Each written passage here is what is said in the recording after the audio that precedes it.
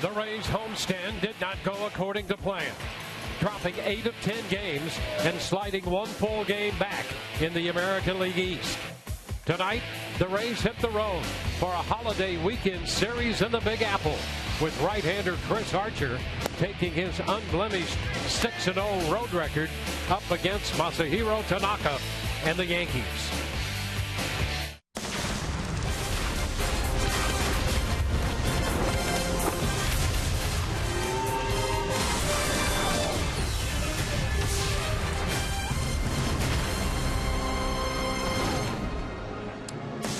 We welcome you to the Bronx and Yankee Stadium as the Rays and the Yankees square off this game one of a 3-game series over this 4th of July holiday weekend. In the American League East, as close can be, Baltimore and the Yankees sharing the top spot. The Rays and Toronto each a game back, tied for 3rd in the American League East. Hi again, everyone. Welcome to an evening of Rays baseball with Brian Anderson, Dwayne Stats. Great to have you aboard. Well, the Yankees and the Rays have been in first place more than any other teams in the American League East, so that's what's at stake here. The Rays are looking for offense, coming off that 2-8 homestand, being swept by Cleveland. BA, they hit only 107 in the Cleveland series. They're happy to have a left-handed bat in James Loney back in this lineup. Are they ever? I mean, James Loney has been limited to just 30 games this year, and a couple of good news coming off this front. James Loney, 275 average, but he rakes against the Yankees. He rakes in this building, and he adds that legitimate, dangerous bat to the middle of the Rays lineup that he sorely needs it right now. Have been trouble scoring runs, been trouble doing anything offensively. What is he going to give you defensively? Gold glove caliber defense. We've seen a number of times the Rays being burned at the rotating door that has been first base with some uncharacteristic errors. James Loney, he's going to tighten that up too. On the pitching side of things tonight for Chris Archer, boy, a couple of really impressive streaks going here. Number one, he's been perfect on the road. Number two, he's been perfect against the New York Yankees in his career. And he's coming off a subpar outing for his standards. So you know that he's going to be motivated tonight to go out there, attack this Yankees lineup, and get the Rays back in the win column. There we see the pitching matchup. Archer going for win number 10 in with a record of 9-5. Tanaka on the hill for New York. He is 4-3, making his 10th start of the year. Classic matchup here at Yankee Stadium. Outstanding pitching going against a team that has in many ways overachieved offensively. So it's good pitching against good hitting this weekend here in the Bronx. Back with all the action in a moment.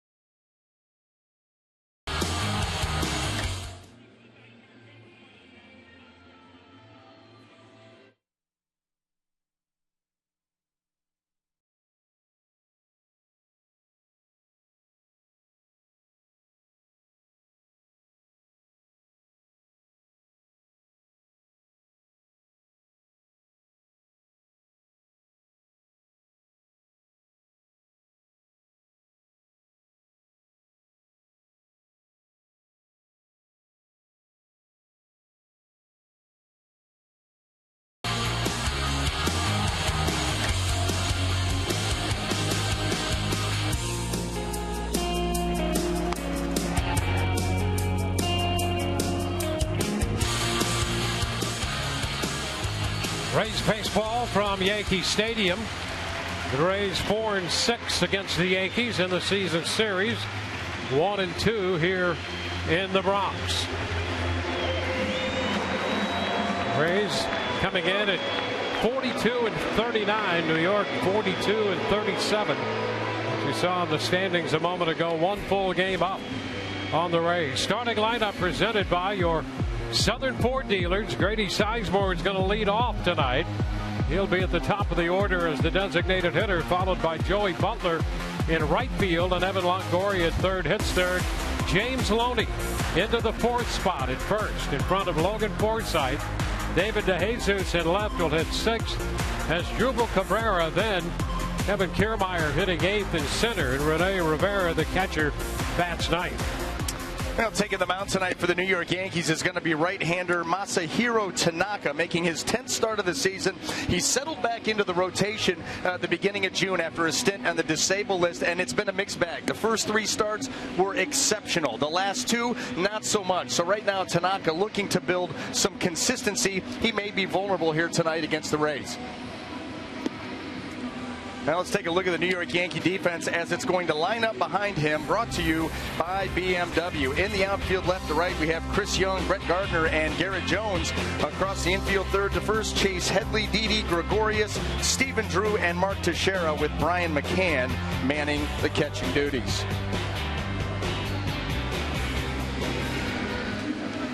There's a look at Tanaka, 6'2", 210, 26-year-old right-hander. Won 13 games last year in 20 starts, 13-5. And against the Rays, they saw him in April when he pitched 7 innings of 2-hit shutout baseball, didn't walk anybody, and struck out 8. Well, if these two starters live up to their track records against their common opponents, this could be a ball game where the bullpens decide it. Well, that game he pitched against the Rays at the Trop was a lopsided 9-0 final. And here is Grady Sizemore stepping in. First pitch of this game presented by Pinch-A-Penny, and it comes a little wide. 1 ball, no strikes.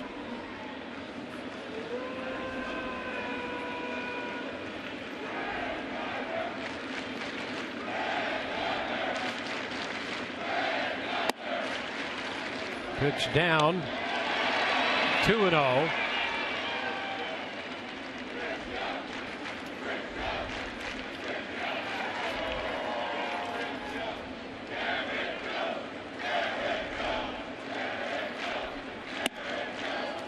And a strike call. Sizemore, 6 of 18 since coming to the Rays. He signed and spent a short time at Port Charlotte.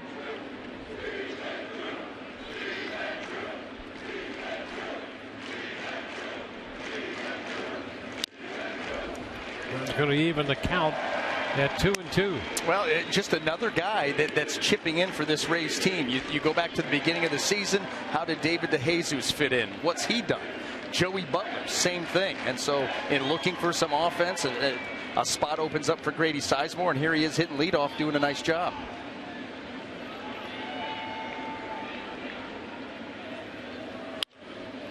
That's a fair ball past the diving Teixeira. Kicks against that sidewall out to Jones. Throw. It's not going to be in time. And Sizemore has himself a double. They had the shift on for him. Gregorius was on the shortstop or the second base side. First base side of second and deep. And Teixeira close to the line at first. He got it by him. Well, it was a split finger by Tanaka looking to put Sizemore away, but he stayed back long enough to be able to keep this ball fair. Here it kind of flutters in, and you see him kind of lengthen the swing, and he's able to line that. Not a lot of room to play with there, but he gets it by Teixeira. Thought that Garrett Jones was going to have a shot at of him when that ball came off the low wall, but a little too long in the windup, and Sizemore got in. Now Joey Butler watches the pitch as it moves wide. Butler hitting .314. He had 1 of 7 hits for the Rays yesterday against Cleveland.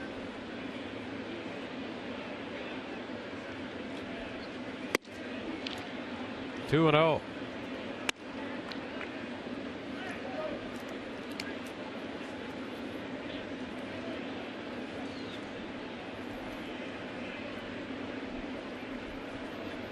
Butler getting his first look at Tanaka.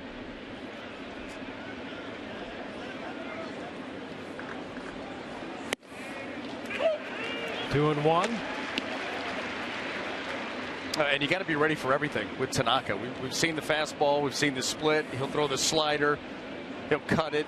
Curveball. He has the full arsenal. So if you're going to face him for a first time, might as well be up in the count, 2 and 1.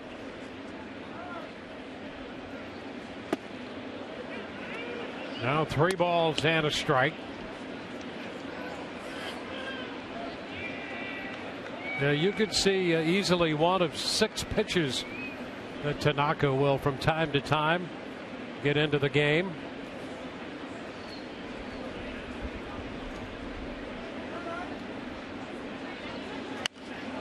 Butler fouls that 3-1 pitch. You know, that would be something that you would have to spend a lot of time getting used to pitching that way. You know, to have 6 different options and to be able to work them all into a game plan and into a game. That is not easy. You like to have that many pitches, that many options, but trying to fit them in, it's an art.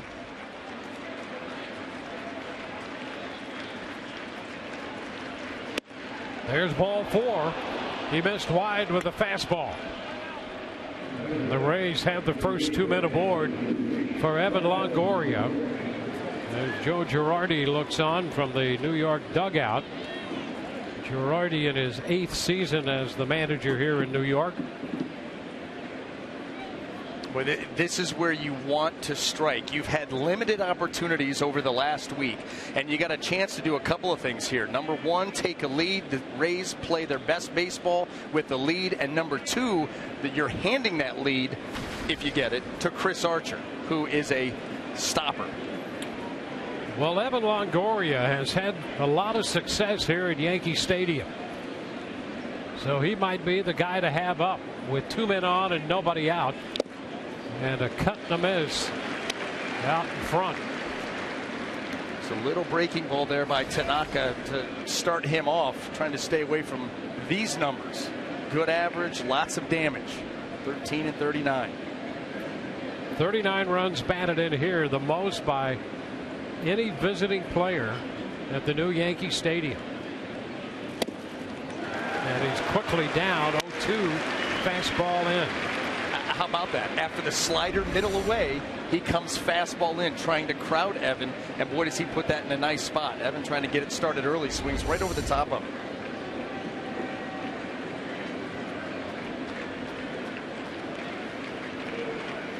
Double by Sizemore, the walk to Butler.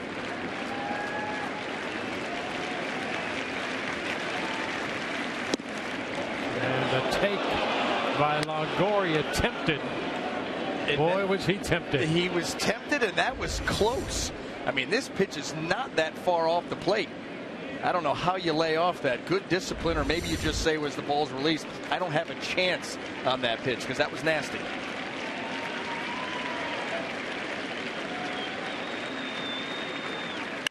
Hot shot liner up the line. Down to the corner and left. Sizemore has scored. Butler stops at third. Rays lead 1-0 on a double by Evan Longoria. And boy, everybody from the Rays dugout, when that ball was lined up the left side, everybody got to the railing. Boy, they've been looking for something to cheer about offensively. And they have a run here in the first off Tanaka. Well, another off-speed delivery right here, and that pitch, much like with Grady Sizemore, stayed up in the zone. The difference is Evan Longoria, because it was up in the zone, recognized it early, and that is the reaction to that Rays bench. And they have gotten off to a quick start here tonight. And here comes James Loney with men at second and third. And he fouls that one back. Well, he almost fell over on that swing. He got a pitch right out over the heart of the plate. First at bat in the big leagues in a while, and boy did he try to lose it. He's been limited to 30 games this year because of 2 trips to the disabled list. And the Rays have missed his bat and his glove.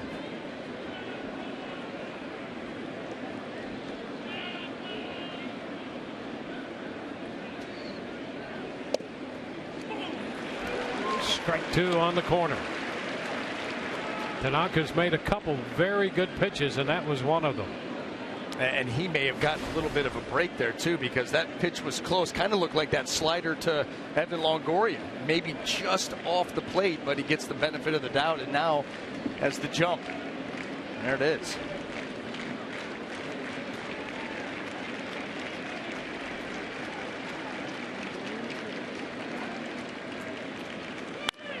High fly ball back into right.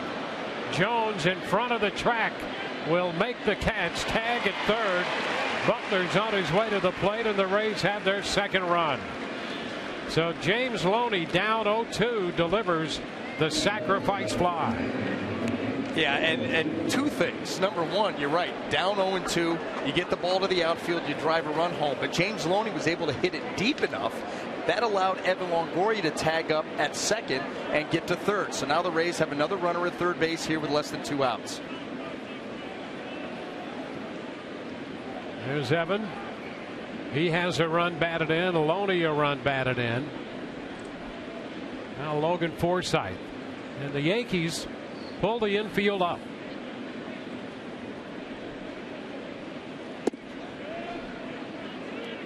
A ball, no strikes to Forsythe. Well, here's the game within the game. Tanaka wants to keep the ball down in the zone because he infield's in. They want to cut that run off at the plate. Logan Forsythe wants to see a pitch with a little elevation that he can get that into the outfield and get the run home. That's a strike. Breaking ball.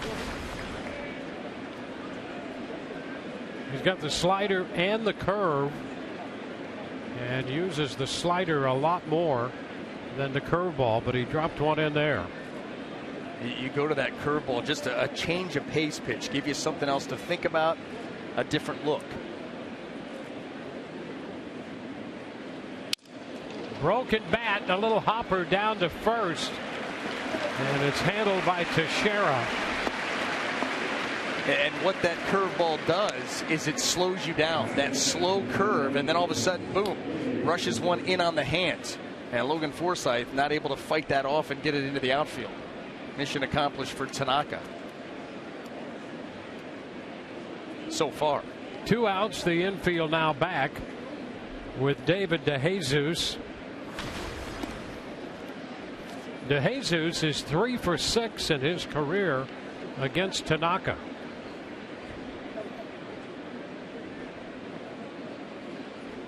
Lance Barrett, the plate umpire, doing some groundskeeping there. Part of that bat, that broken bat, had splintered off and was right there around the plate.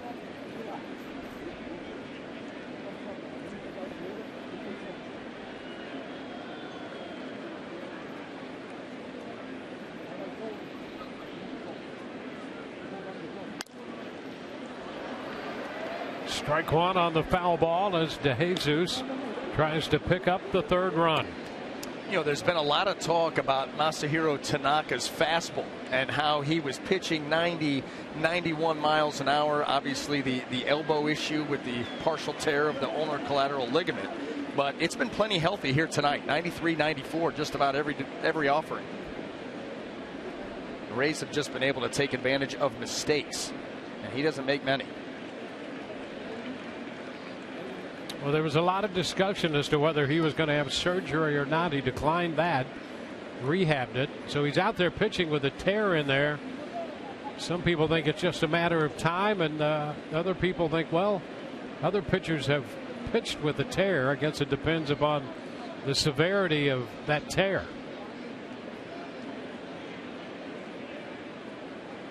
DeJesus takes the ball. It's 1-1. I would be in that camp that would lean towards a matter of time. Now, how much time? Who knows? But if your mechanics, the way they are now, have led to that partial tear, well, unless you change them, you would think that, it may be a while, maybe longer than we think. But you're right. We don't know how big it is. Pitch blocked by McCann. 2-1 the count on DeJesus. The Rays faced Tanaka last year and got 3 runs off him, but lost that game 9-3. They got 3 runs in 7 innings. And then the 7 shutout innings earlier this year on 2 hits. Well, they already have 2 hits and 2 runs here in the first inning tonight. That will take the count to 2-2. Boy, nasty off-speed delivery there by Tanaka. 84 miles an hour, playing about 9 to 10 off of the fastball. And watch him rip that slider. Backdoor it, keep it down, and get the swing and a miss.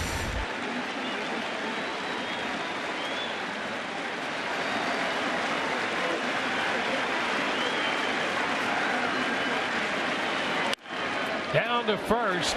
Glove by Teixeira. And the Rays are finished in the first inning, but they pick up 2 runs. Evan Longoria's double down the left field line drove in the first one. Bottom of the first coming. Rays have 2 runs on the board.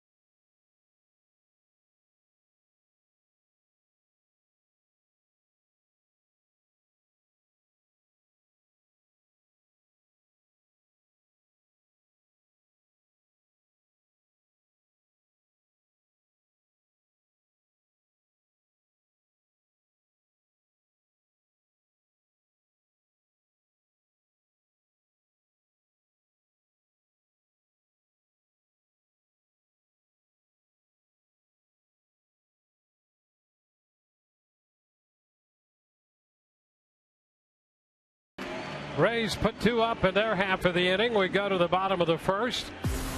Starting lineup for New York presented by your Southern Ford dealers. Brett Gardner leads off, then Chase Headley and Alex Rodriguez the DH. Mark Teixeira, Brian McCann, and Garrett Jones down the middle, followed by Chris Young, Didi Gregorius, and then Stephen Drew.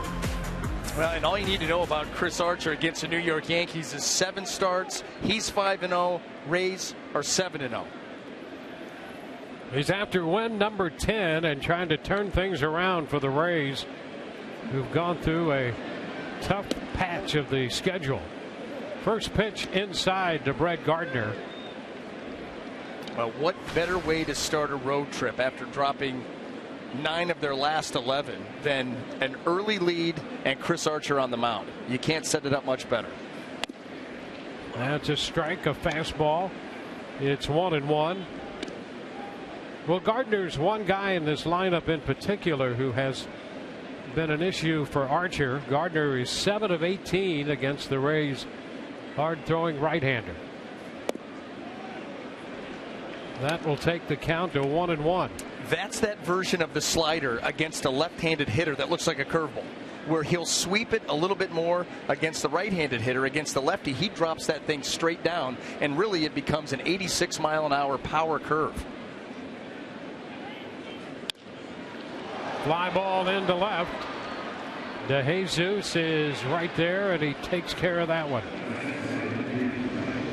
Well, let's take a quick look at the Rays defense and see how it's going to line up here tonight.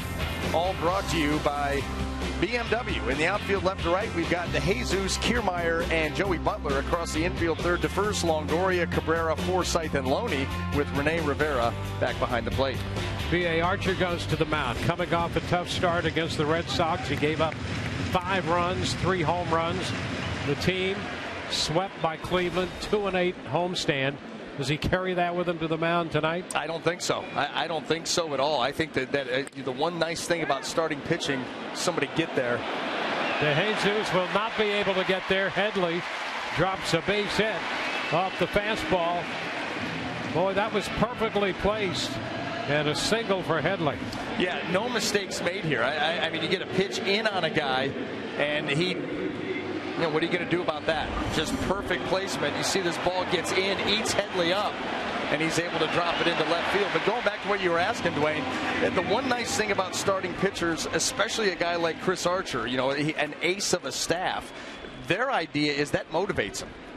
We need to be picked up. I'm going to be the guy that does it. And so you don't worry about what happened in the past. You go out here tonight to send a message on the road where this team plays very well.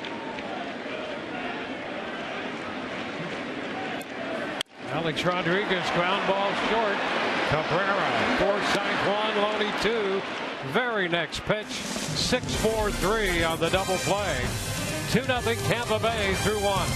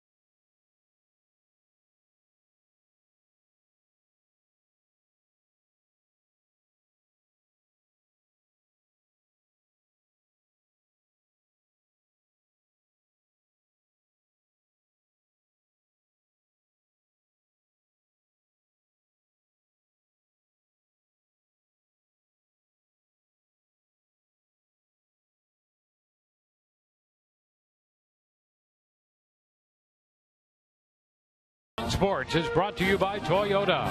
Let's go places. By Morgan Auto Group. And by Checkers. Mix and match our famous Big Buford and Big Chicken Deluxe. Get 2 for $5. Asdrubal Cabrera, who has been hot with the bat, leads off the second inning for the Rays, and the Yankees have the shift on for him. First pitch is a strike. And a little bit of a modified shift. You know, a lot of times you see that second baseman going to be out in this area. Stephen Drew, not so much. Just kind of flat around the back edge, cut of the grass.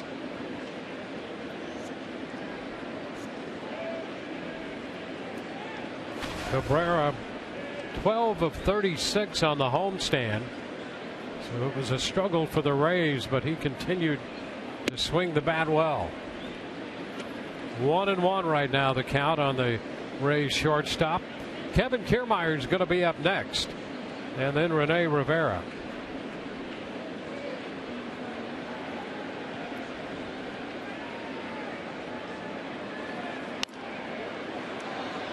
Ball, 2 strikes.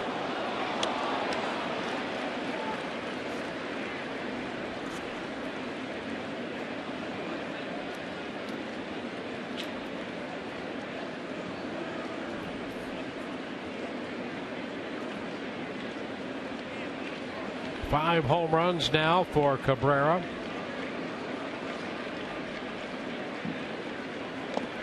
And he's reaching and out on strikes.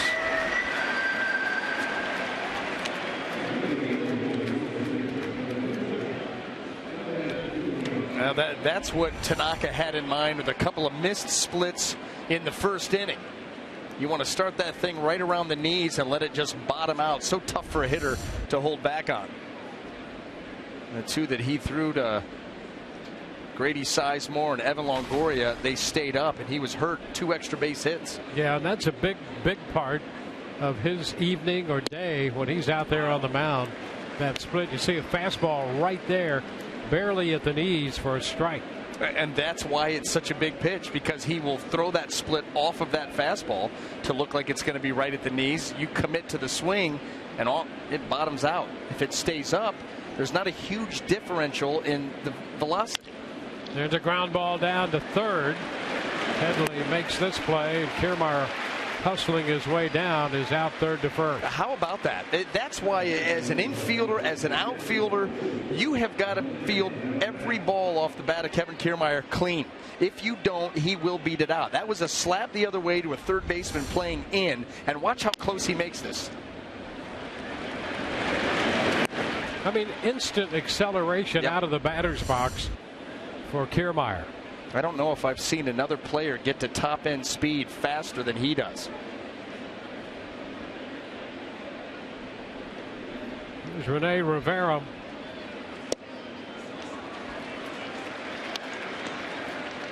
The one thing about Tanaka when he's right, we've seen a little bit of it,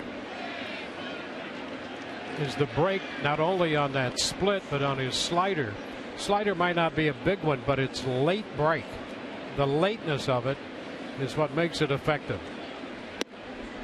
It's at that point that you have to commit. You know, if you've got a rolling breaking ball, a hitter picks up on that early and can be ready for it. Late breakers with tight spin, the hitter, you know, he's got to commit, and as he commits, then he recognizes it, and a lot of times it's too late. Rays with 2 runs in the first, 2 outs, bases empty in the second inning.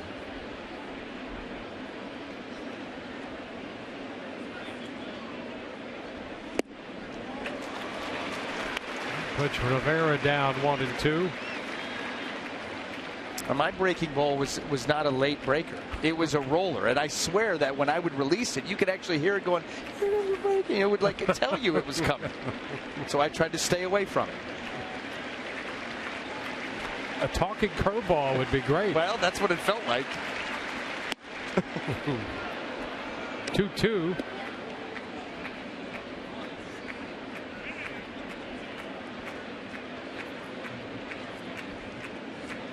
Sizemore on deck.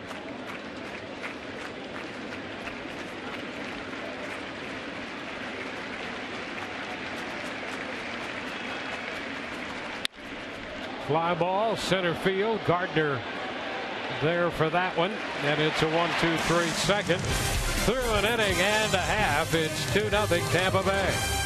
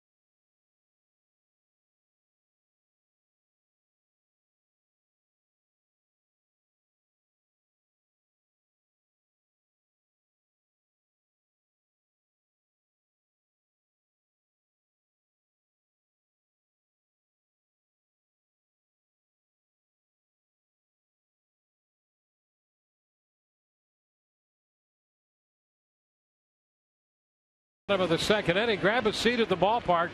Sunday, July 12th, the Rays take on the Astros, and all kids 14 and under receive a Rays inflatable chair while supplies last. Call 888-FAN-RAYS or visit raysbaseball.com. Just don't inflate it during the game. I don't know if that would fit in the seat.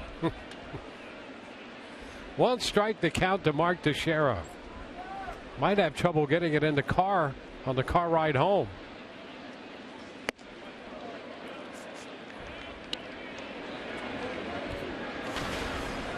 1-1 to count on the Yankee first baseman. He's hitting .242, fifth in the league with 19 home runs. Boy, they've gotten a big lift from Teixeira this year. 54 runs batted in.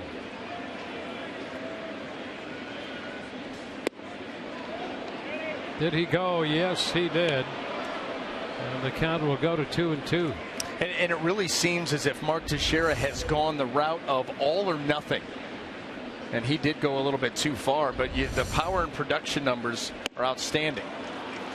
And Archer strikes him out. First strikeout for Chris. Boy, it's always nice when you can pick up that strikeout, pick up an out when you don't throw your best breaking ball. He threw a good slider. Previous pitch, we got the check swing. That one was more of a hanger, but you get a swing and a miss and a strikeout, so who cares?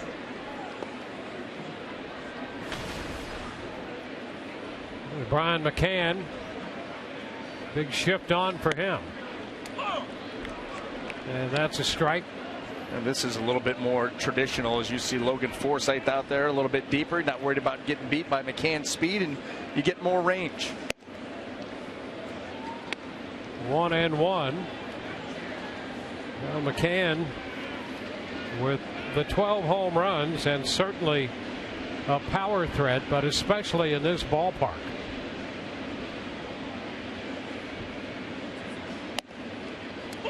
One and two. He's hit 34 home runs since coming to the Yankees. 27 of them have been here. It sets up well for left-handed hitters. I didn't know it set up that well. I mean, even Brett Gardner has a better breakout than that. Well, the original Yankee Stadium was built for Babe Ruth. And the left-handed bat there, he took full advantage of that. And this new one, the same thing. Not quite favoring a left-handed hitter that much, but pretty close, it would seem. Well, 314, you can see it right here, 314 right down the line. And it doesn't jut out all that quickly. So by the time you get over the WB Mason sign, that's a lot of room to play with. That's pretty flat. And there seems to be a jet stream of one sort or another out in that direction. So you have a short alley in right center. And if you just get the ball up with anything at all behind it, it's got a chance to go out here. How many times have we seen right-handed hitters flip them out there into right center field? That will take care of McCann. Back-to-back strikeouts. That is the A+ slider from Chris Archer to a left-handed hitter. Watch the depth that it gets. Goodbye.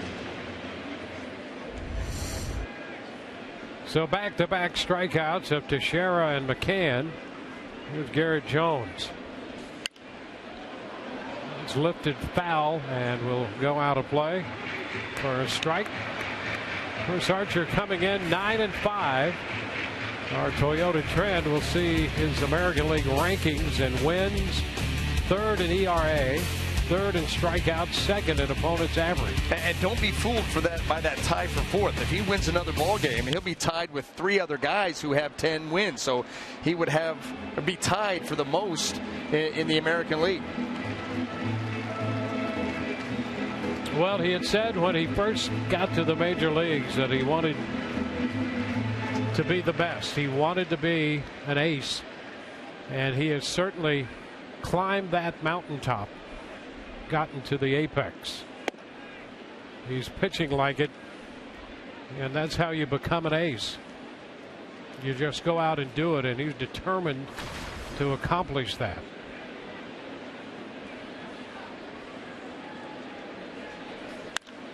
The 1-2 skied to right. Butler makes the catch. 1, 2, 3. The Yankees go in the second inning. Couple of scoreless innings under Archer's belt. Rays lead 2-0.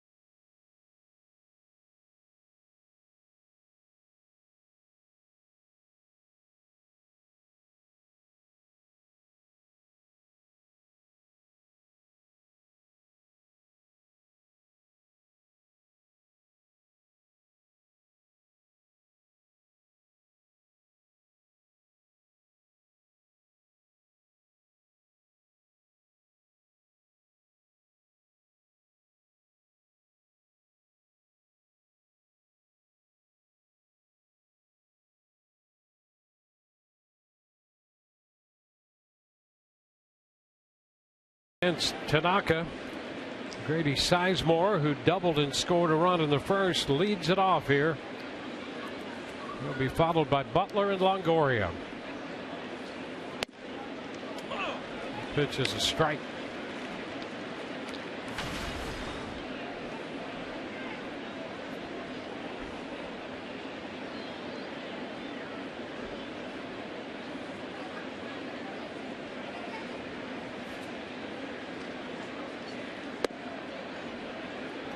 One and one.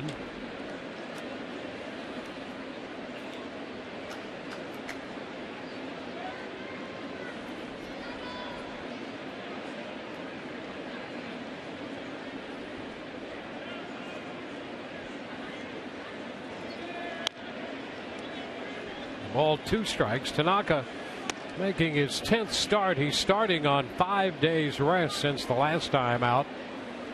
As we mentioned at the outset, he spent some time on the disabled list. That was from the end of April to the first few days of June.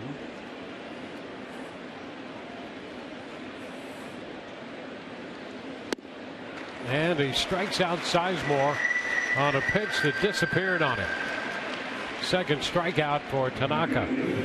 Time to tweet your strongest fan photo. Use the hashtag #SSDataStrongFan. And you just might see yourself in an upcoming broadcast brought to you by T-Mobile.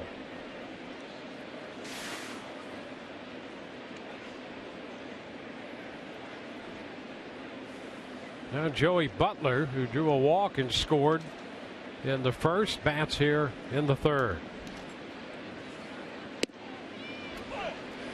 Strike call. And as Tanaka moves through the Rays lineup for a second time, you're starting to see that slow curveball. Saw one to Sizemore, now here to Joey Butler. You think about his fastball, it's been 92 to 94. That split, 88, 89. The slider, mid-80s. This takes it down even a further rung. 1 and 1. Well, that's when we talked about all the pitches he has.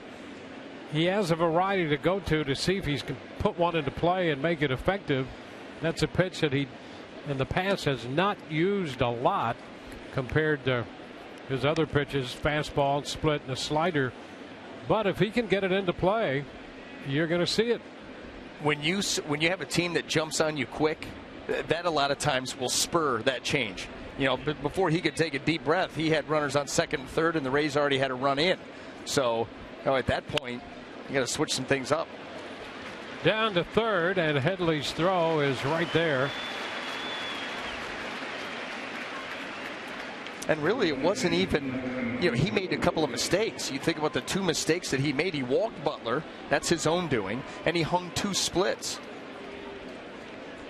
But you're right. He has been dropping that slow curveball in a little bit more frequently than we're used to seeing.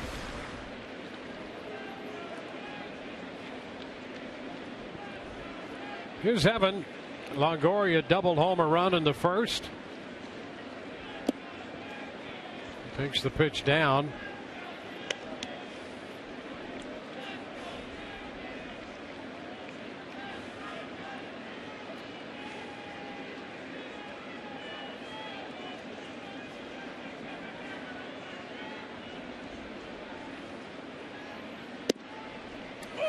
And he finds the zone there.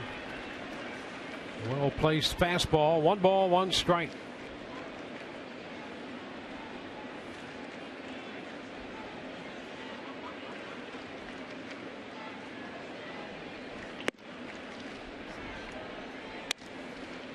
Two balls and a strike.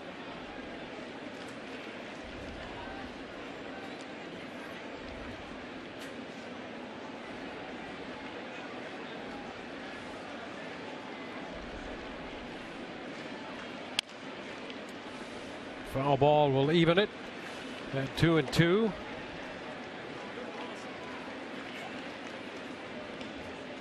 Well, these are the counts that you start to think about that split finger. Tanaka early struggles with it. The last few we've seen have been very, very good. Let's see if they decide to go that route.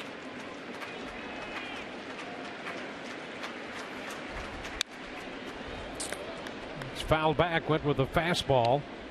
And a good one. Kept it on the fringe of the strike zone, maybe just off the plate at 94 miles an hour. He certainly sped Longoria's swing up.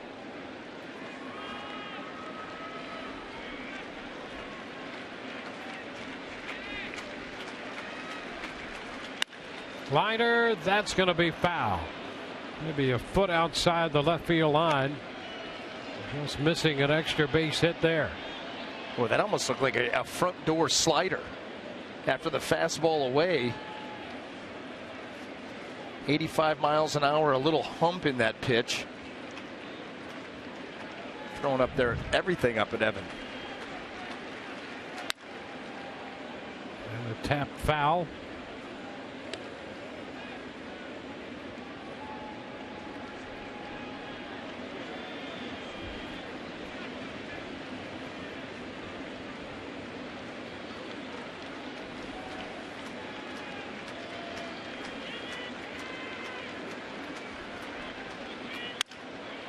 Into right, in comes Jones to make the catch. Rays up and down. 1, 2, 3.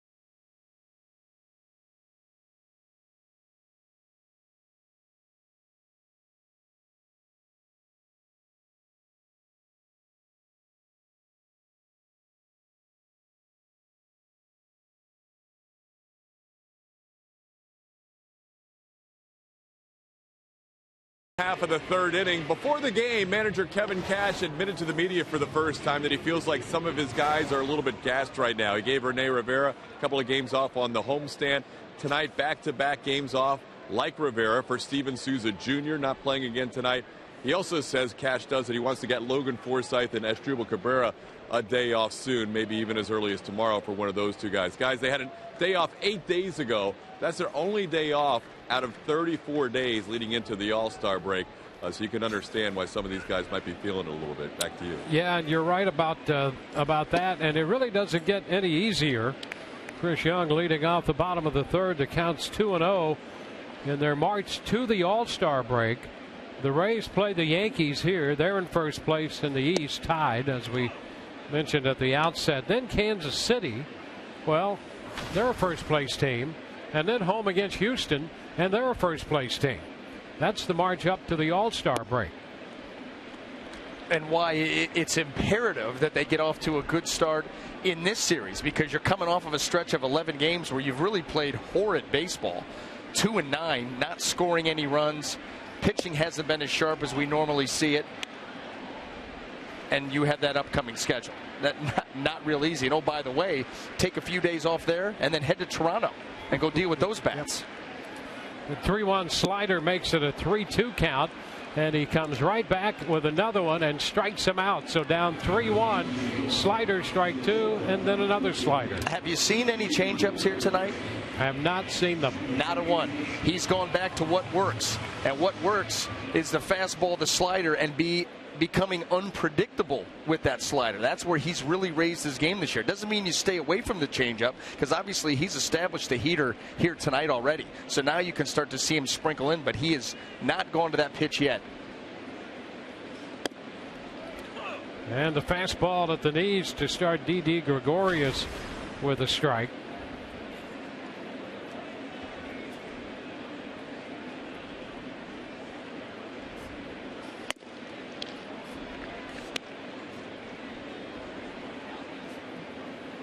It's 1-1.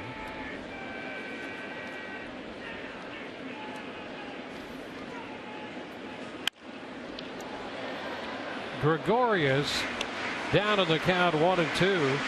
Been an interesting year for him. Comes in the shadow of Derek Jeter. It really has been a development year for him on both ends of the game, the defensive side and the offensive side. And month by month, he's made a little progress with the bat. And there's a base hit into right center field. Might be more than that. Cut off by Kiermaier. He could not handle it on the move. And into second goes Gregorius. Gregorius thinking double, and Kiermaier trying to prevent a double. You know, and Kevin Kiermaier covers more ground than any center fielder that we've seen. That's just fact. And this ball is a rocket shot. It's a slider that stays up.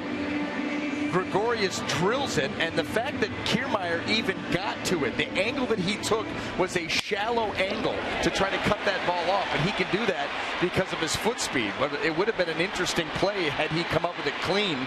Instead, the bobble, and Gregorius gets in easy. Here's Stephen Drew. The pitch is a strike. Well, Drew hitting only 183, but with 11 home runs. Yeah, that's truly all or nothing. And not a lot of RBIs to show for the 11 home runs, just 24.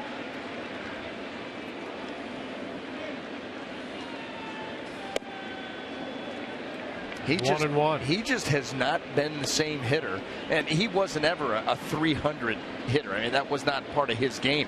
The occasional power plays very well here because he's a lefty. But boy, sitting out the beginning of last year and missing a lot of time, the timing just has not been there consistently. Strike two. Now 1-2.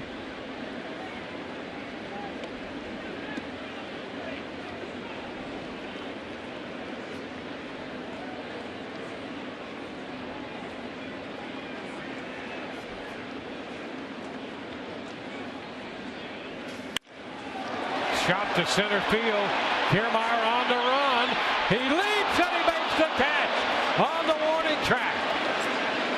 Kiermaier racing back there It appeared for a moment the ball might get over his head, but he made a leaping catch and then immediately turned with a quick glance. And Gregorius remains in second on this long fly ball. What a grab. He timed it perfectly. I think he was trying to keep his feet in bounds. Watching this over the shoulder.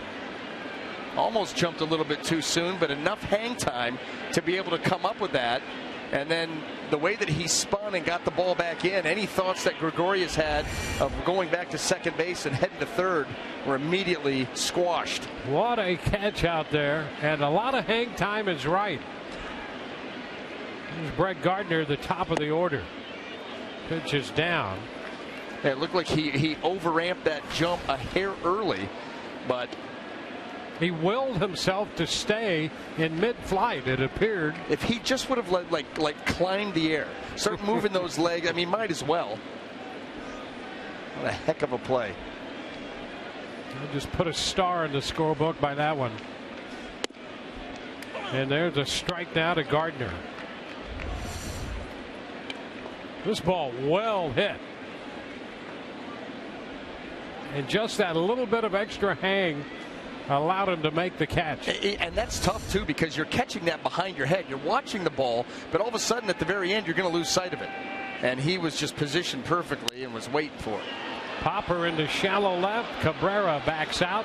He's got it from short. A man left on base. Let's take another look on that drive by Drew and the catch by Kiermaier. Rays lead 2-0.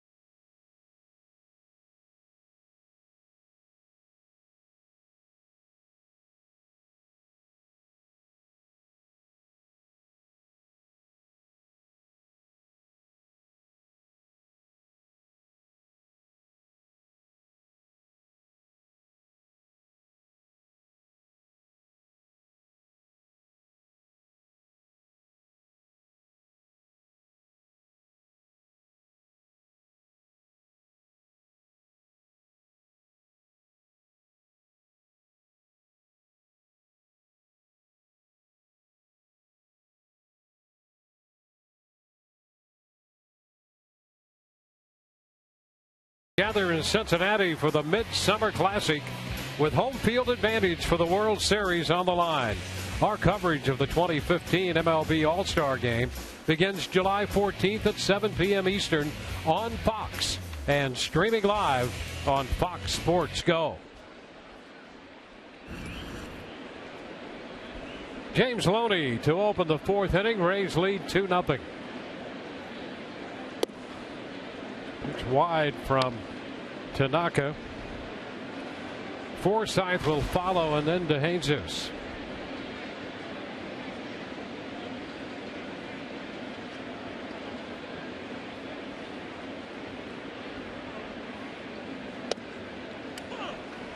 One and one.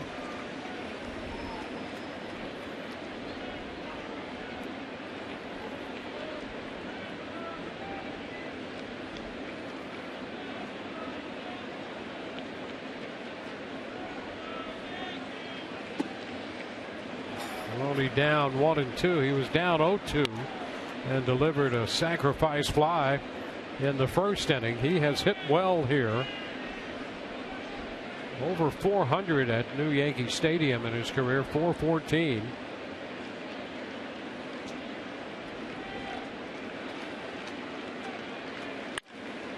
Liner going to be out of the reach of Gregorius into left center. Hit the ball hard, and Loney is aboard. Boy, have we missed seeing that. James Loney staying back, letting that ball get into the zone, and then hammering it the other way. This time just out of the reach of Gregorius. And that's the thing that Loney can do that so many hitters have a difficult time doing. The good hitters can do that, and that is wait on a pitch. If more hitters could do that, the shift would go away. You'd have to go back to playing everybody straight up. There'd be little variations here or there, but that's what makes them special. And you see his hits all fields. Here's Logan Forsythe. The pitch is a strike.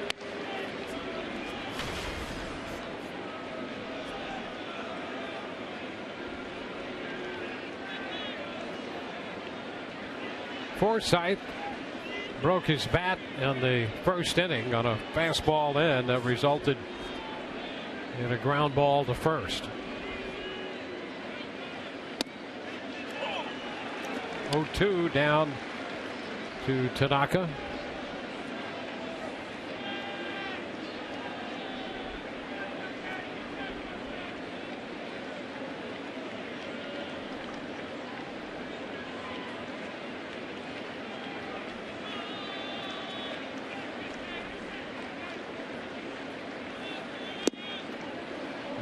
Take, he did not go. A ball, 2 strikes on Logan Forsythe here as he hits in the 4th. Well, Logan Forsythe, some of the quickest hands you'll see in the Rays lineup, and some strong wrists right there, and able to not follow through with that swing.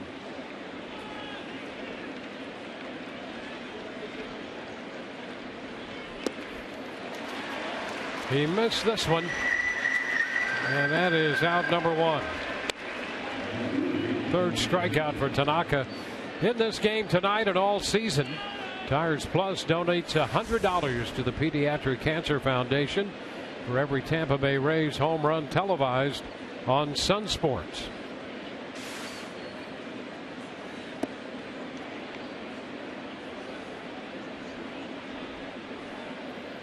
David DeJesus bats with a man on and a man out.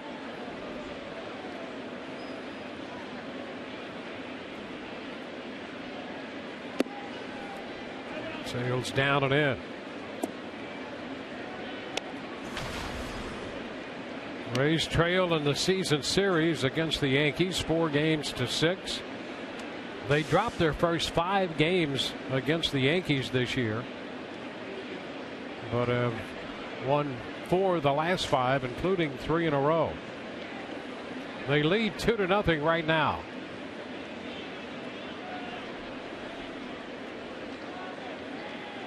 Runner takes off on a delay, a swing and a miss, and Loney is out at second base. Gregorius putting the tag on it. A little bit of trickery right there. James Loney trying to lull the New York Yankees to sleep, but they were on. See him taking off right there. He's waiting to see what's going to happen. This did not have a chance, on top of the fact that he never got there. The slide ended up a hair short. If the bases were only 87 feet, maybe 86 feet apart, he'd have been in there. He's there. And if he didn't run almost the entire way looking back at DeJesus, that would have helped too. That would have helped.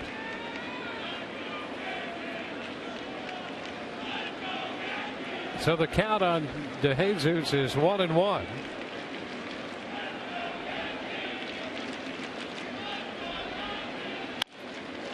Down to third, backhanded by Headley. Throw to first. Ball loose, and DeJesus is safe. He went sprawling one way, Teixeira the other way, and the ball popped out. Well, there was a lot going on there in a short amount of time. The slap the other way If he gets that by Headley, he's got a chance maybe for a double. But a nice play by Headley. He gets rid of it quick just to get it over there, knowing DeJesus can run a little bit. And then the scoop tag, almost. The scoop tag to DeJesus' chin. Knocked his helmet off. And the ball comes loose, so that's a hit for DeJesus. He's still smiling. Is he ever not smiling? Yeah, and then making sure that the umpire got the call right. Just got tagged in the face. That was a great stop by Headley to even make that a play. Now it's Cabrera. Fouling it through the coaching box for a strike. Well, here's a great shot of it. Fumble.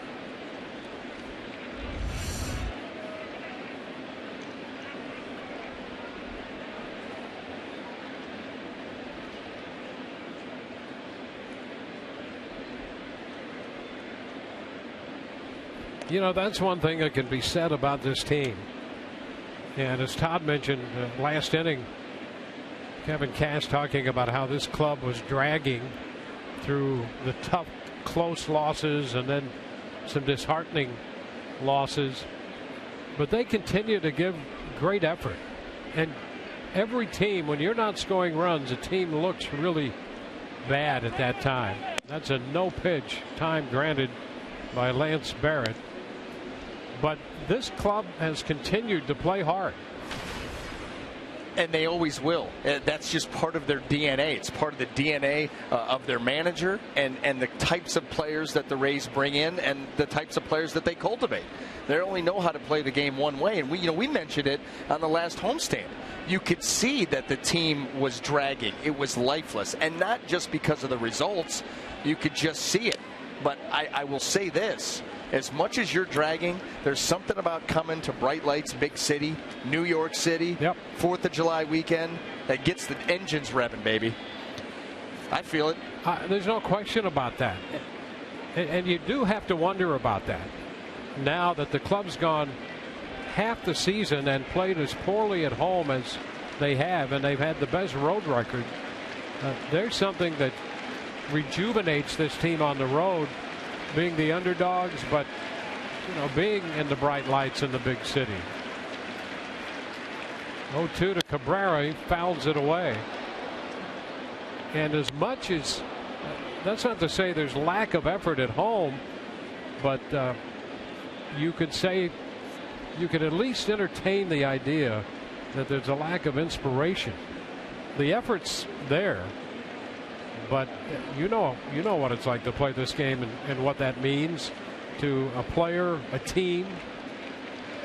And when you go out on the road, it's a different mentality. You're staying in a hotel. The whole team is there. You feel like it's you against the world. It's that bunker type of mentality, and the Rays feed off of it. Cabrera is out on strikes. Now the Rays do not score. A couple of hits. They leave a man. DeJesus hustling his way into a hit. 2-0 Rays.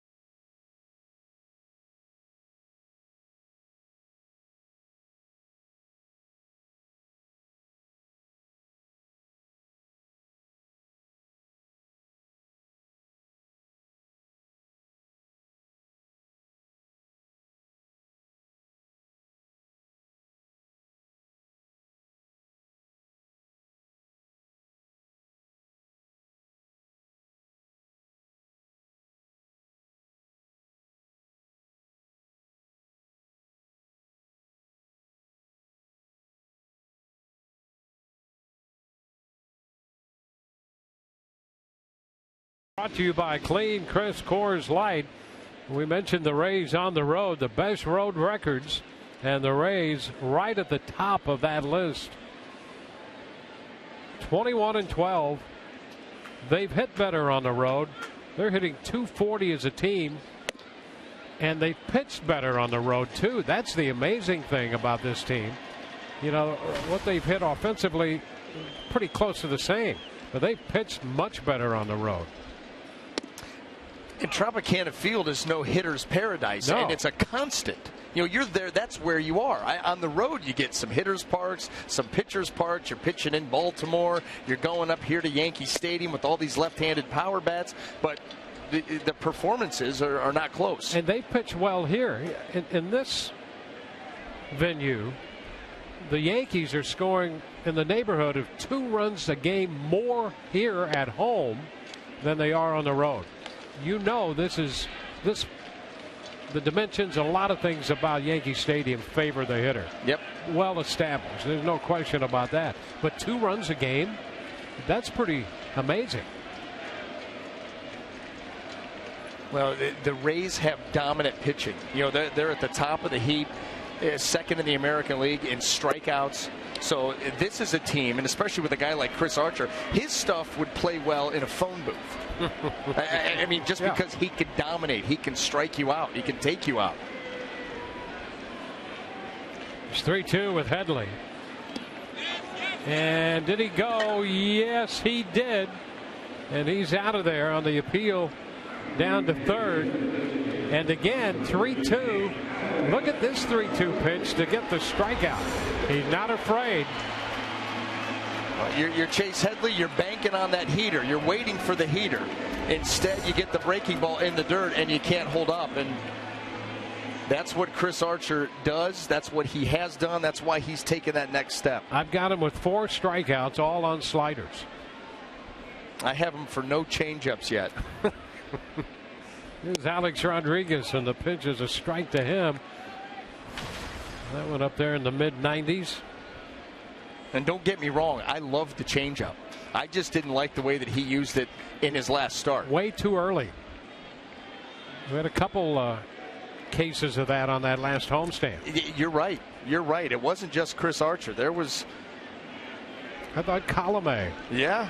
Oh, yeah. Same thing. The 3-finger prong. Yeah. You go to it a little bit too soon, and hitter just, it basically becomes BP. It's just like a BP fastball with nothing else to judge it off of, and so you go to hacking, and that's how you learn lessons, though. You know, you can be told things all the time, but sometimes you have to go through it, see the negative results, and say, okay, we're going to change the way that we handle that pitch. 3-1 now to Rodriguez. Archer came into the 4th with 38 pitches through 3. 3-1 now. And that's a strike. And again, slider. I tell you, he uses that pitch. You know, when you go overall pitching numbers, he's at about 50-50 fastball slider behind in the count. And uses it actually even more so against right-handed hitters. Behind in the count, he actually throws the slider more than the fastball. He's taken it that far. And I'll tell you something else. We talked about on the homestand his impressive head of hair. He's been going to the hat a lot to try to keep it down. That hair is getting so big that he's having a hard time keeping that hat on. Something else to look for. And another foul ball. So he's gone after Alex Rodriguez with a steady diet of sliders. Teixeira is on deck. Just so long as the hat doesn't continue to be a distraction. It's every pitch. So if he throws whatever he throws tonight, 104, he would have done that 104 times because he throws it. He's got an all or not, a smooth delivery, but a power delivery, and it jars that hat loose, and he's got to cram it back down every time. And he lost him with the fastball.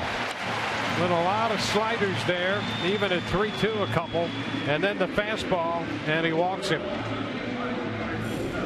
Well, here's the comparison we were talking about two teams coming at this game from different perspectives. Rays pitching, Yankees offense. And this is why these series are fun to watch. When you get that kind of, this team's all about the home run, tops, one of the top teams in all of Major League Baseball in slugging, in home runs. That's the way that they score. And the Rays, they're very stingy. They got a dominant strikeout type of pitching staff. So let's have at it, see who wins.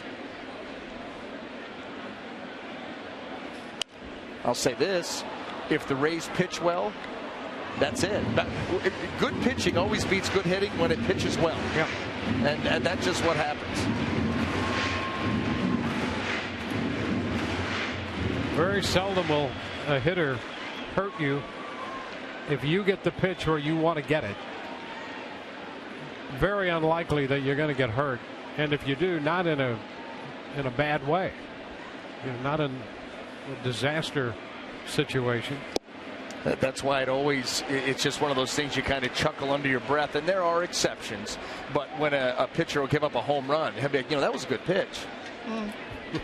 Good pitches don't end up souvenirs. Yeah, and we've talked about it before. Greg Maddux always said, hitters don't hit home runs, pitchers give them up. Yes. I love that attitude. Yeah.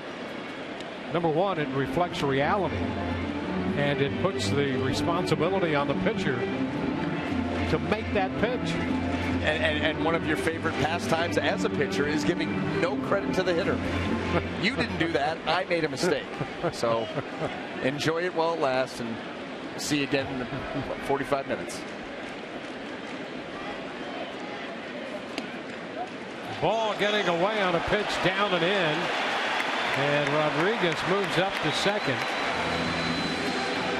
Well, it's tough to have that kind of a hiccup in a game like this where Tanaka has settled in. You got a 2-run lead, a breaking ball right here. That's a pitch that we see Rene Rivera handle with ease all the time. And this one just squirts by enough. Good anticipation there by Rodriguez.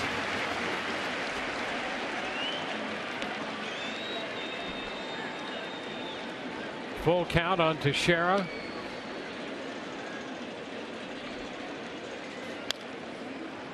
Bounced over the dugout, out of play.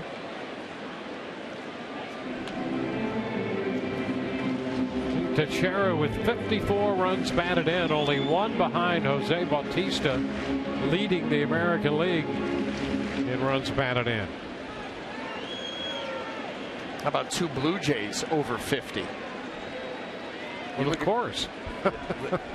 Encarnacion probably not too far behind. 3-2 and a tap. That's going to be foul. Runner at second with one out in the fourth. It's a 2-run game. Rays scored twice in the first, and that has been it.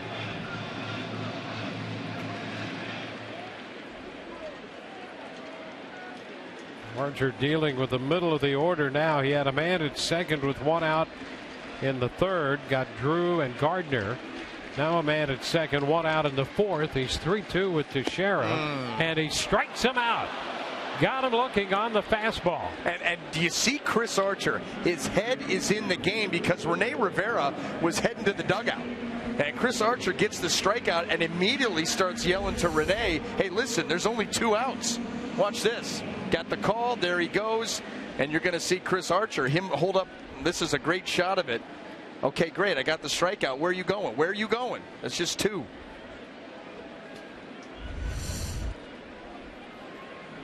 So 5 strikeouts for Archer.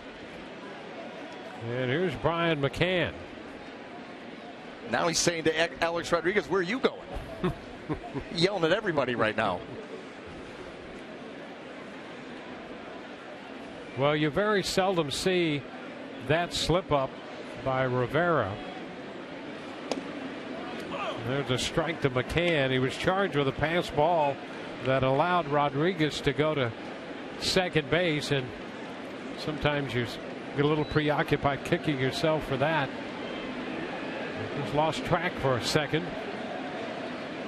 1 strike to count.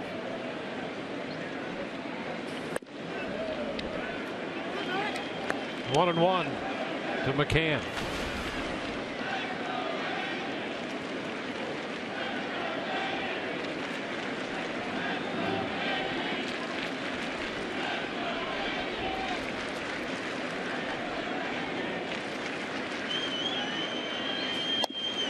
a strike. Fastball 1-2. He went 3-2 with McCann in the second inning and struck him out on a slider. A few more pitches than usual here for Archer in the fourth inning.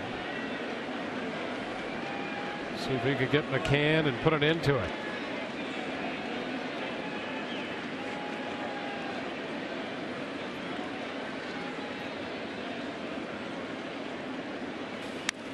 A foul ball back. Fastball up. Yeah, how nice is it to pitch at 94, 95, and if you want 97 and you want to climb the ladder, you can go do that. Now, Brian McCann was able to spoil that pitch, but boy, 97 up by the letters. Just sets you up here for that slider. 1-2. Fly ball lifted into left center. Kiermaier's there. Yankees leave a man. We're headed into the fifth. 2-0 Rays.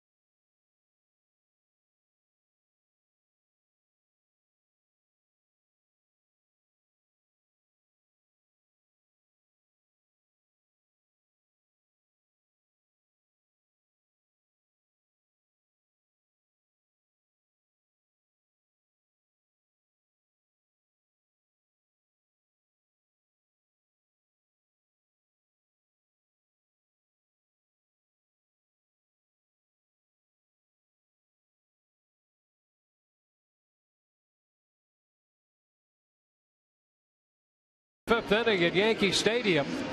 You're on the road traveling and want to watch the Rays? Subscribe to MLB.TV Premium for live or on demand on over 400 devices. Real-time highlights, live look-ins, pitch tracking, and more. Blackout and other restrictions apply. Visit MLB.TV for details.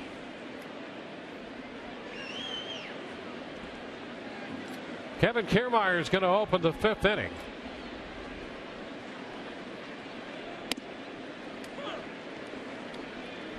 And he takes a strike.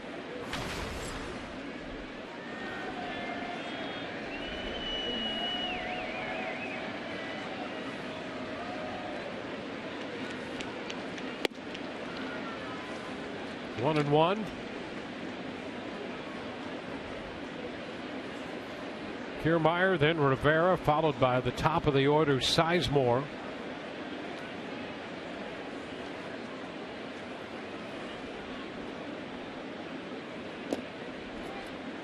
Tanaka last year went on the disabled list right around this time of the season. I think it was on the 9th of July with the elbow inflammation. A lot of speculation as to whether he'd have surgery. He did come back and make 2 appearances in late September. Fair ball. That's headed into the corner. Kiermaier's going to get a chance to run the bases. He'll head for second, turn the bag, and go to third. And there will be no throw. Triple for Kiermaier. Boy, again, great hustle right from the first step out of the box. I wish he wouldn't slide. It'd be fun to watch him just stand up triple. I mean, that's how easy he got there. This ball middle in, and he gets on top of it. Look at this. Just keeps it fair, shoots it right down the line. Mark Teixeira never got out of his positioning. He's still feet stuck in the sand. And there you go. Already at top end speed, and he's going to make this look easy. I'm telling you, when you watch a guy like this run and get a triple, that is fun. But Charlie Montoyo, for some reason, had him sliding there. That's like a practical joke. Third base coach not taking any chances. And now he's tied with Rajah Davis for the league lead in triples. One strike to count on Rene Rivera. It would be fun to have Davis and Kiermaier start at home plate and race around the bases. And I think Kiermaier, because he gets to top end speed so quick, and he's very proficient at cutting the bases. I mean, it's one thing to run the bases, and I've seen, well, I won't even go into the story, but you see guys go out and run the bases. You've got to be able to make those cuts. Yeah. Not easy to do when you're at full speed, and he does it as well as anybody. I think he gets Davis. I'd love to see it because of the contrasting styles of running. It'd be interesting. 2 strikes now on Rene Rivera. Boy, the Rays with a great opportunity to add to their lead. Down to third. He got back, and that's a foul ball. A foul ball called. How about that? That would not have been good at all. Could you imagine if that's the double play? A ground ball that Chase Headley fields on Kiermaier's back and then throws out Rivera. Kiermaier is retreating. Headley reaches across. Kiermaier on the bag. And a great call down there by Dan Iasogna.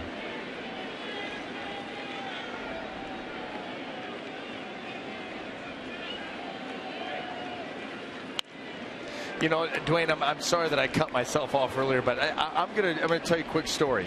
This is a Pro Bowl tight end who shall remain nameless, but watched him come out on the field and run the bases in an attempt to get the fans fired up. Being honored for winning a Super Bowl in that particular town. And it's a tight end in the NFL. Good idea how to run routes, do all those things. You couldn't do it. It was a train wreck watching him run the bases. In fact, he finally fell. Into right. Jones going to make the catch. Kiermaier tags. He's headed to the plate and will score. And the Rays get their third run. Rivera drives it in with a fly ball to right. And that run, manufactured by the hustle and base running of Kevin Kiermaier. Rivera makes it 3-0. Yeah, cutting the bases, as you referenced there briefly, all the difference in the world. Well, go down to the lower levels of baseball where they're just learning the game and watch the little guys run the bases. That's where it has to start. You start to teach them how to make those turns and cuts. Because, at this level, the infielders, the outfielders, they've got good arms, they've got cutoff man. Everything is done very efficiently. And so if you're not efficient in running the bases and cutting them correctly, you lose a step here, a step there. That's how you get thrown out. He's got speed to burn, and he knows how to run the bases. Sizemore rolls a foul ball beyond Rocco Baldelli.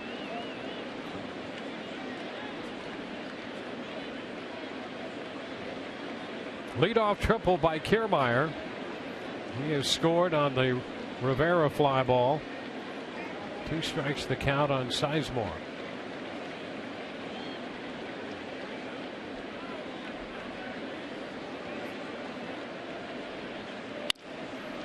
Up the middle, and a base hit into center, just to the third base side of the mound and through. Sizemore is 2 for 3. Now the Rays keeping the pressure on. Tanaka had settled in somewhat, and they come right out here and get him. And a nice job by Sizemore not trying to pull that pitch. You see the shift on him. He stays with it and is able to squeeze it by Tanaka and Gregorius. Well, he has done quite the job for the Rays here in the last week. You talk about professional at bats. Yeah. Take a pitch like that and get a base hit on it. Congratulations. Well done. Pitch inside to Joey Butler. 1 ball, no strikes. You get Sizemore in there putting those kind of at-bats together. Get Joey Butler going again. You add Loney to the lineup. This is a lineup that the struggles that they've had the last week and a half, you start to see those subside. Butler takes it inside.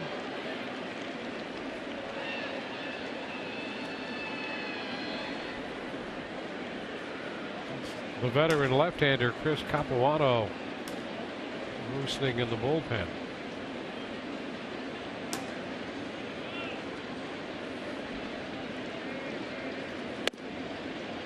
And it's 3-0 to Butler. Tanaka starting his 3rd time through the Rays order.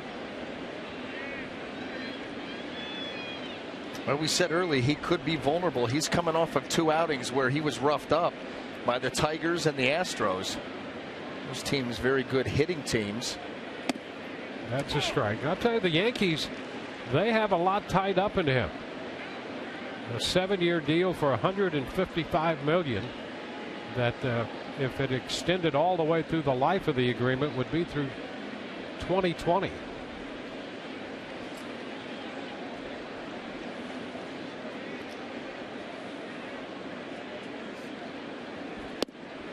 Strike 2.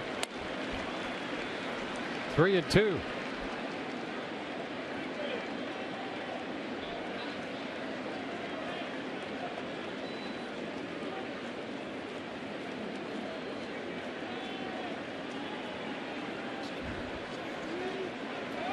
Runner goes, cut and a miss, throw down, out the call. Sizemore tagged out. He's looking in toward the Rays dugout. CB Buckner on the call out there, and the Rays skipper Kevin Cash came a few steps out. So before they officially put this one into the books, he's going to get some video information as to whether he wants to challenge it, and he says nope, that's all right. He whiffed on the bag, trying to get that toe to the outside of the bag. Didn't work out. Kiermaier's triple leads to a run. It's 3-0 Tampa Bay.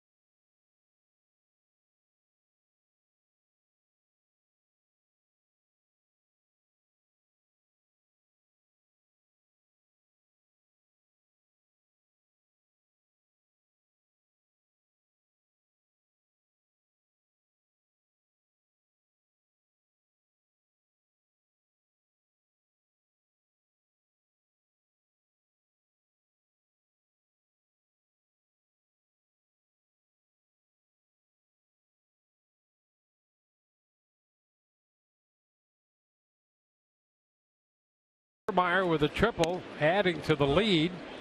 It's 3-0, and the first pitch to Garrett Jones is a strike.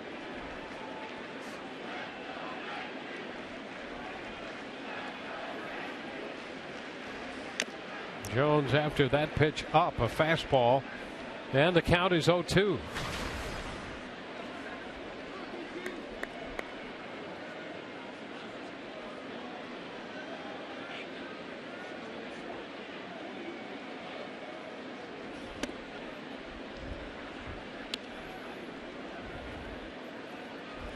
One ball, two strikes.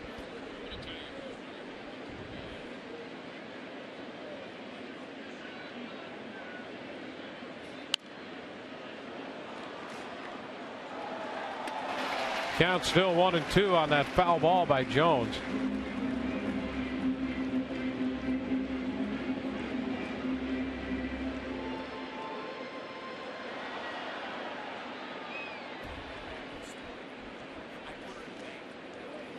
This one is down 2-2.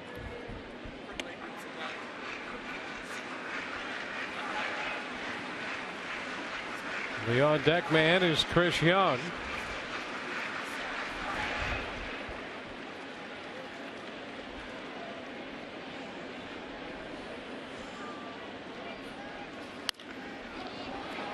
Popped into right center, and Kiermaier is going to be there. One away. Well, Chris Archer 9-5 overall this year after number 10 tonight. And let's take a look at what he has done on the road, winning the first 6 road starts with an earned run average south of 1.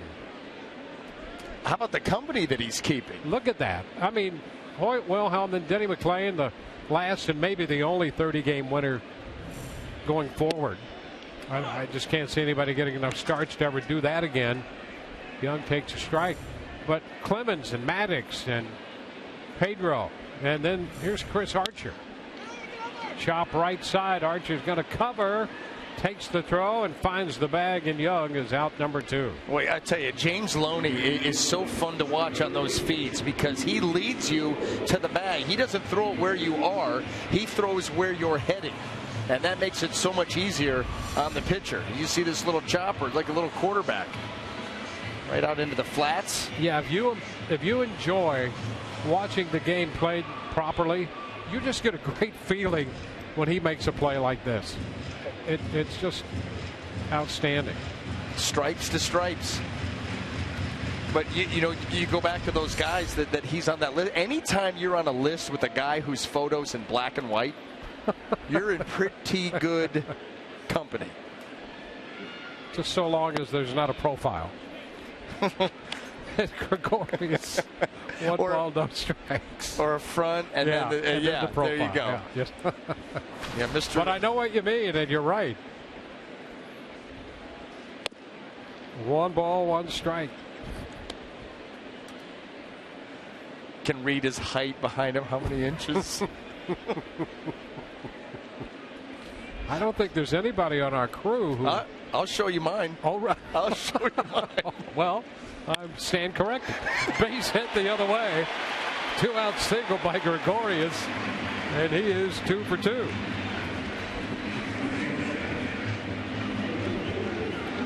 It's always great to get to know each other just a little bit better. Full disclosure. Glad you feel comfortable enough to confide in all of us. Well, yeah, to you before the game would have been fine. To the listeners, I'm not sure they needed to hear that. Stephen Drew. Pitch is too low. 1 ball, no strikes. All one big happy family. 3-6-0 for the Rays. 0-3-0 for the Yankees. Ironically enough, I was actually on the way to a fan fest with the Cleveland Indians when I played for the Indians when this all happened. And a victim of circumstance. Yeah. Oh, for sure. And then when I finally did end up making it down there, announced on a radio interview that I had been held up because of that, and immediately was summoned to John Hart's office to talk about why I would tell anybody that. Probably the same thing that's going to happen here tonight. More meetings. You told me avoid meetings. I think I just added one to the list. Yeah, don't go looking for them. They'll find you. The strike, 1-2.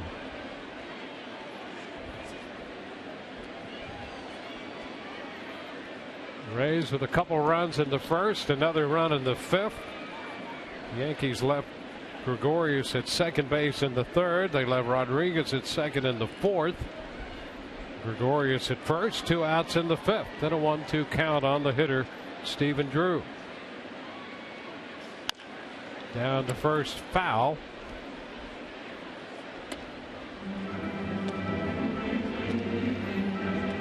That ball down beyond Tony Pena, the first base coach for the New York Yankees. He knows a thing or two about handling Brian Anderson.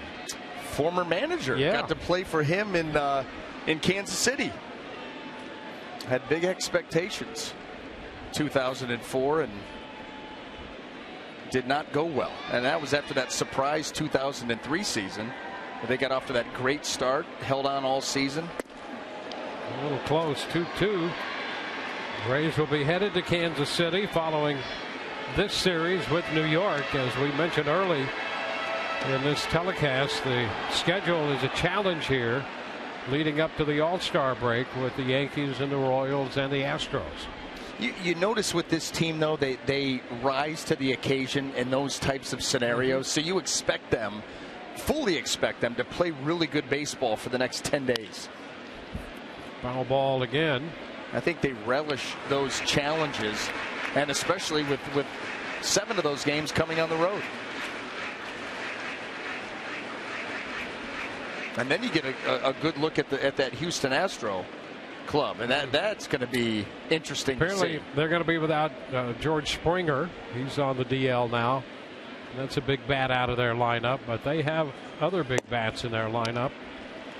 Full count now on Drew. Well, they lead the world in strikeouts and home runs. I mean, they just sit back and try to wail. Well, Gregorius will be running on this pitch, a full count pitch with 2 outs. Lifted to the left side, and that's a foul ball and will be out of play. You know, that's when you know that you've got explosive stuff, and in this case, an explosive fastball. That was a full count right down the heart of the plate, thigh high, 4-seam fastball with very little movement. And it was just weakly fouled off because it explodes on you. That's why a power arm like Chris Archer, when he does make a mistake, and it's not very often, sometimes can get away with it. Cutnamez back with a hard slider. Drew out on strikes, and the Rays lead 3-0 through 5.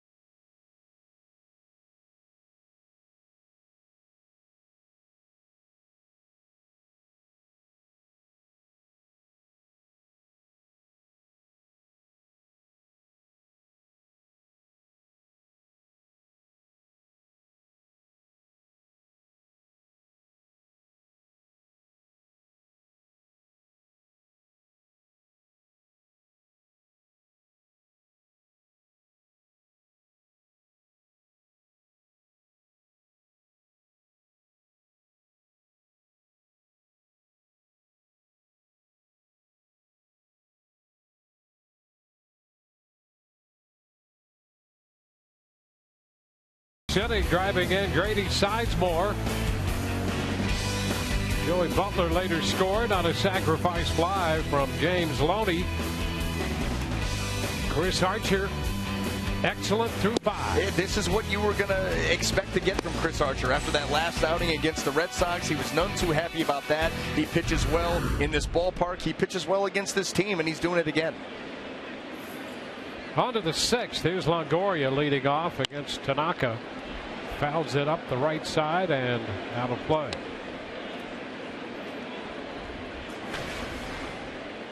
Evans' 35th run batted in, his 16th double in the first. It was up the left field line, flied out to right in the third. 0-2.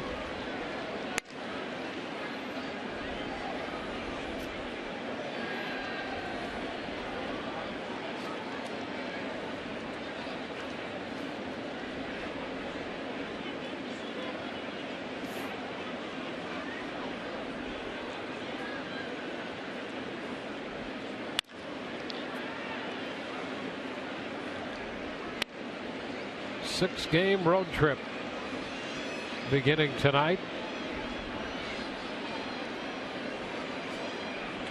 Kevin Cash with the Rays at 42 and 39. A game out of first. Diving stop, Drew. He gets up, throw to first. Going to be in time.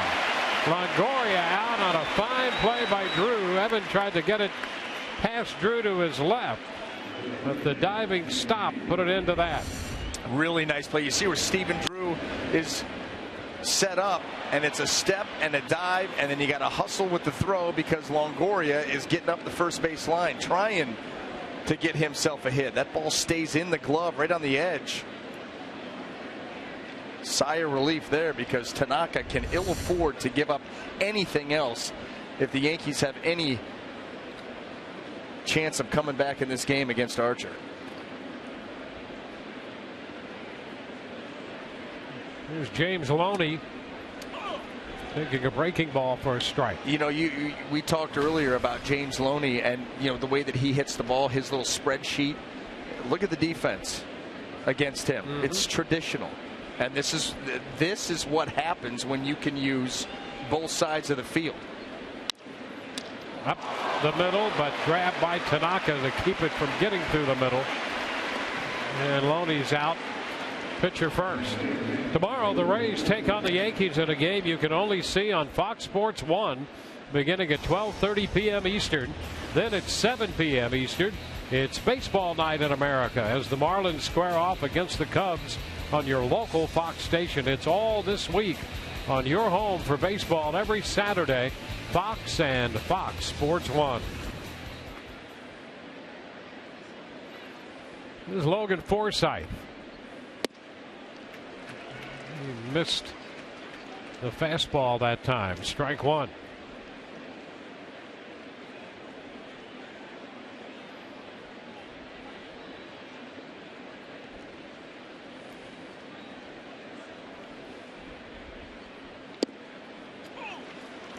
Drops it in, a breaking pitch, 0-2. So a couple of those here in this inning. We saw some earlier in the night. And now he's broken out that curveball again.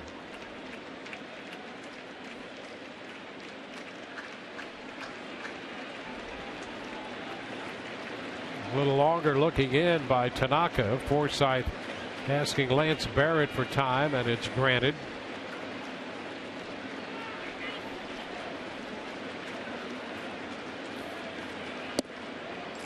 One ball, two strikes. Lance Barrett, a young umpire. He's just 30 years old. Made his debut the last day of the season in 2010. His first big league game was behind the plate in a game at Wrigley Field between the Astros and the Cubs. A little pop fly right center field. Gardner's there to make the catch. 3 up and 3 down. Bottom of the 6th coming, 3-0 Rays.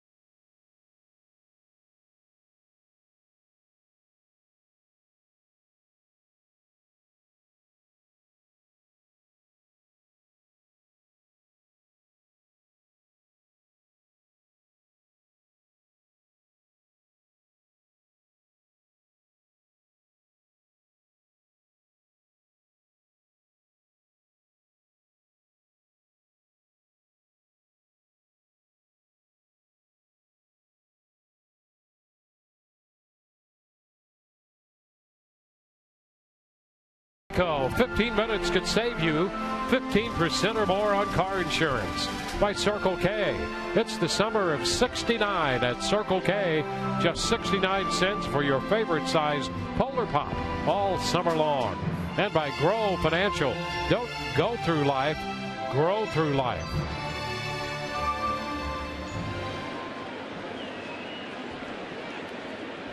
Brett Gardner leads off, and he takes the first pitch for a strike.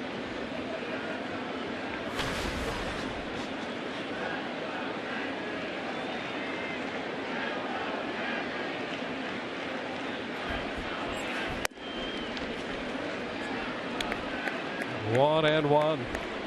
The count.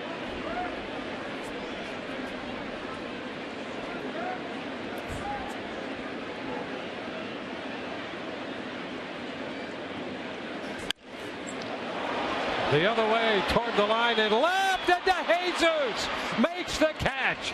David DeJesus headed right into the corner, and before he got to the foul line, he made the grab.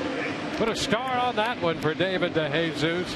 I'll tell you what, he's played a solid left field for the Rays, and here it goes into that borderline spectacular. Got to get a good jump on this, keep speed off the base paths in what still amounts to a close game in this ballpark with this lineup.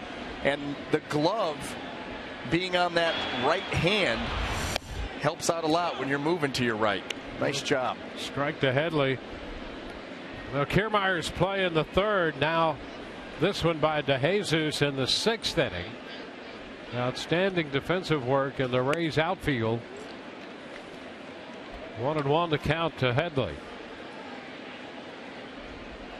But what a bonus. You've already got a dominant pitching staff, but when you put this defense behind him, especially the way that it's configured here tonight, you take a great, whatever you want to call this pitching staff, and you make them just a little bit better.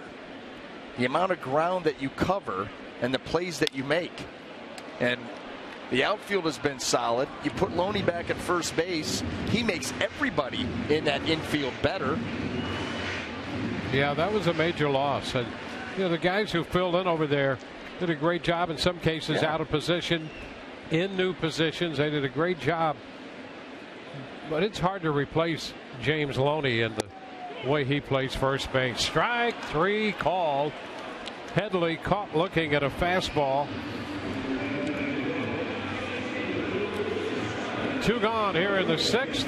Haven't heard from Todd in a while. Todd, what's up? Sneak preview, Dwayne, for tomorrow's jerseys. Here you go. The Stars and Stripes version of the Rays road uniform, including the little sunburst there. The caps are going to have the Stars and Stripes just kind of light fade behind the logo there of TB. This is actually the jersey Evan Longoria will be wearing tomorrow on the 4th of July. So there you go, guys. A special look for tomorrow's game. Back to you. Yeah, and how about that cap?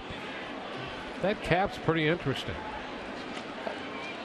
1-0 the count to Alex Rodriguez. Are we allowed to give a critique of the uniforms?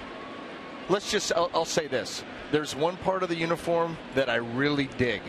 There's another part of the uniform. You use the word interesting. I don't know if I'd even be that kind. Really? No. Now, I love that. Yep. I love even the fact that Longoria, the names are going to be in red as Todd models. I like that. Yep. That hat, it looks like it should be adjustable. It's not good. Not good. 3-0. See, and I would almost go the other way. I like the hat. You do like the hat? I do. Yeah, I like the Stars and Stripes on the hat. I like that hat if I was going cross country in an 18-wheeler. Well, not playing a ball game though. Hey, it works both ways. On the 18-wheeler and on the ball field. Rodriguez draws a walk here. Second walk given up by Archer. Yeah, there are a lot of good people in those 18-wheelers.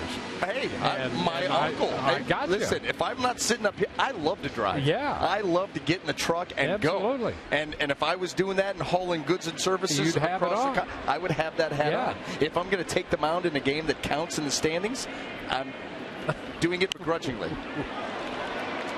Foul ball by Mark Teixeira. But see how that everybody's different. Yeah. And I like the jersey. Yeah. And you're okay on the jersey. Yeah. And because I like the cap because it's nuanced. I like that a little bit more. Put the stars and stripes, but it's not just right out there jumping on you. It's a little more nuanced. Darker colors, kind of fades in there. Like that. And there you have it. 1-1. We've been all over the place tonight. It's been a fun game. It has been. It's been fun to see a well-played game. It has been crisp. The Rays have made some outstanding plays. Archer's been outstanding.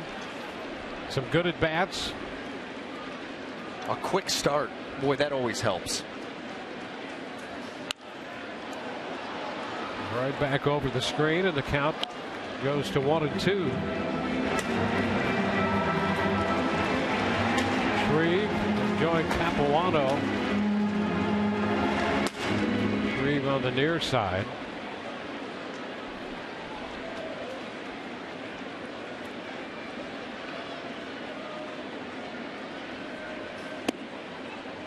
A little low, and he did not go. It's 2-2. Teixeira struck out swinging on a slider in the second, and then looking on a fastball in the fourth after he'd seen about 3 pitches with a 3-2 count, and they were all sliders. Then looked at the fastball. You see that swing there by Teixeira. You look at his power and production numbers. That's the swing that's given it to him. I mean, there was a hanging breaking ball, and he took an uppercut swing trying to get underneath that and give the Yankees 2 runs back on the board. That's what he is all about, especially here from the left side with that short porch out and right.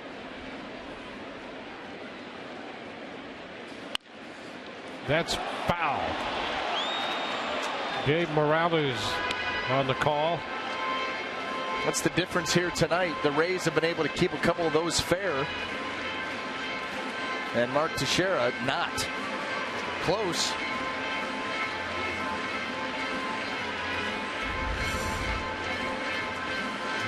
Red ball right at Morales.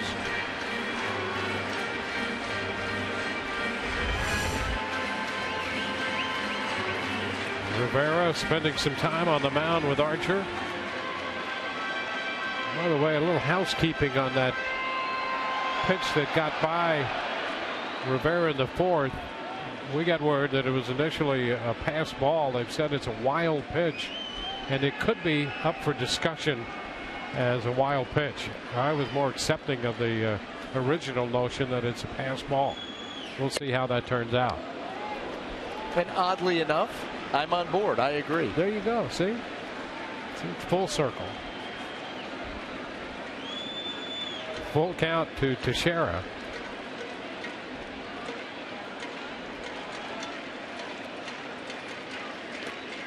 And that's ball 4. For a couple of walks in the 6th inning, and Teixeira will head to first with Rodriguez moving into second. Jim Hickey's about to make a trip to the mound.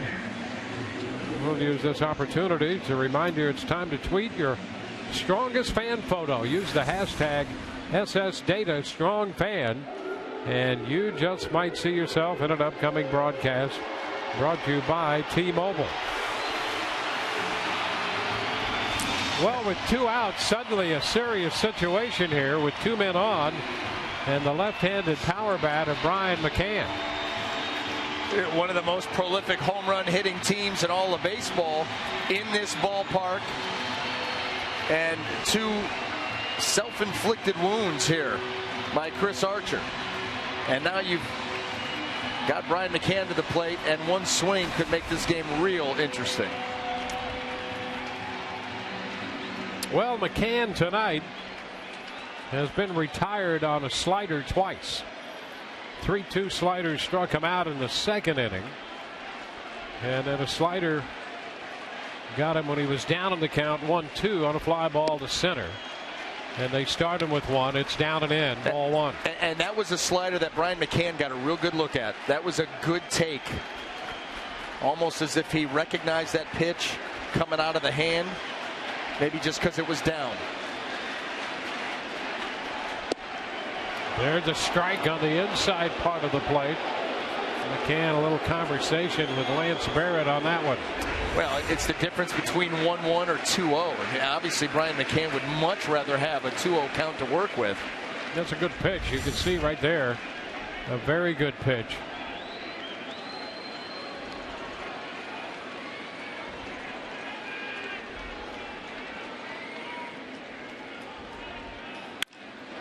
Liner into center.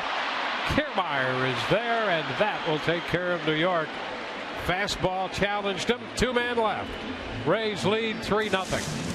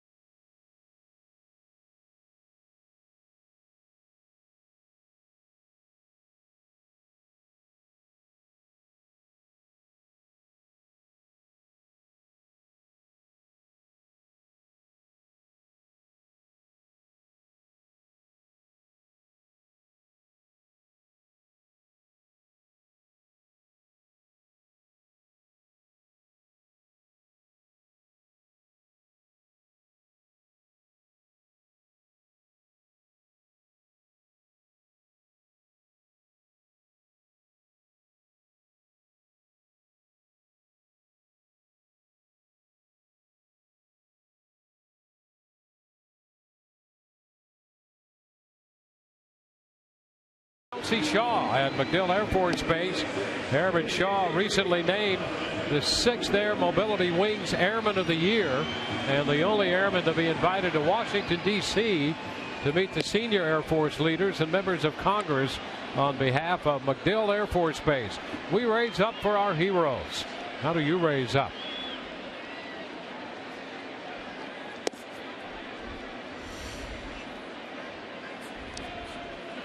New pitcher, 6 innings for Tanaka, allowing 3 runs and 6 hits, and Chris Capuano, the veteran lefty, takes over.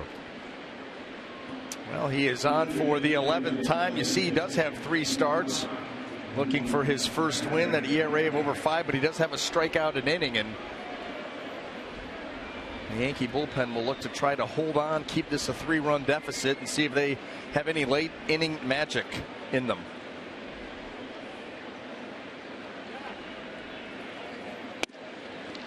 First pitch is a strike. See Brandon Guyer hitting in the place of David DeJesus.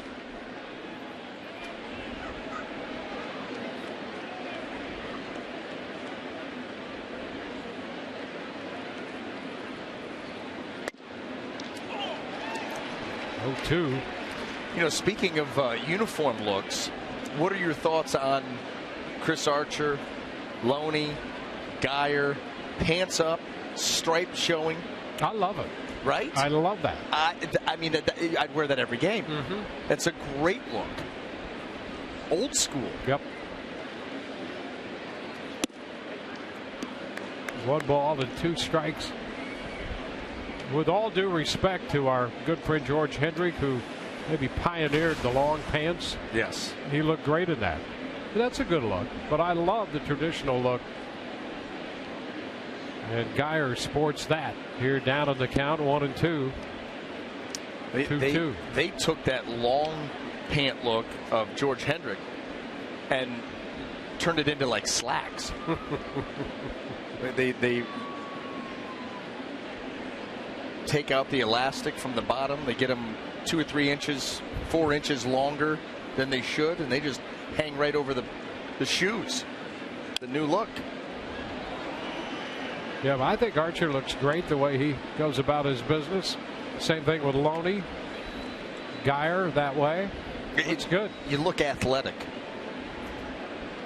And it helps that you are. And you look like a baseball player. Yeah. I like it.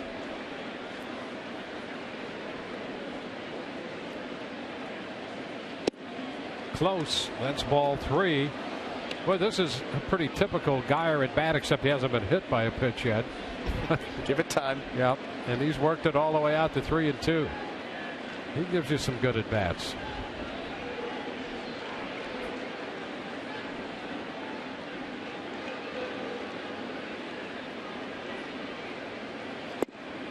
Cut and a miss. Capuano registers a strikeout. Here's what's coming up Sunday on Rays Live, the pregame show presented by your Gulf Coast Honda dealers. It's going to be Erasmo Ramirez on the mound Sunday for the Rays. We'll hear from him. And Orestes will break down Logan Forsythe's approach.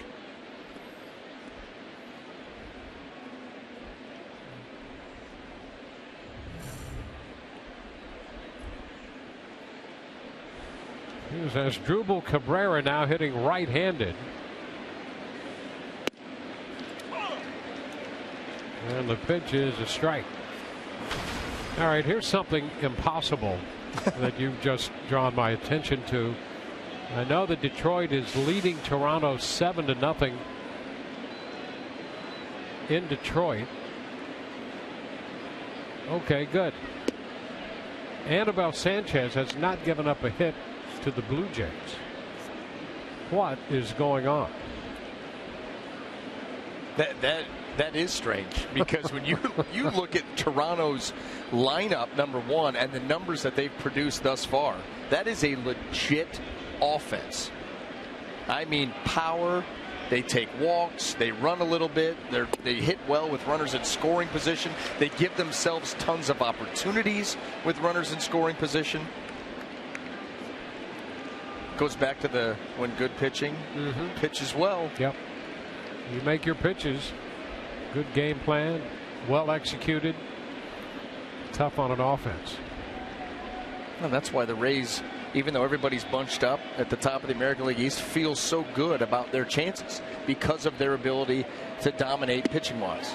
And Cabrera reaching for that one. He is out on strikes. Back-to-back strikeouts here in the 7th inning, posted by Capuano. Sunday, the 2015 FIFA Women's World Cup final is here, and it's a rematch.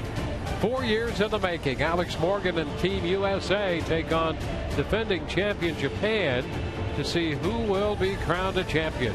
Coverage begins Sunday at 5 p.m. Eastern, only on your local Fox station and streaming live on Fox Sports Go. Here's Kiermaier hitting a chop to first, and he is tagged out by Teixeira. 1-2-3 go the Rays. Rays lead 3-0.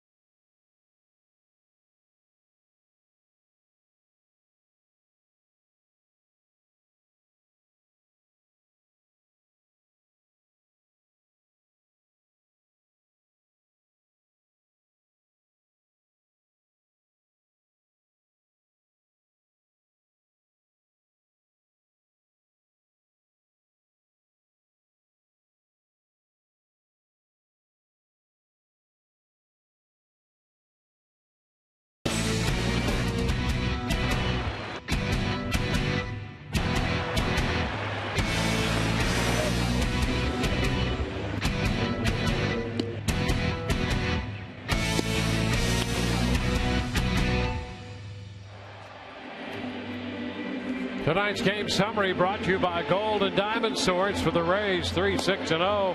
New York 0-3-0. Chris Archer, 6 innings of work. About to begin on the 7th. No runs, 3 hits, and 7 strikeouts. James Loney, 1 for 2 tonight. Back in the lineup, he drove in a run with a fly ball in the first, picked up a single in the 4th.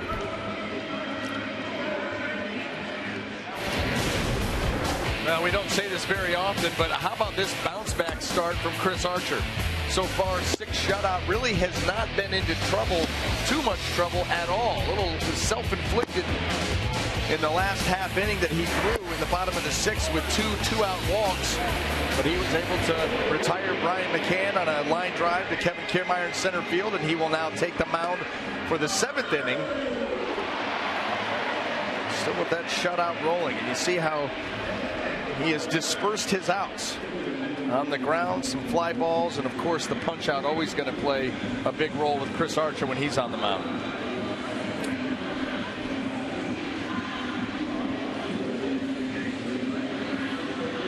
Rays get some action in the bullpen. Archer at 108 pitches. That's big Jake McGee up. Archer's high pitch count this year, 113. That came in a 3-1 win out in San Diego almost a month ago on the 7th of June. 108 right now. And Garrett Jones will lead off. He'll be followed by Chris Young and Didi Gregorius. First pitch, a strike call. Starting Jones with a fastball. Jones, a fly ball to right his first time, and then a popper into shallow center in the 5th, handled by Kiermaier. 1-1.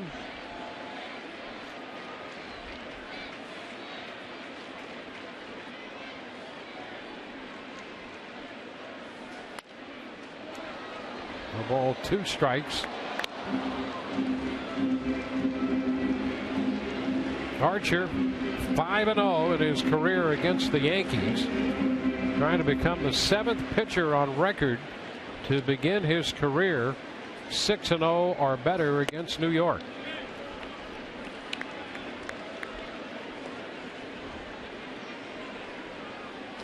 Two the count.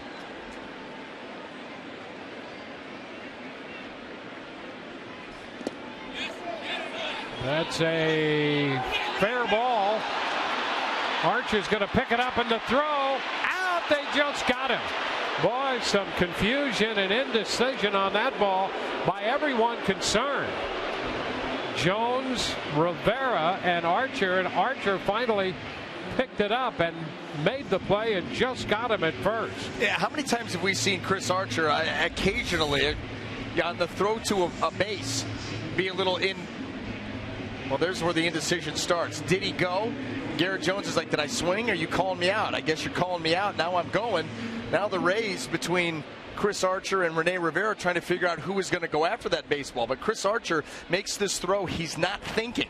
He's not thinking, and he's not lollipopping. He's got to rush the throw. He throws it hard and right on the money. We see sometimes when he's got a lot of time to think about throwing to a bag, the throws aren't always where they need to be. That one was. Foul ball. Young up there, down in the count, 0-2. So the indecision there as to whether that was a strike or not. So Jones out on strikes. And boy, there were a lot of people standing around waiting. It was borderline. And I got to tell you, I have never before seen a strikeout 1-3. Never. Foul back.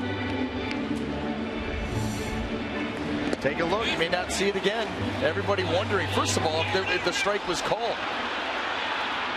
And you could see Rivera looking all around. It was just a couple feet in front of him. Couldn't find it.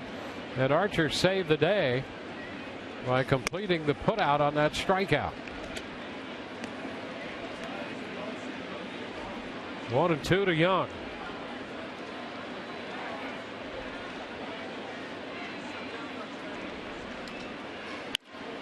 Fly ball into left.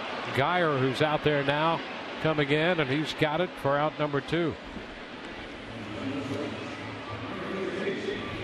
2 outs, bases empty. Tomorrow's starters presented by Chevron.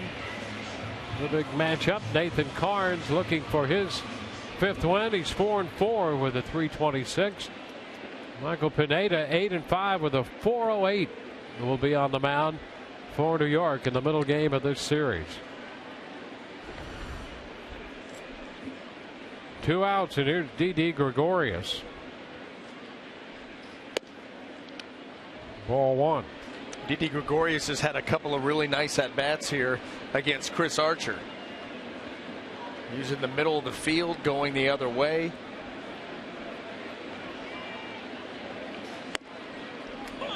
One and one.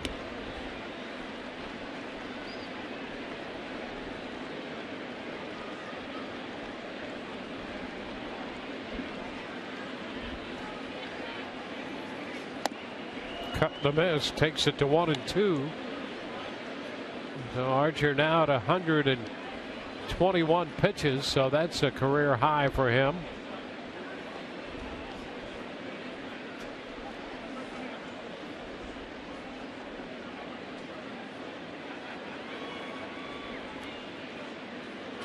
Oh, and he hits Gregorius.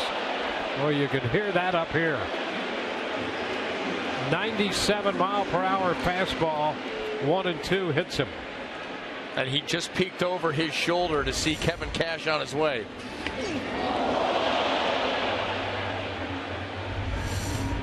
So Kevin Cash comes out 6 2/3 for Archer. Back in a moment.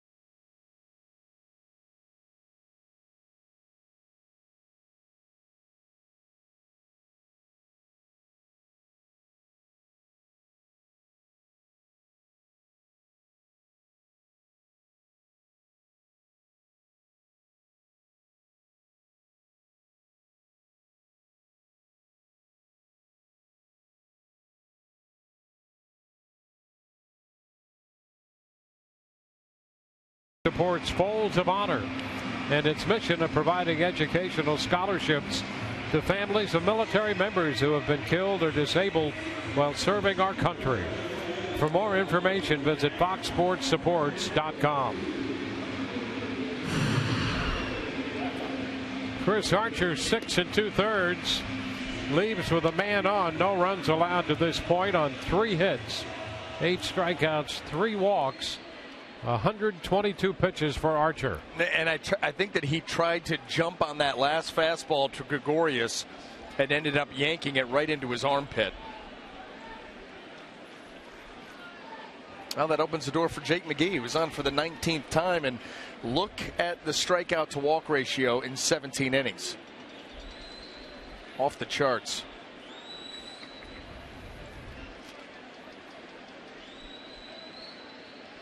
Pinch hitter for Stephen Drew with McGee in there. Jose Perella hitting .213 on the year.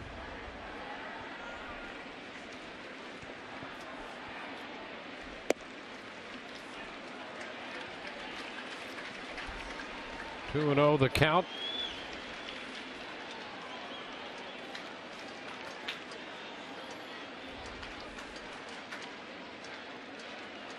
Jake worked an inning yesterday and picks up a strike to make it 2-1.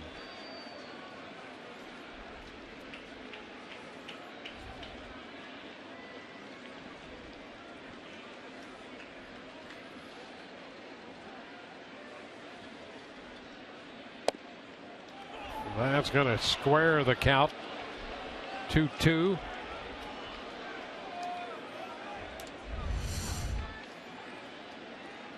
He just buries that. That right there is a borderline pitch at the kneecaps on the inside corner. I mean, good luck at that velocity. Perella stays alive, fouling the pitch back. In his second stint with the Yankees, he was up a little over a month back in May and part of June.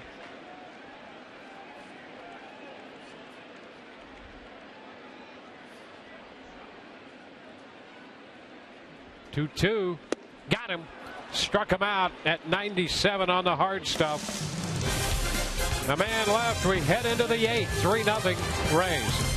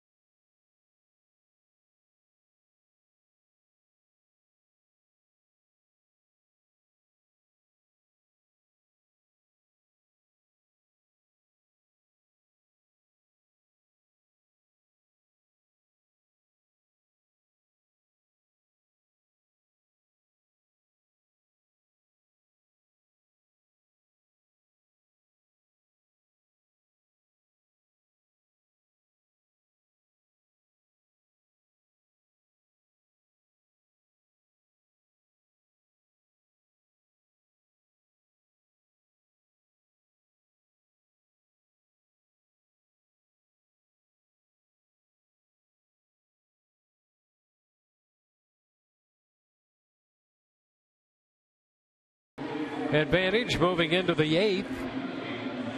Chris Archer very good tonight. Tonight's great moment in Rays history presented by Geico was on this day in 2006. Scott Kazmir throws his first complete game, the first of his career, a 3-0 two-hit shutout against Boston the day after he was named to the American League All-Star team. That was his only shutout as a member of the Tampa Bay Rays. We go to the 8th. Rene Rivera leads it off. He drove in a run with a fly ball to right in the 5th and takes the curveball in there for a strike.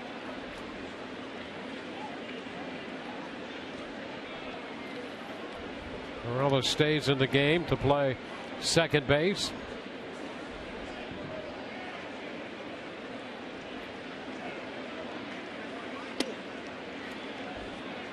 Inside now 1-1. Tanaka worked 6. Capuano worked the 1, 2, 3, 7th. Out here in the 8th.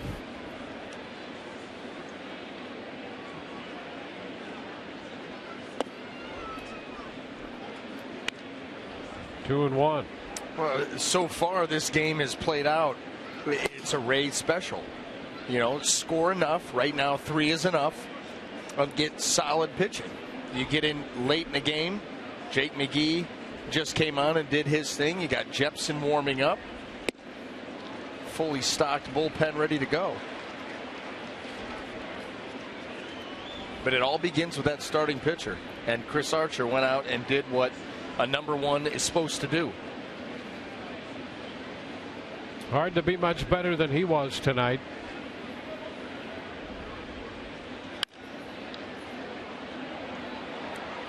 We'll see another 2-2 pitch in here to Rivera.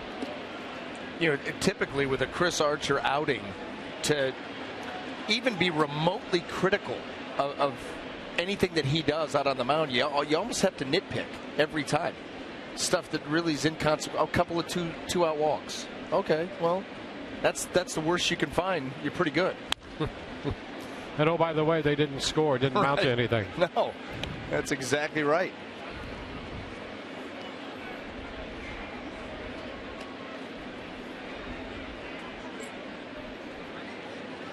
The Yankees got a man as far as second in the fourth.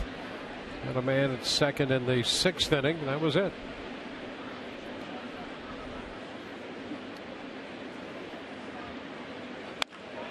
Liner toward the left field corner.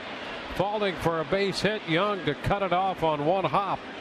And a leadoff single for Rene Rivera. Well, he got out and around that delivery and just kind of floated it down the left field line away from Chris Young. And he just drops it in. This ball meant to be away. You see McCann's glove start coming back in. And there you have it. Capuano will be 37 years old in August. Missed some time at the beginning of this year. There's a strike to Grady Sizemore. Capuano last year with Boston and New York. 1-1 with the Red Sox. 2-3 with the Yankees.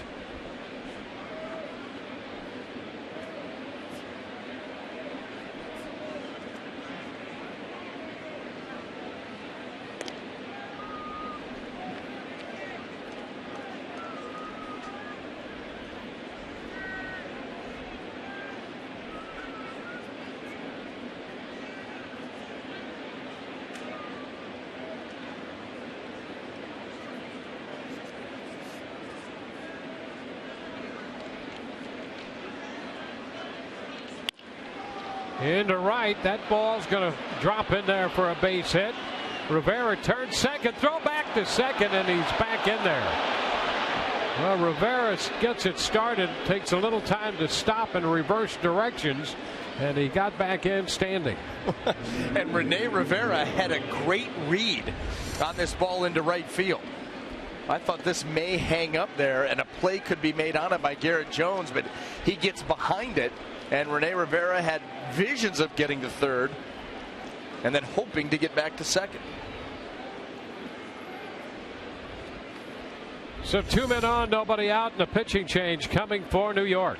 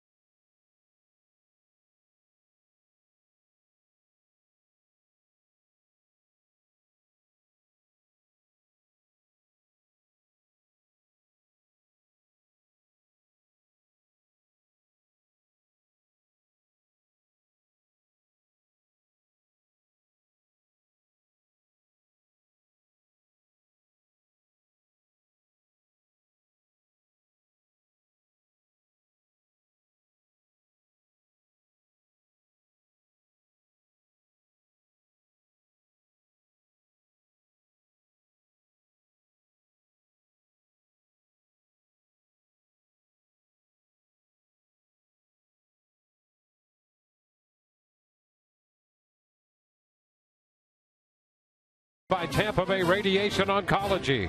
When cancer strikes, strike back with Cyberknife. Patrick's Tavern, proudly serving Rays fans for 18 years. Come join the party we call Hat-Tricks. By Kubota. To find a participating dealer, go to FloridaKubotaDealers.com. And by your Gulf Coast Honda dealers.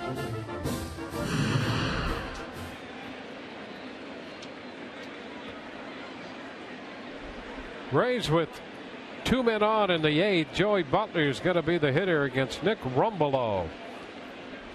The third pitcher, and the right-hander's first delivery is too high. It came in at 93.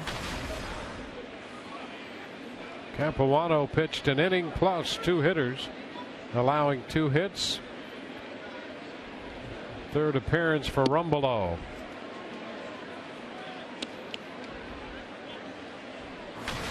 Butler ahead of him in the count.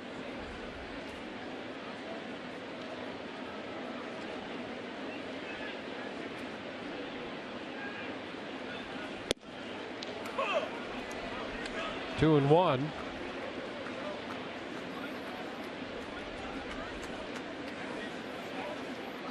Rumbelow out of LSU.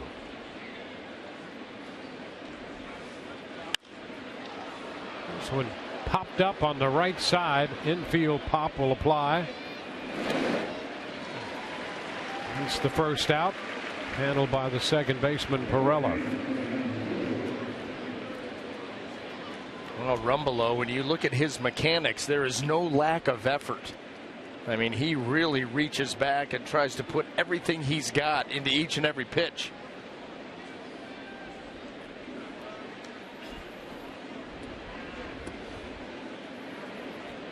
23-year-old right-hander.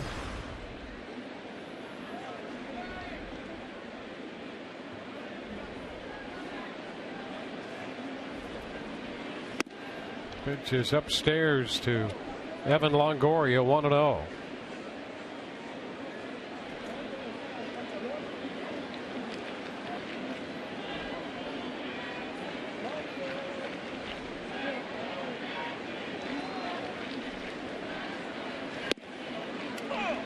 One ball, one strike.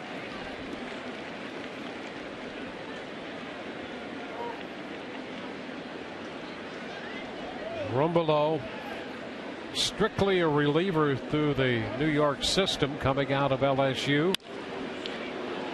Fly ball, right center. Jones sets up to make the catch, and the runners will hold.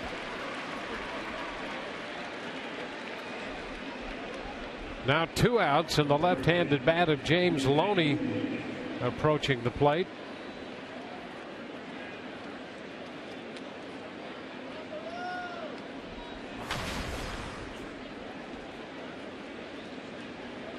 Well, the Rays started the night tied for third, a game out, tied with Toronto. The Blue Jays have broken up the no-hit bid in Detroit by Anibal Sanchez. In fact, they've scored 3 runs in that game. It's now 8-3. That's the scary thing about that team. That offense can lay dormant and then out of nowhere. I mean, even in the ball game, was it yesterday, where they were down 8-0 in the first inning, and before the second inning was over, it was 8-4. All of a sudden, you're like, oh, here we go again. Ooh, a strike on that edge. 0-2. That's the one Achilles heel, though, with that team. Down 8-0 yesterday in the first inning. Down 8-0 in the ball game tonight. As good as their pitching, or as good as their hitting is, their pitching on the other side, not real good.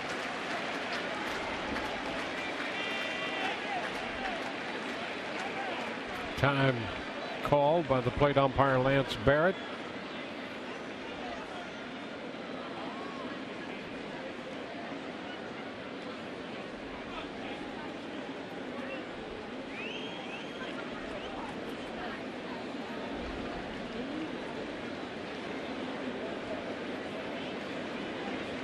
Rays scored 2 runs in the first. They added another run in the 5th. 2 men on with 2 men out, and an 0-2 count on Loney here in the 8th. Loney takes it high. A ball, 2 strikes.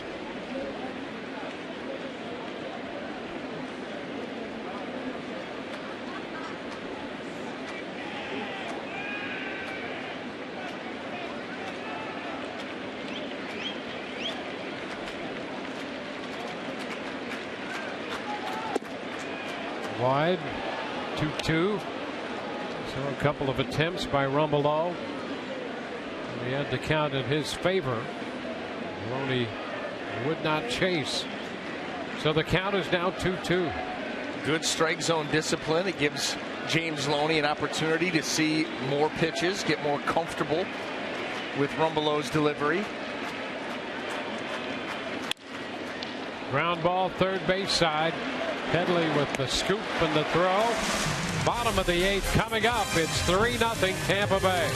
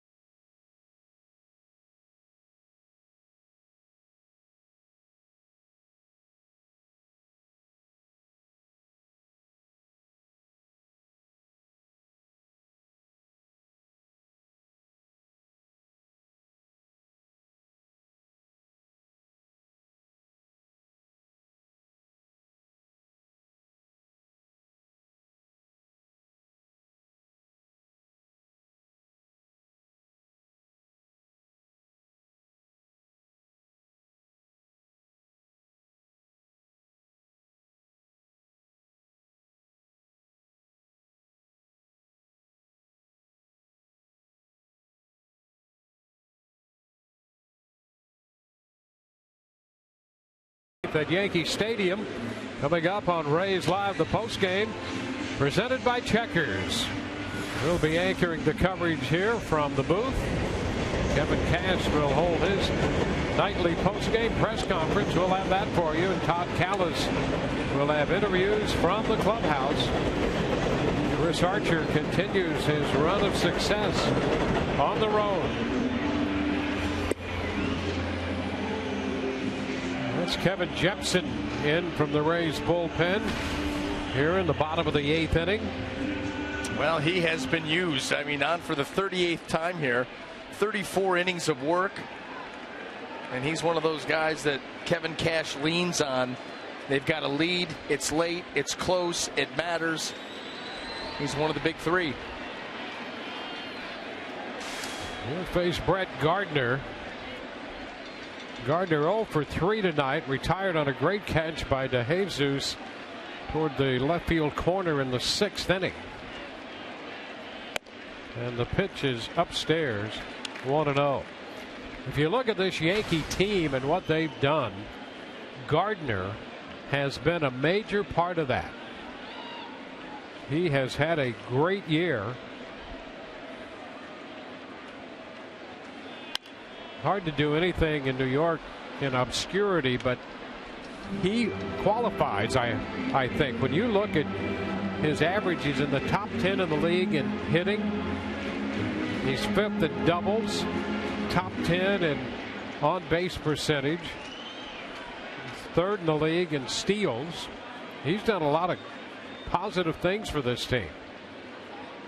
Really good on base percentage, as you would imagine. Shows the occasional power. Plays good defense. A ball, 2 strikes. I mean, the year Teixeira's having the production, 54 runs batted in. That's a big deal, obviously. But in the absence of Jacoby Ellsbury and Beltran with some age and injury, he's on the DL again. Gardner has been very good. Well, you get drowned out too by Alex Rodriguez's return. You know, almost everybody gets drowned out by that. But Brett Gardner, scrappy, you know, and he's one of those guys too where he will strike out. I mean, he can pile up some strikeouts, but he works at bats, sees a lot of pitches. Not afraid to hit with 2 strikes. 2-2. Took the curveball, breaking into the dirt.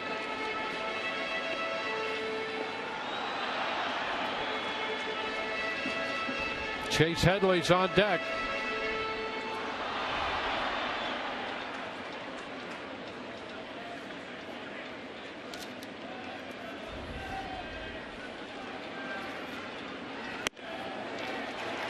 And a full count. Well, here's another one of those at bats that Gardner gives you. He does not disappear easily up there. He is a battle.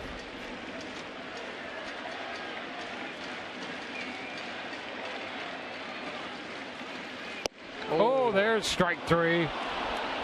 Good pitch on the fastball by Jepson. That is a big out to begin the bottom of the 8th inning. Yeah, you don't need him on base wreaking havoc, causing trouble. And Kevin Jepson rears back here 95 miles an hour and catches a whole lot of plate. Brett Gardner, interestingly enough, does not pull the trigger there.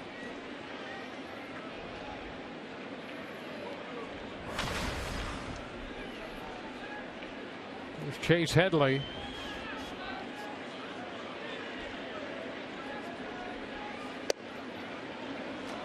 Strike 1.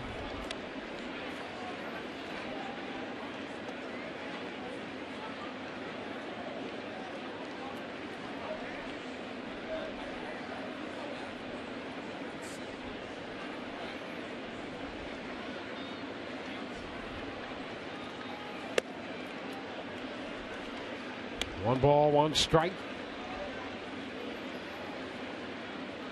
Headley's single came in the first, and he was promptly erased on a double play ball. Couple strikeouts since then. Loops it into left. In there for a base hit. Gives him 2 for 4. Yeah, and similar to the hit that he had off Chris Archer in the first inning. You know, you go back to that hit, that was a ball that was moving in on him. He kind of filleted it out into left field. Same thing with this one. Not well struck, but well placed. Well, here's Alex Rodriguez now. This year, he passed Willie Mays on May the 5th with 661 home runs. Then against Justin Verlander, a home run for career hit number 3,000. That was on June the 19th. Came into this game hitting .280. Waves and misses. Strike 1. Well, something extra on that fastball there. 96 miles an hour. And you notice Kevin Jepson keeping that ball away from him. But here's the thing.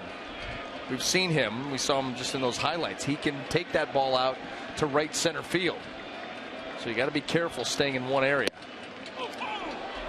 0-2. But if you're going to put him right there, then go for it. He's 1 for 13 against Jepson in his career.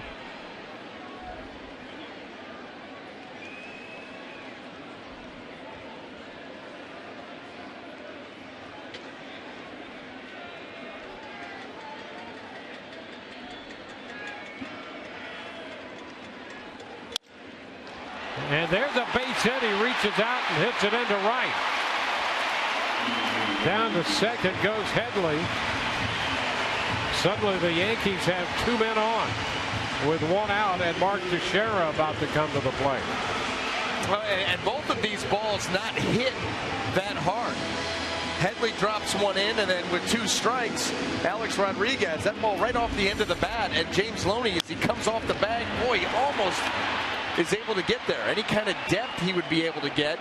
He may have had a play, but coming straight off the bag at the cut, he doesn't have a whole lot of range, and that ball eludes him by a foot or 2. That speaks to A-Rod's reach up there at the plate. Plate coverage and then some. And saw 2 pitches out there already, so had already started to eyeball that area and was able to reach it. Here's Mark Teixeira. Teixeira walked his last time, 0 for 2. Jepsen starts him with a pitch down. And you would think that Kevin Jepsen, if Mark Teixeira is going to beat him, he's going to have to beat him into left field, left center field, where it plays really, really big. So stay away with the good hard stuff, because Teixeira wants to get out and around one and try to do something out in right field.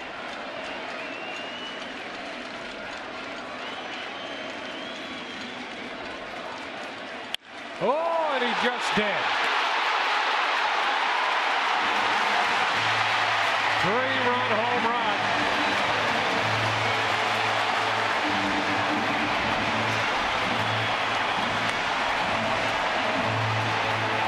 Teixeira pulls it out of here. His 20th home run of the year. And that ties this game. Oh, my. And Dwayne, I think that this is a changeup. A changeup that was left up. And that pitch comes back to haunt the Rays again.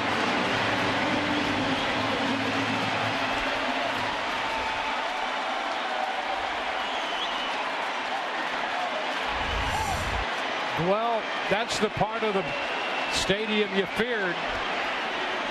Here's Brian McCann. The pitch is outside, 1-0. You know what Teixeira had in mind and wanted to do late in the game. And so you're thinking the hard stuff away, the curveball on the outer half, but instead you get the changeup that's up, and that is a pitch that he can get out and around. And he just did. Well, you know, as disappointing as that is, and that's crushing, it's a tie game. You got to maintain your focus, and you got to get a couple of more outs, and you got to win a tough one. And he's missed on 3 pitches to McCann. It's now 3-0.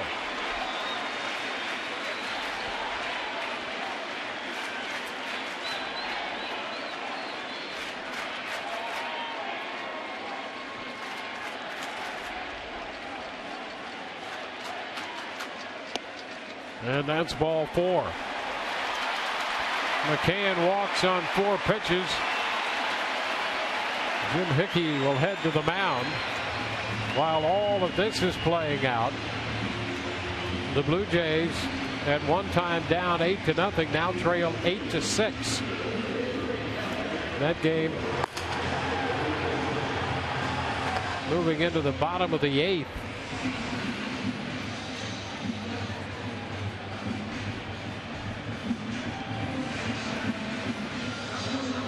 Hickey has his say. Here's the game-tying home run by Teixeira. That pitch, you could see it just floated up there about belt high, and that gave him the opportunity to not only get a good look at it, but then get the bat head out, and he knew it. 57 runs batted in for Teixeira. 20 home runs, and now here's Garrett Jones. The pitch is outside.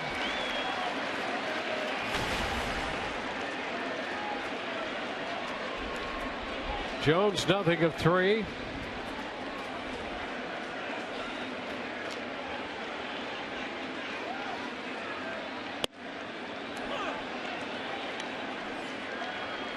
Those 2 hits by Rodriguez and Teixeira. Before that, those 2 hitters were a collective 2 for 20 against Jepsen. A base hit to right by Rodriguez and the home run by Teixeira. And now there's ball 2, 2-1.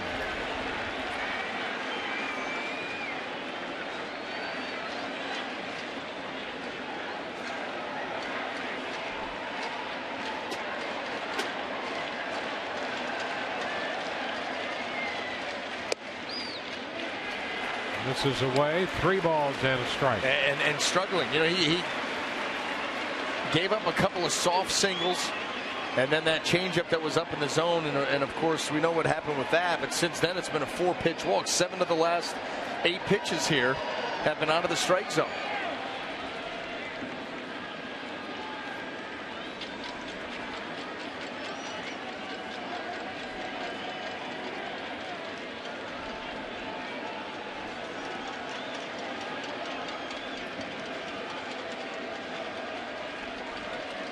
And ball 4. Back-to-back walks following the home run. 8 of the 9 pitches out of the zone. First and second. And that's going to be it for Jepsen. Kevin Cash comes out to make the change.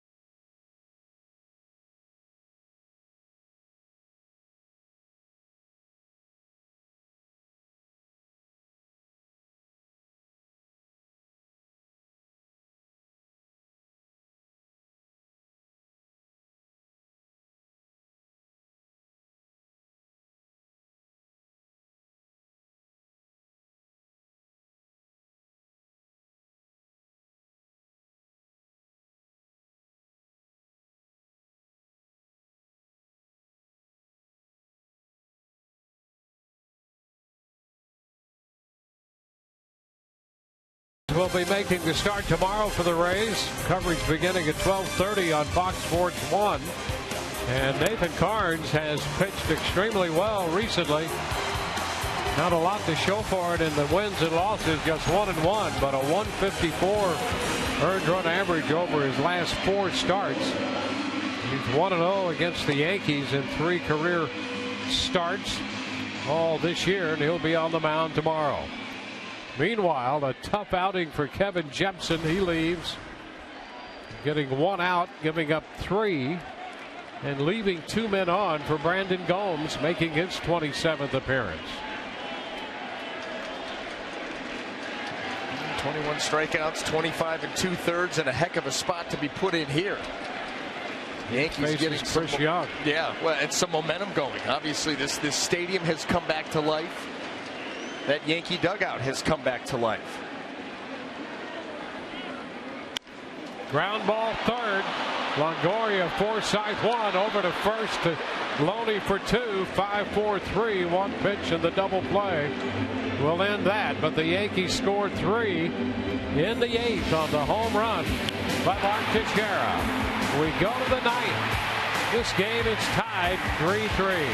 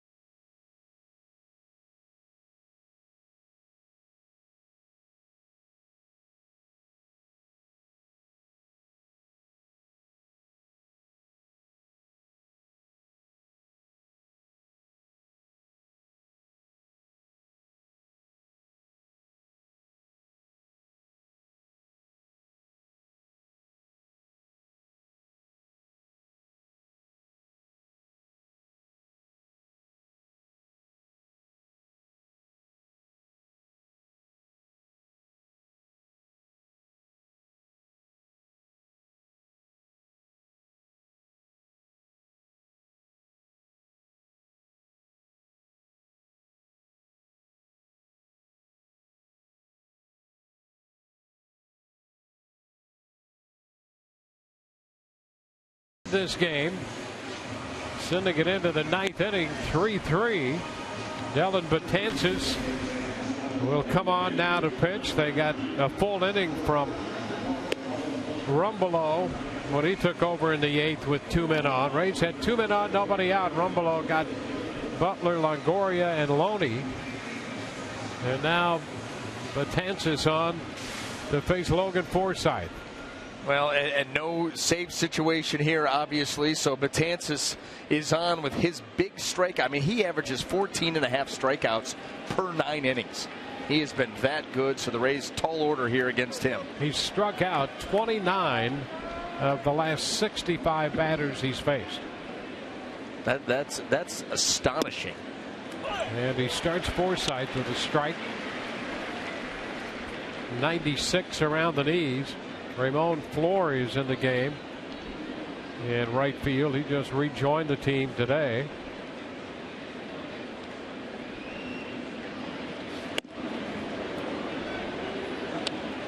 One and one.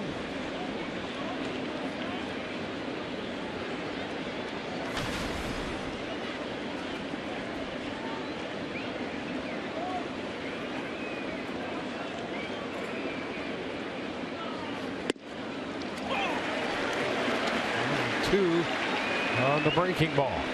Well, his pitches, they're explosive and they jump on you. You know, he's tall, he's lanky, he gets his body into the pitch and really has good finish and whip out in front. You just see that ball just dart into the zone.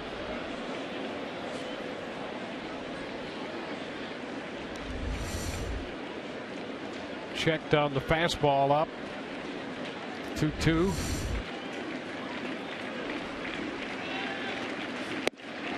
Cut and a miss. 98 on that fastball. Hard to catch up to that. Yeah, it's easy 98. You know, he's got that little hitch in his deliveries. He turns and then uncoils towards home plate, and everything with him happens out in front, man. That good hand finish out in front. Boom.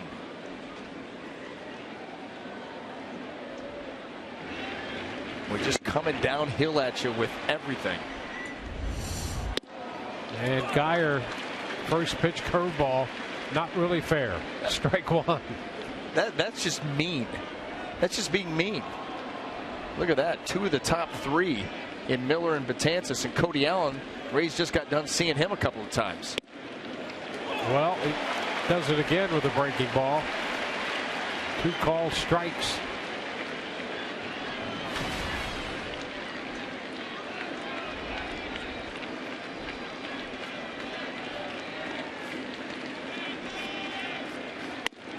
Upstairs, fastball out of the zone. 1-2.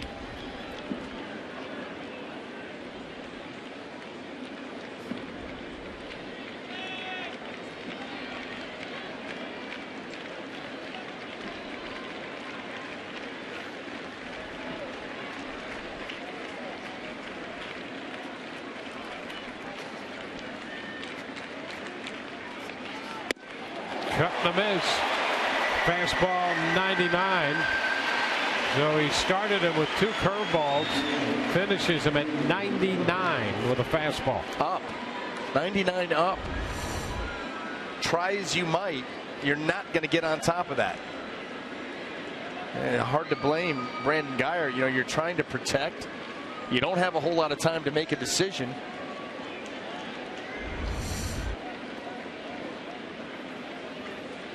Here's Asdrubal Cabrera.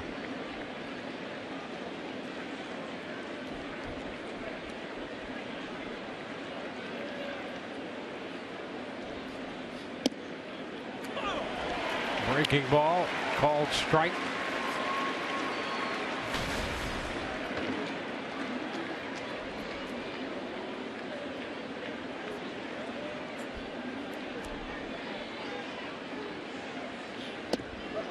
Oh, 2.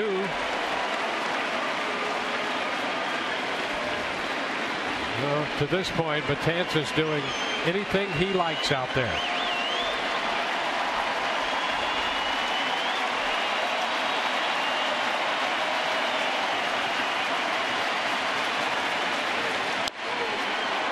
Cabrera fouls it.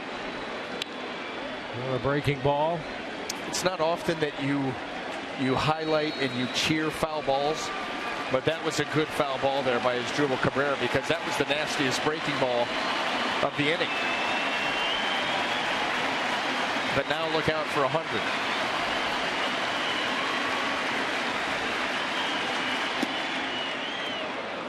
One and two.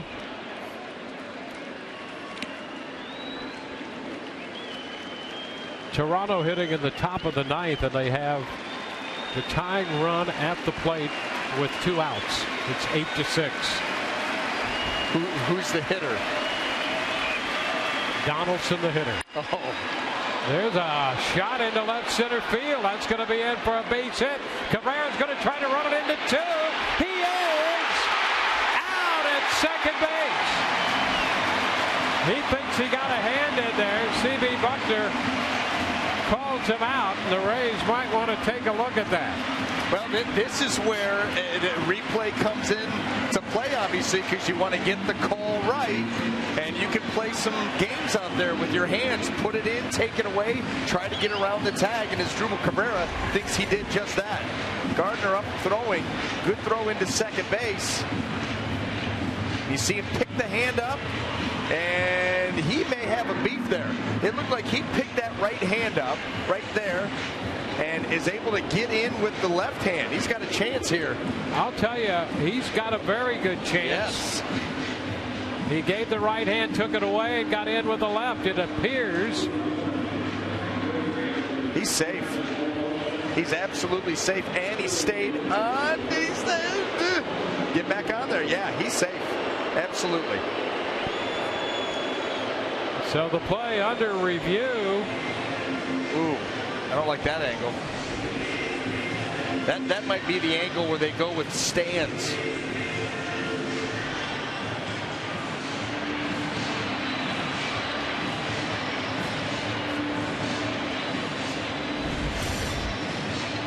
Well, we've talked so much about clear and convincing. Everything looked good until that one angle from right field.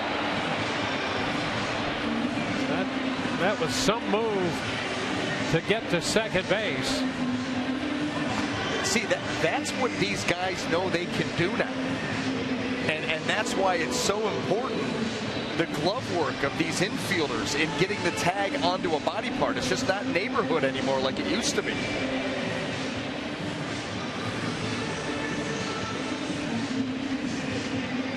Cabrera really working to get to the bag, to get that left hand on it before the tag. You know, in many ways, this is a test of the replay system. I know clear and convincing and all of that. But if you're really going to get it right, and they're taking time, you know, this has gone on for a little while now, so they're downtown here.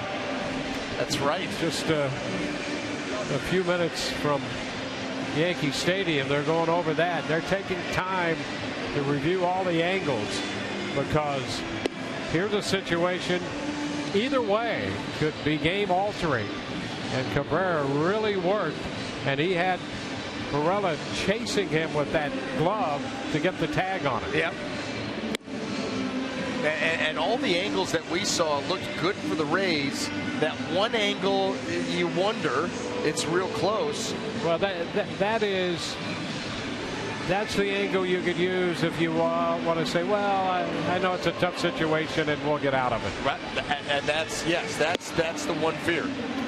But the sleight of hand with the hands by Cabrera, he did all he could. Now we'll leave it up to the gentlemen who are not here at the ballpark. But they're taking enough time that the impression is that they're seriously looking at this to get it right. Or they're on hold. Yeah, they're on hold.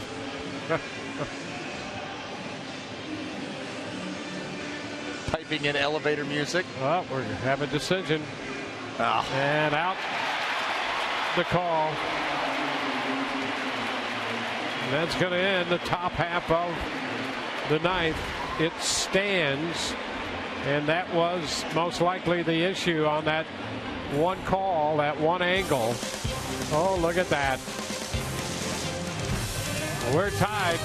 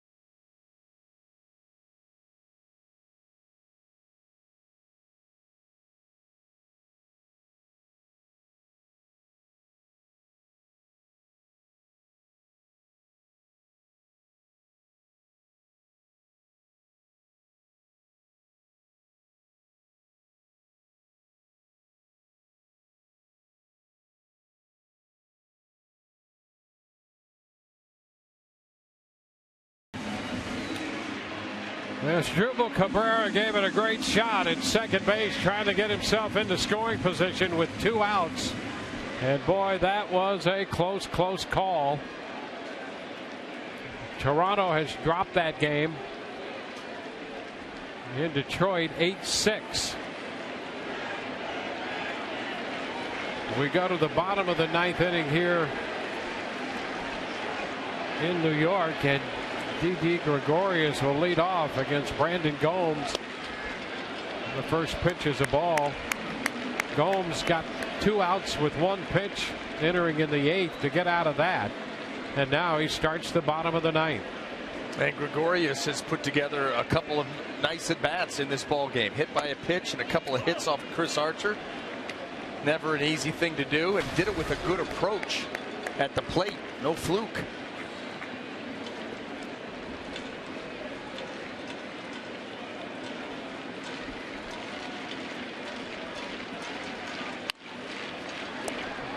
Foul outside of first. 1-2. Even looks good doing that. You get spoiled by number 21 and how good he is with the glove.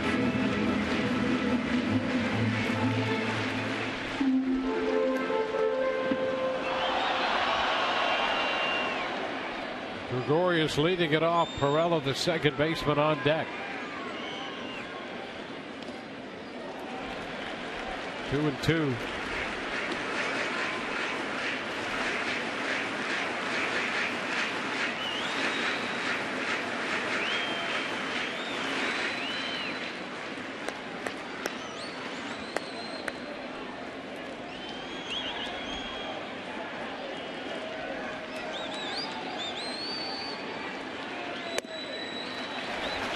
Now a full count. Houston leads Boston 7-0 in the bottom of the 7th inning. But the Red Sox have loaded the bases with nobody out in their half of the frame.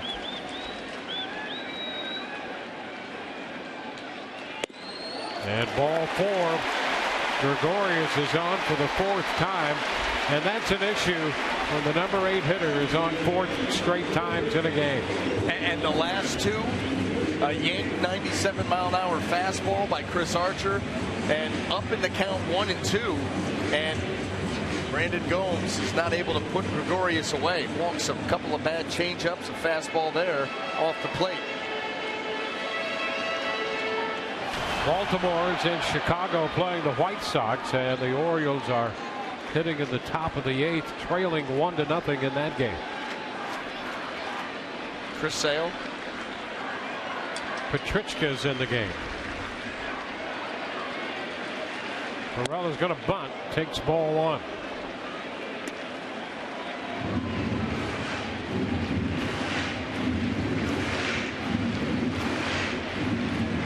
So Morella's trying to get the man over. Top of the order due next.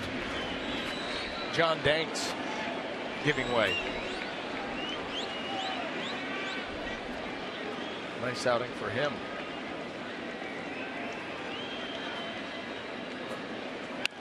And a bunt. Loney looked to second, goes to first. They thought about it. They get the out at first. Gregorius now at second with one gone. You know what helps James Loney is being left-handed. It clears up the throwing lane as he charges. This ball bounces right to him. He's got a shot right there. Ball's into the glove. He looks up. He could have got it, but he would have had to really, really jump into that throw. You can understand why he ended up going the first base route. It would have been close.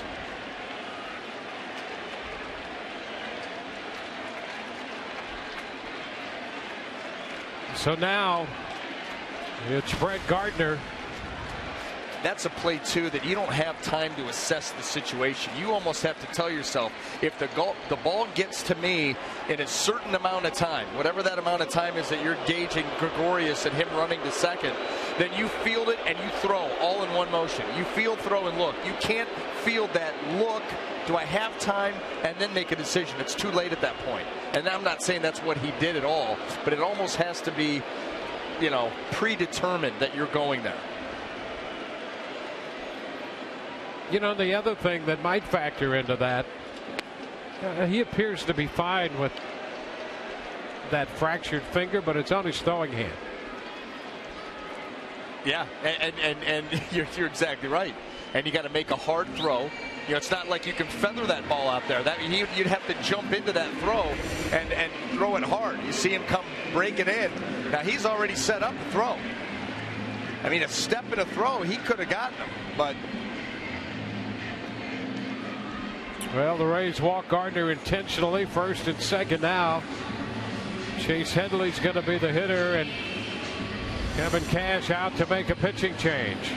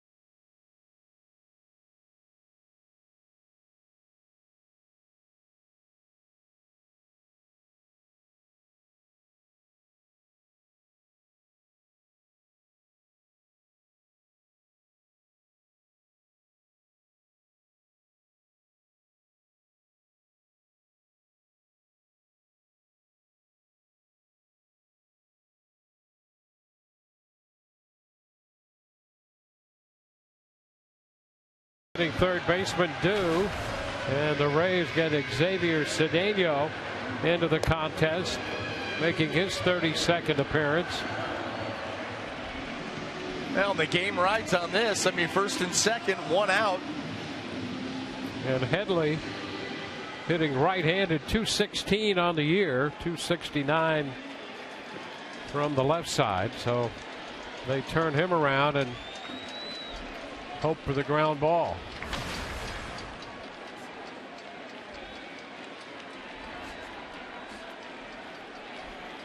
Gregorius, the runner, at second in a tie game. And a big hole on the right side, obviously by design, but that's got to be tempting to Headley if he gets something away.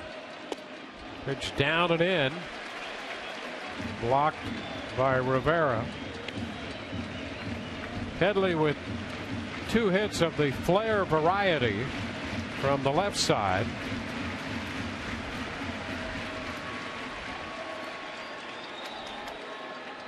A 1-0 count.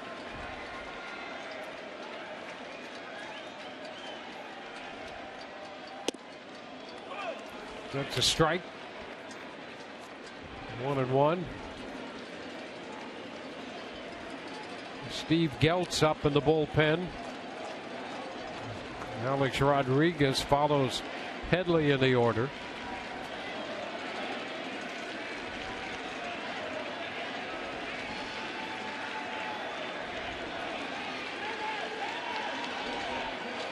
Time granted. You know what? Look at James Loney here, well off the line over at first base. So he takes a little bit of that hole away, as you see right there, with Logan Forsythe shading up the middle. Not as big a hole as it appeared to be when this at-bat started. That's a strike. 1-2. A couple of nice breaking balls off the plate to on. And now up in the count.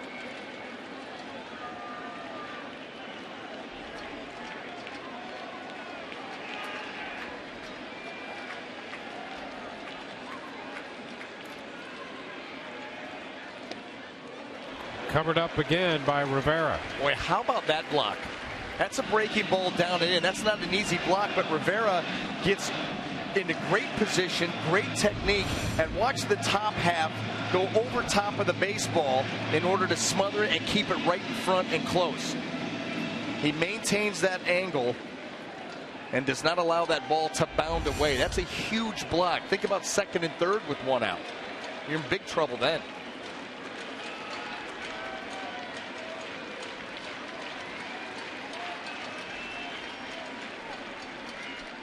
The 2-2. Ground ball, third. Out at third. Throw to first. Out there. The Rays get the ground ball double play. 5-3. Longoria to Loney. A threat by the Yankees. They do not score. They leave 1. And we are now through 9. Headed into extras. Tied 3-3.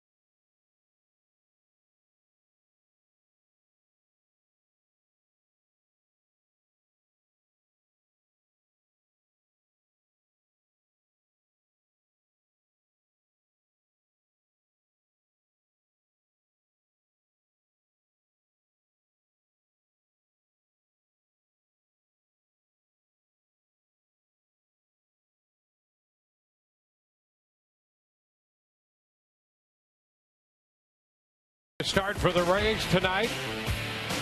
Worked 6 2/3 of shutout baseball with 8 strikeouts and appeared to be on his way to his 10th win of the year when he left this game. But Mark Teixeira changed all of that with a 3-run home run in the 8th inning. His 20th home run of the year. It came off Kevin Jepson. And so we're tied 3-3 moving into the 10th with another hard thrower, a lefty this time, Justin Wilson in the pitch for New York, and Kevin Kiermaier fouls it off the third base side of the plate. Strike one. Rene Rivera will follow, and then Grady Sizemore due against Wilson. Justin Wilson, he's been on a pretty good run coming out of the pen. Did give up a run in his last outing, but he does have power stuff, as you see right there. 2 strikes the count to Kiermaier. We talk about the Rays staff able to rack up a lot of strikeouts. Well, so do the Yankees. And Kiermaier is out on strikes. Fastball at 95. Well, that's 10 strikeouts for the New York staff. The Rays have 10 strikeouts as well. Nothing fancy. 4-seam. Here it is.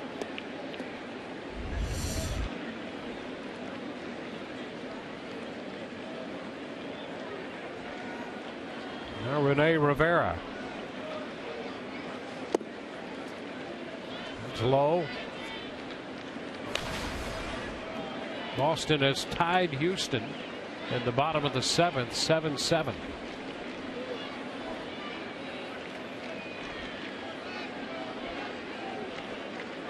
Adam Warren up in the bullpen for New York. Rivera fouls it away. Rivera drove in a run with a sacrifice fly in the 5th. Singled in the 8th.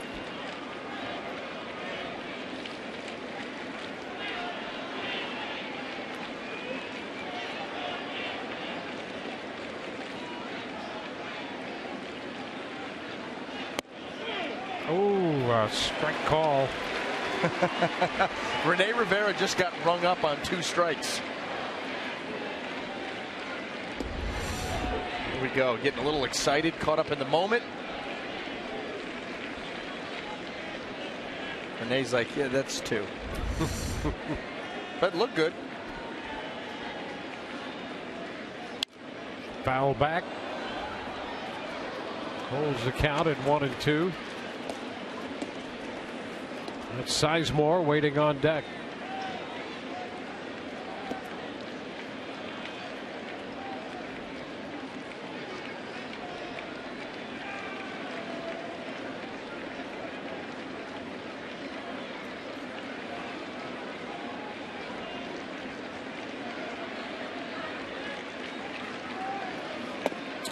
Down 2-2.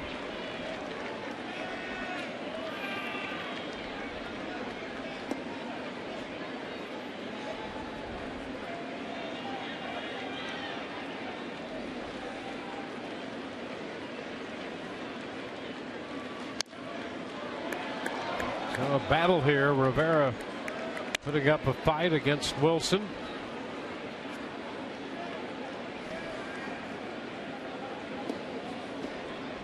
The Yankees got Wilson from Pittsburgh for Francisco Cervelli, the catcher.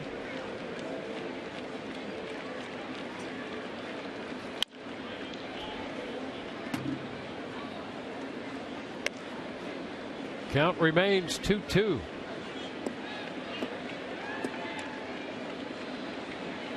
The Rays saw that 3-0 lead get away. They're trying to snap a 5-game losing streak, 6th the longest they've had of the year.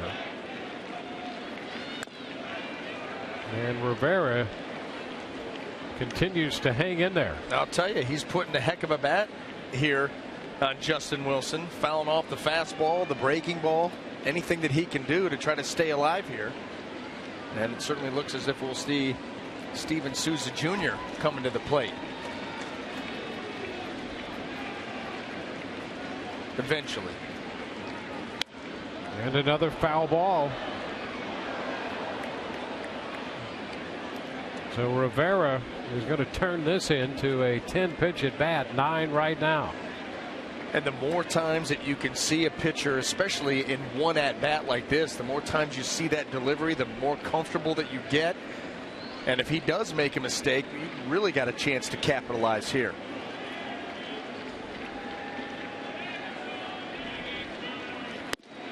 Did he go? Yes, he did.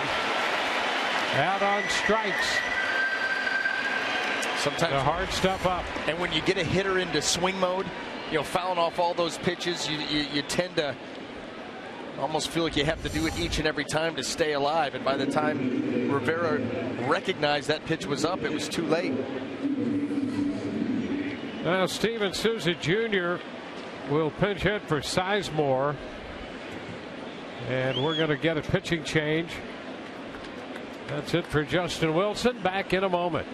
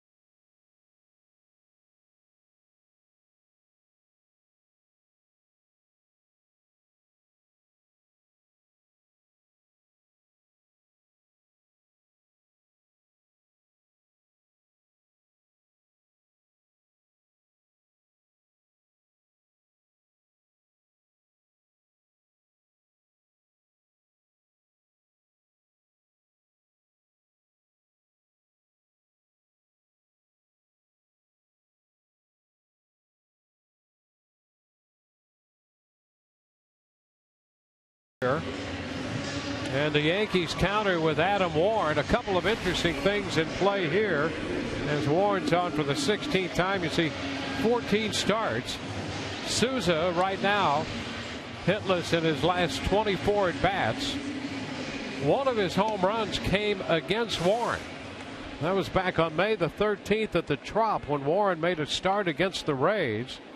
And Souza, the second hitter Warren faced in that game, jumped on the first pitch he saw and hit a home run to center field. So here he is pinch hitting for Sizemore in the 10th inning against Warren. We'll do it again.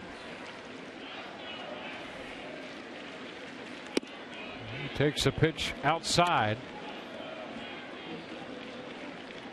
So with all of that at work, we'll see what takes place here in the 10th inning.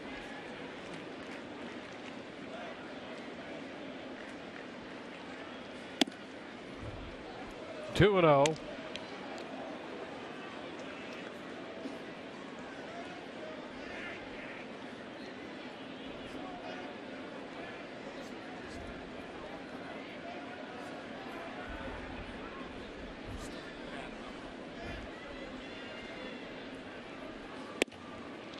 And ball 3, so Souza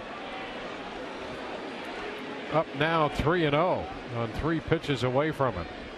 Do you turn him loose here? Pitch out over the plate? Yes. See ya. Yes. I mean, back-legged. And he fouls it back. He got one. That's what he had in mind. You got the kind of power that Steven Souza Jr. has and the kind of slump that he's in right now. Absolutely. You got to count like that in his favor. Turn him loose. He can put the Rays up in a heartbeat.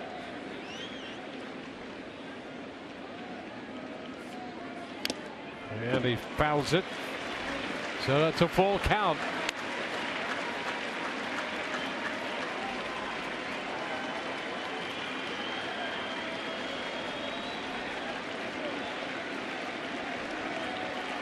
Wilson struck out 2. Now Warren.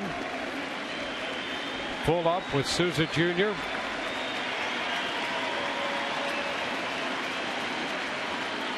And he strikes him out.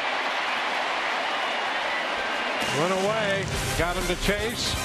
We go to the bottom of the 10th tied.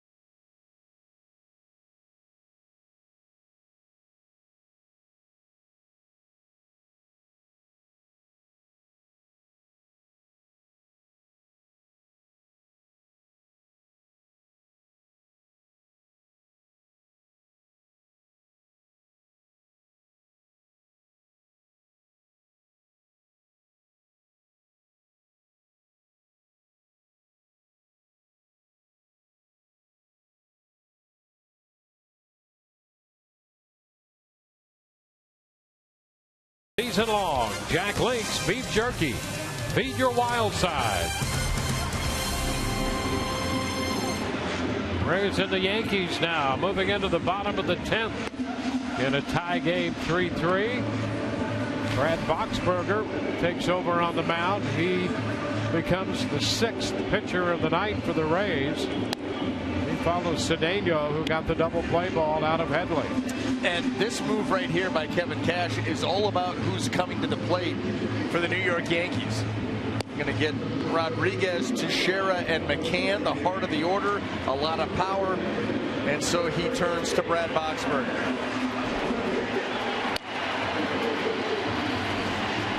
In fact, if you go Rodriguez, Teixeira, McCann, right now they are 1, 2, and 3 in home runs on this ball club, and 1, 2, and 3 in runs batted in. Collectively 0 for 7 against Boxberger. A move that makes itself. Alex Rodriguez singled as part of the 3-run 8th when Teixeira then hit the home run to tie it.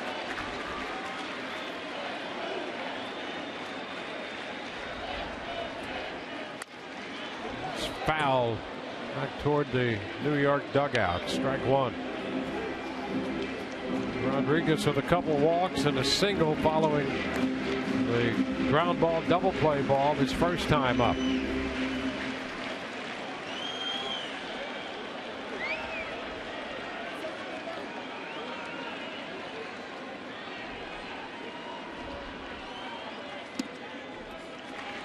One and one. Braves in extra innings for the 2nd consecutive day. 10 innings yesterday at home against Cleveland. In the 10th inning in New York tonight.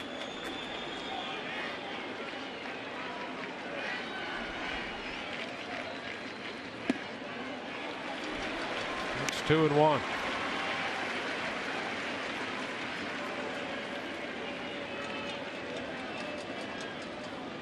Boxberger worked an inning yesterday, picked up 2 strikeouts.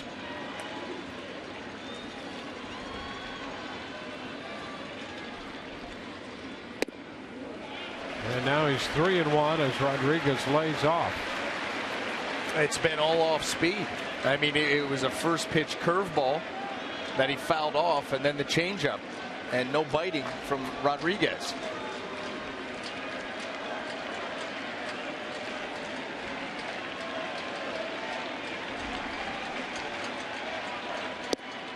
And there's ball 4 low. Missed on the fastball.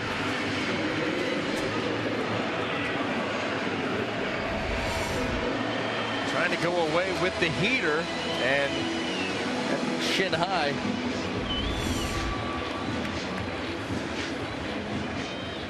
Here's Teixeira.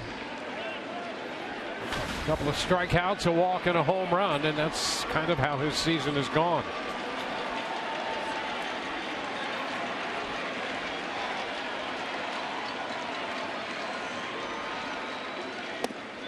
Strike at the knees. And a 1-0 changeup out in the 8th inning to tie this game.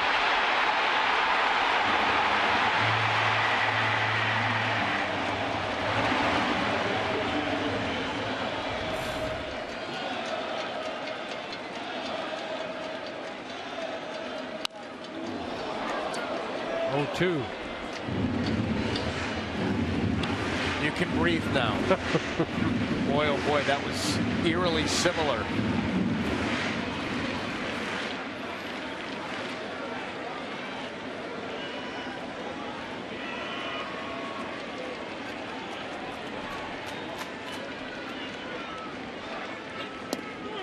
And strike 3 called. He got him looking. Got the fastball in there around the knees. That's what Brad Boxberger can do when he sticks with that fastball changeup combo. Because these hitters, they get caught in between, not really sure what to look for, can't pull the trigger there.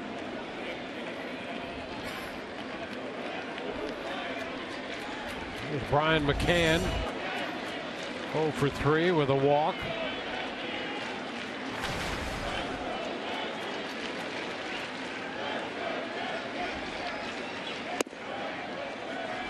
Ball 1.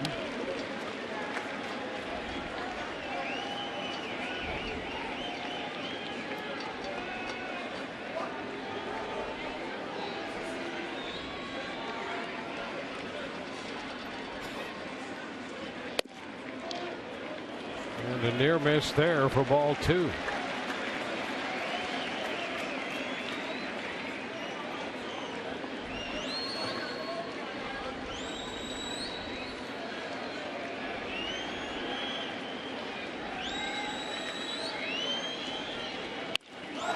Fly ball back into right.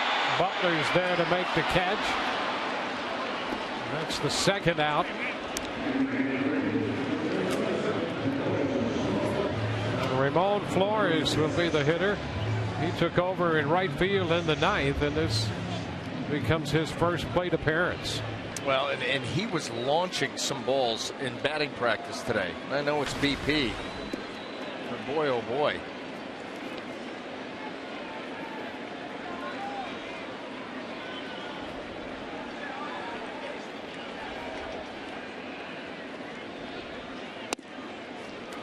Strike at the knees.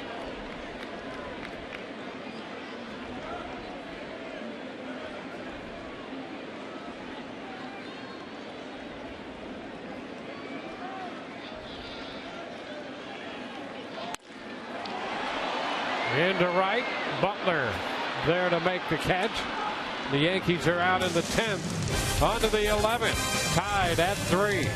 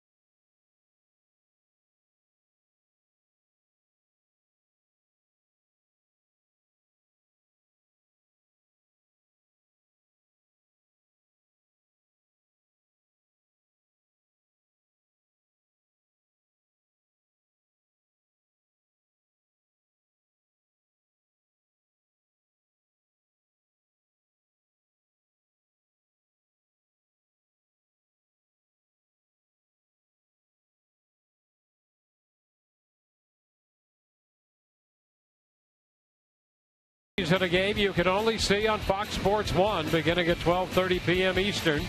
Then at 7 p.m. Eastern, it's Baseball Night in America as the Marlins square off against the Cubs on your local Fox station. It's all this week on your home for baseball every Saturday, Fox and Fox Sports 1.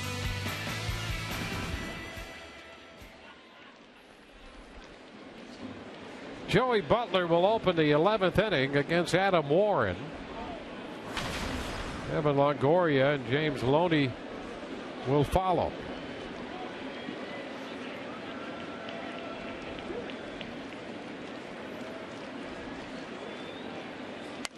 Butler takes a big cut and fouls that fastball back, strike one.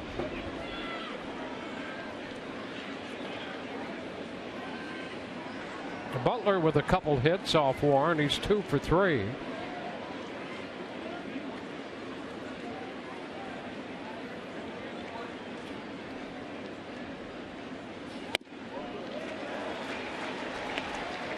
Oh-2. We've seen teams do more of that against Joey Butler because of his ability to hit the ball up the middle the other way. Teams starting to crowd him a little bit with the fastball, trying to make him uncomfortable and cause him to change his approach, start a swing earlier. Joey Butler wants to stay in the box, stay ready to hit, and see the ball for a long time. You can't do that when it's close to you. When the ball's in, you don't have as much time. You got to start that swing right now, or you'll never get the barrel to the baseball.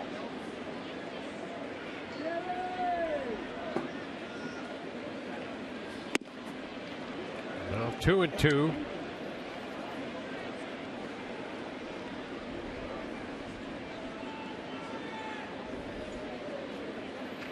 Evan Longoria will be next. Evans 5 of 16 against Warren.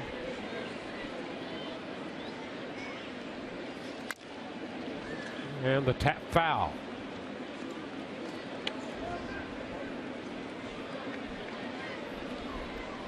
Well, the Rays have gone 2-5 in extra inning games this year, and the Yankees have gone 1-4.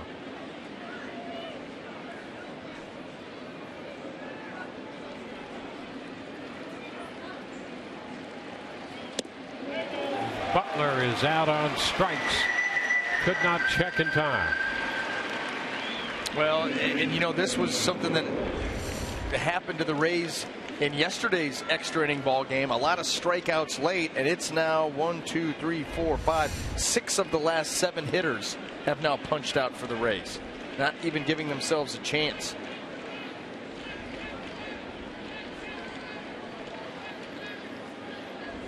Now Longoria.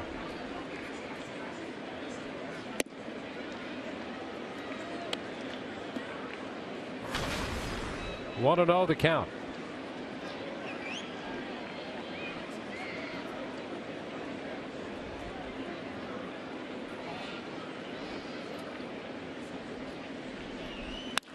Liner into left. That's in there for a base hit.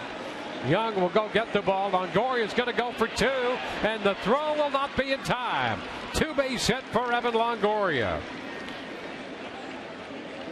Now the Rays have a man in scoring position with 1 out in the 11th. Well, a pitch that stayed up and was soft, and Evan gets out in front of it and gets it close enough to the line. You force Chris Young to make a long run to get it, and that gives you time to slide into second. I think that he sees exactly what he's capable of here. Right out of the box, he was thinking 2, and here it is. Yeah, you get the outfielder running in a horizontal direction, you start thinking about another base. Need a run. 2 doubles tonight for Evan. It's 17 doubles on the year. And Joe Girardi out, and apparently they want to take a look at that play. Well, he beat the throw plenty of time. Did he pop off the bag at any point? Was there a tag on him? We're talking to Kevin Cash right now. See, what you said earlier, you want to avoid meetings. Well, they're going to have another one and put on the earphones, put the headsets on, and take a look at that.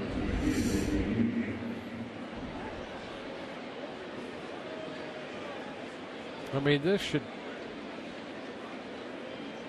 That right foot, you know, it starts to move off the base, and the tag is still being applied. Watch Evans' right foot. Okay, right here, he tags, foot comes off.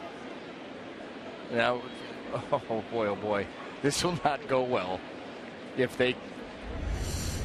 I mean, his foot did come off the top of that bag. The tag was still being applied. Now the Rays have in their favor the call on the field is that he's safe. So here you go with that clear and convincing.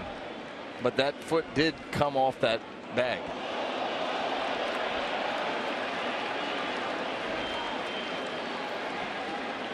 So we'll see how this all plays out.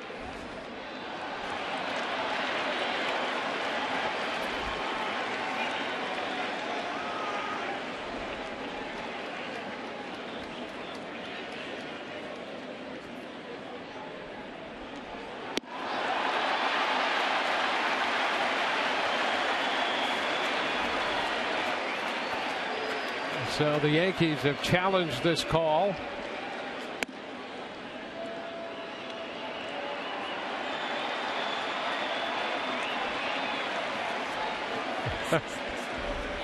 This is going to be interesting here. Yes. Because for it to be clear and convincing, you might have to have a ground level shot. Did any part of the essentially the spike stay in contact with any part of the bag? And they're going to call him out. And here comes Kevin Cash. And this might not go well. And you know what? This is the other thing that we didn't even talk about. But Kevin Cash, in talking with Dan Iasagna there, is asking him, but couldn't that tag have pushed the foot off the bag? So are we going to now maybe allow that? And that's exactly what he went out there to ask. Because the tag of Pirela went into the leg, and does that force the leg off the bag? You could see the foot move, but what you said, you know, you got spikes, and did this force him off? Boy, oh boy, that's tough to lose a base runner in scoring position with one out on this. Right there. There's the tag. Watch the foot.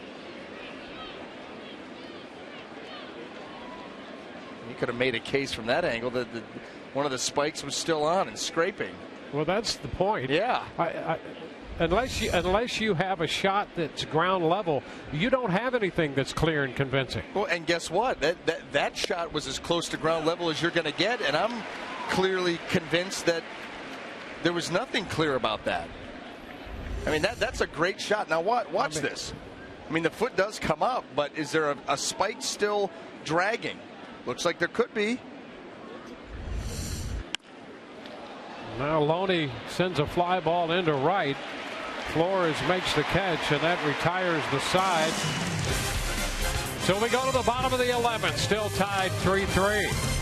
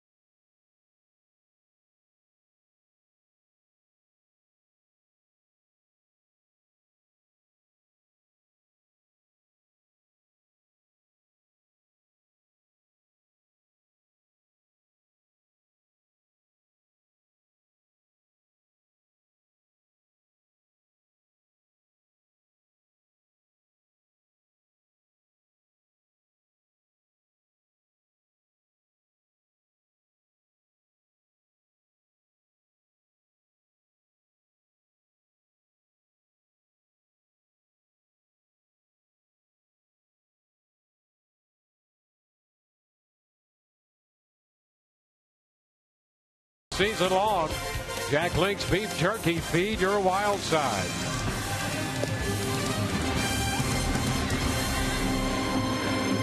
Still tied 3-3, moving into the bottom of the 11th. And Steve Geltz gets the call.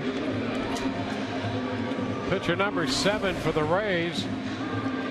On for the 37th time. Well, Mr. Do-It-All. You can see right there he's got a couple of starts. He's on for the 37th time, like you just said. He's got 37 innings, 40 punch-outs. Look at that opponent's average at 167.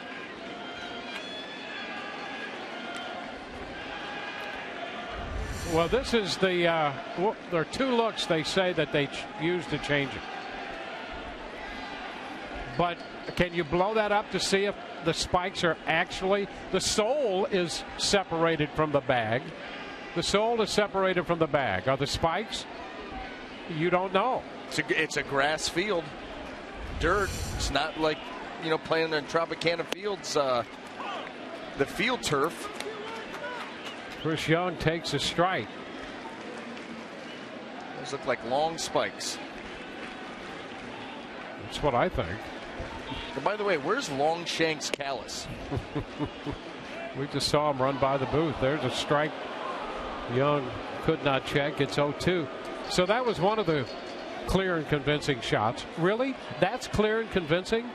I want you to go get thrown out of this game. I don't know how Kevin Cash is still in the game. I want you to get thrown out of the game. I want you to put on a spectacle. I want the tie gone. I want the shirt gone. You let him have it. That would have happened. On that play, really? Are you serious?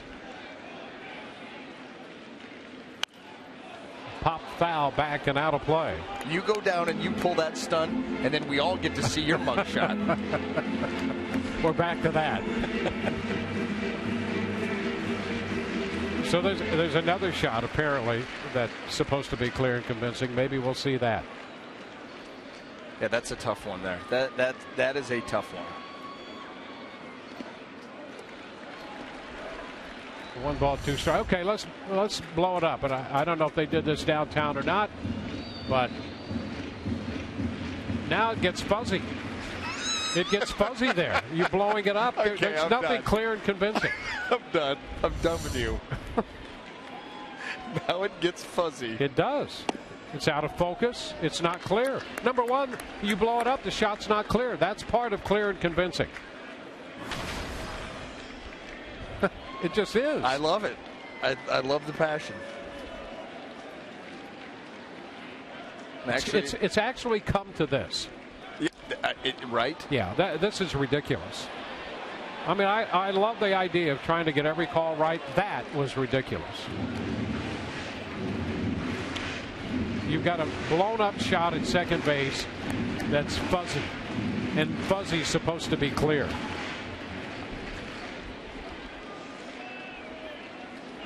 I don't get it.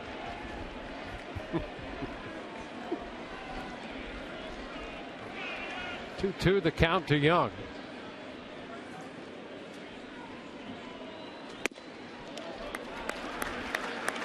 Full count. Gregorius is on deck.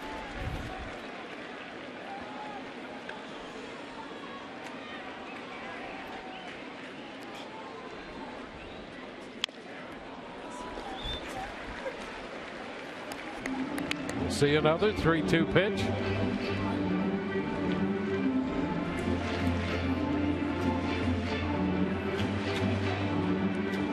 New York tied it in the 8th. We're now in the 11th.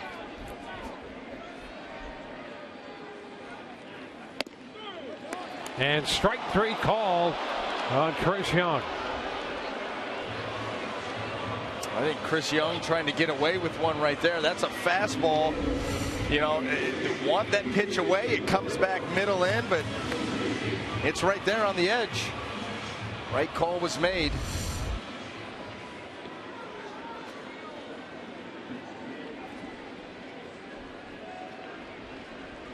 So many times you see that pitch that's outside of the torso of the catcher not get called, even when it's over the plate. Nice job there by Lance Barrett to stay with it, make the right call. Didi Gregorius, he's been on 4 times tonight with a double and a single. He's been hit by a pitch and has walked.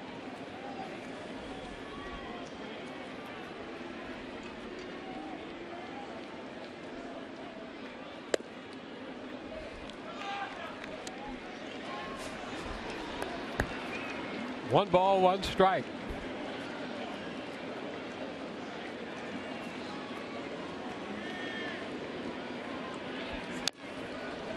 Little tap foul. It's 1-2.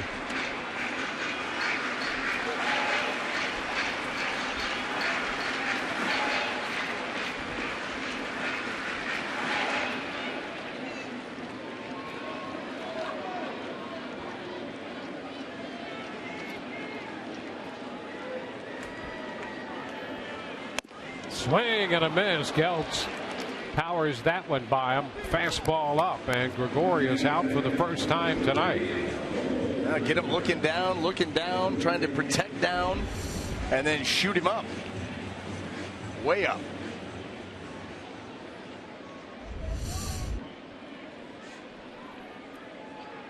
Here's Perella.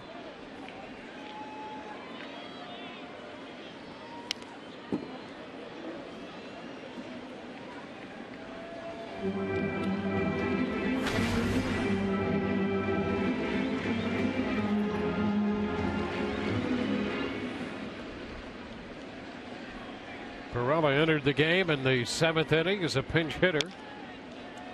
Taps it foul, 0-2. He struck out pinch hitting in the 7th.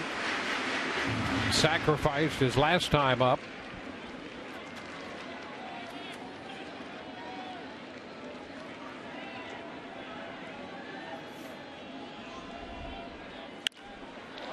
Fly ball into right. Joey Butler is there, and that'll take care of that. We are through the 11th. Tied 3-3.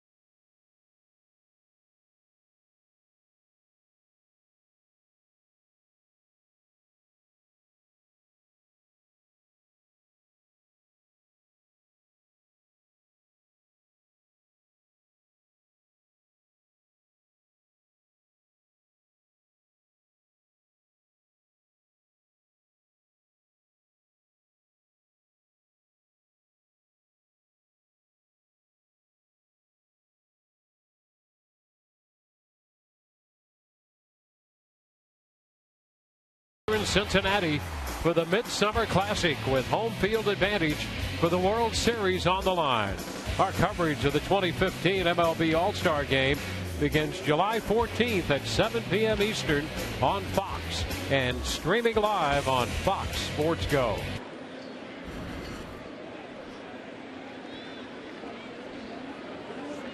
On to inning number 12. And Logan Forsythe will begin it for the Rays against the right-hander Adam Warren. Yankees essentially have a starting pitcher in the game now in Warren.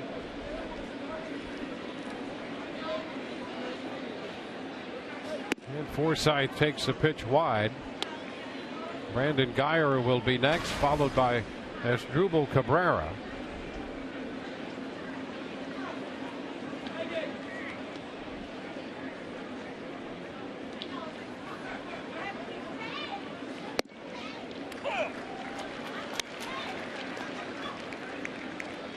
1-1 count.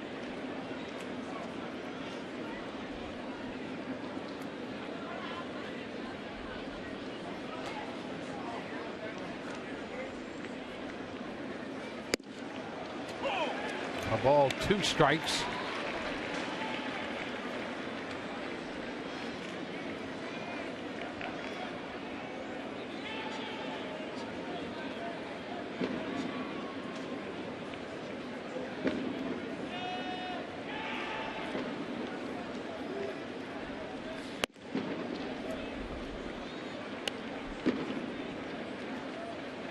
Two balls, 2 strikes.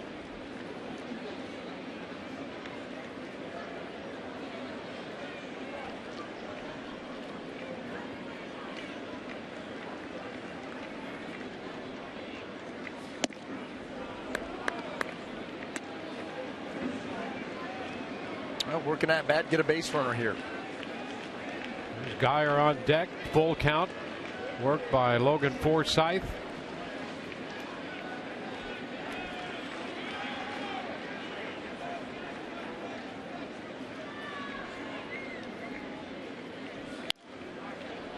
Fouled out of play. So the full count here on Logan Forsythe. Let's check in with Todd Callis for a moment. Well, Dwayne, the Rays have gone to their ultimate rally cry from David DeJesus. It worked last year in the 14th inning in a game at Yankee Stadium. It's the Yankee Stadium ice cream. So there he is, working it early, guys. And you can notice too that he's out of the game because no more show hair. That's more of the Archer look. Well, hey, there's ball 4, a leadoff walk. Rays have the base runner to open the inning. Well, whatever works at this point. Rays trying to snap a 5-game losing streak. Had a 3-0 lead, and that changed on one swing of the bat in the 8th inning by Mark Teixeira. Here's Brandon Geyer.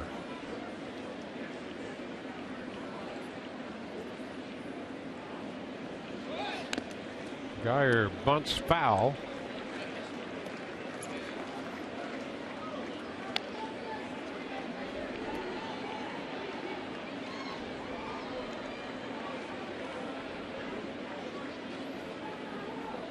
Rays trying to get a man into scoring position.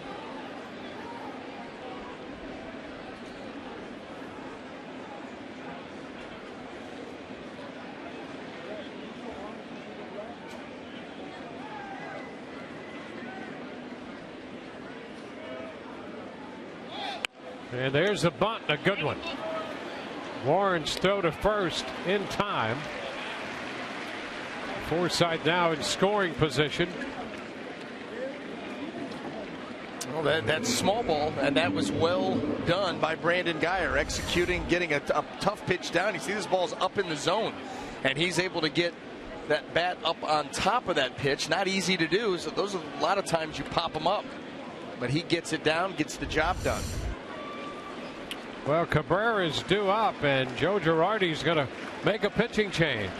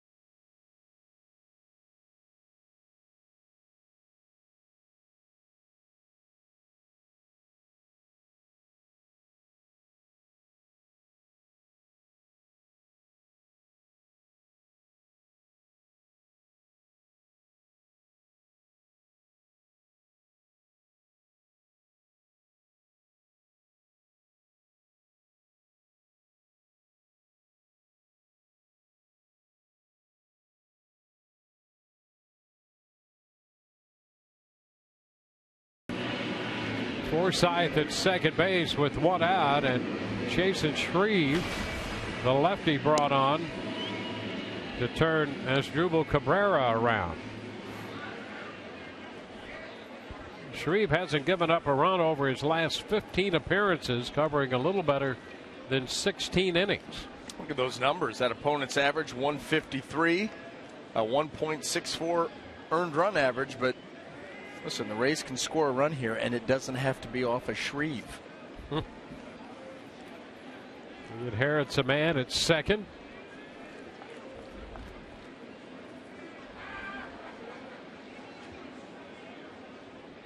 Cabrera with one at bat against Shreve. He's 0 for 1 off him.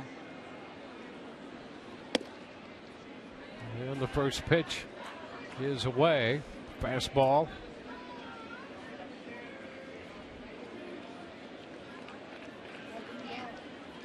Cabrera singled in the 9th inning. Tried to stretch it into a double and was thrown out at second base.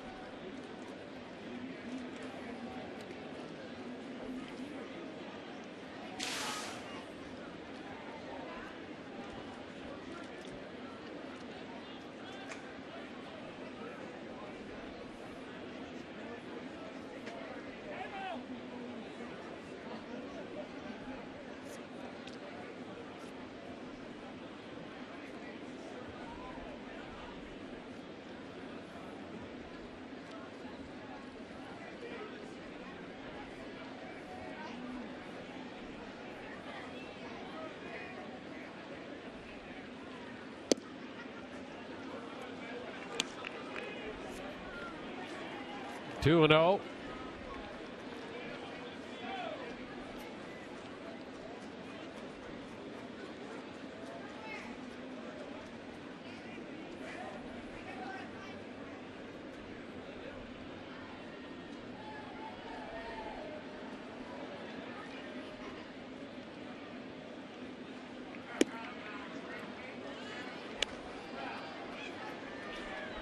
A 3-0 count to Cabrera.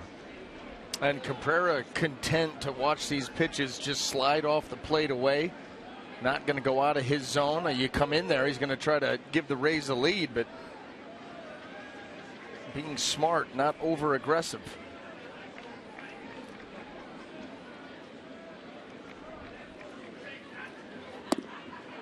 And he takes ball 4. So down to first he goes. Well, that's just a, easy to say smart at bat because you walk on 4 pitches, but you know how badly Asdrubal Cabrera wants to drive that run in. He wants to swing the bat. So now Kevin Kiermaier will bat against the lefty. He does have a couple of at bats against him and is 0 for 2. But Kiermaier this year is hitting .260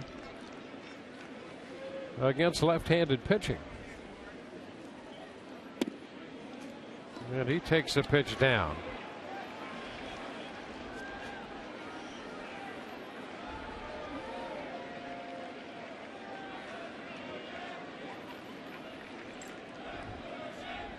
Men at first and second.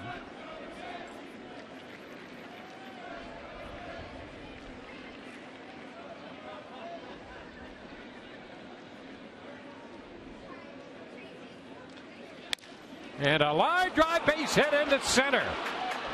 Forsythe heads to the plate. Throw on its way. Not in time, and the Rays lead. Into third goes Cabrera, and Kiermaier comes up with a big base hit to make it 4-3.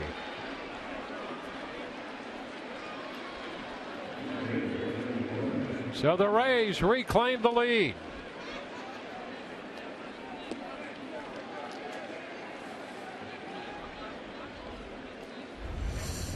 Now the first strike delivered here by Shreve, and Kevin Kiermaier just leans out, smacks that ball into left center field. Brett Gardner comes up throwing, one hop to the plate, and Forsythe with a nice slide inside and then get that right hand back to the plate. That is textbook by Logan.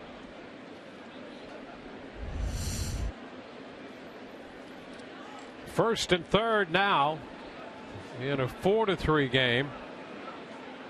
And here is Rene Rivera.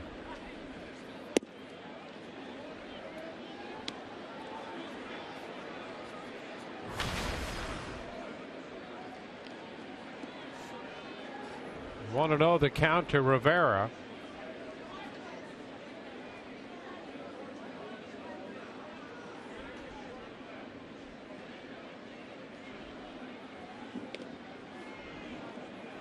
Kiermaier back in at first.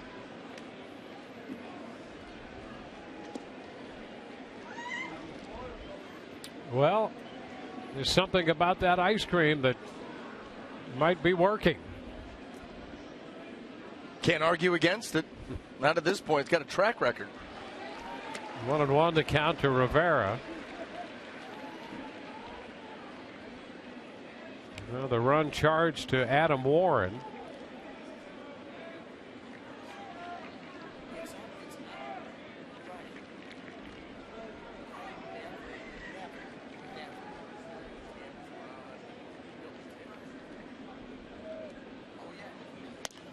That's foul the other way. Base hit tonight in the 8th for Rivera, and a sacrifice fly to right field back in the 5th inning. Longoria, Loney, Rivera, and now Kiermaier with the runs batted in this game.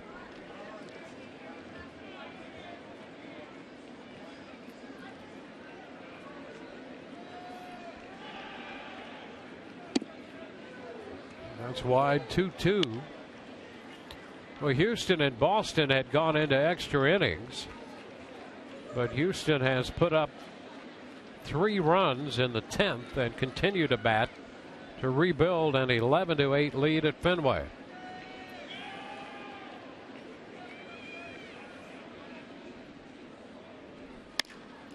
There's a base hit into center field.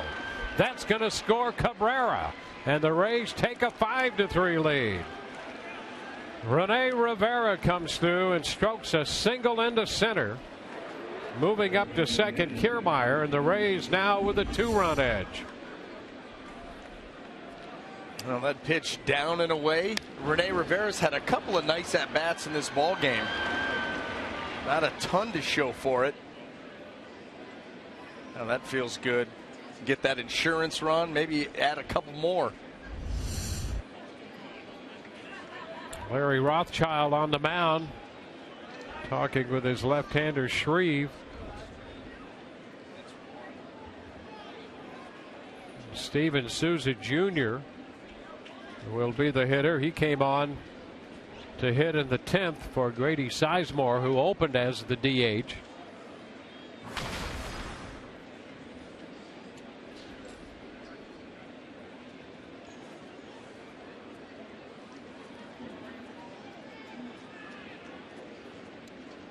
So those 2 walks the Rays have converted into runs on RBI singles by Kiermaier and Rivera.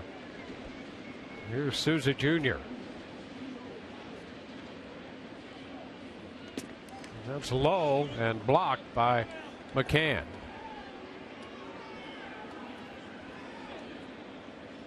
Souza trying to break an 0 for 25.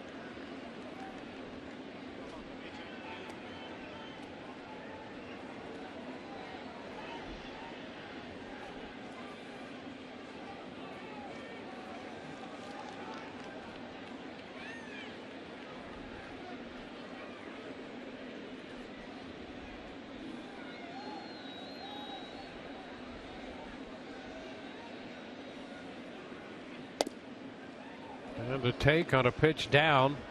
It's 2-0. Well, Chasen Shreve had come into this ball game with that scoreless streak, that opponent's average, that ERA, and really haven't seen anything out of him tonight. Just one of those nights that would give credence to those numbers. A lot of hittable pitches, a lot of bad counts. And there's ball 3. 3-0.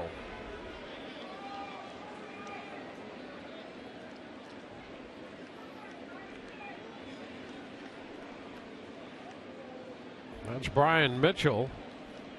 He's the last man standing in the bullpen for New York.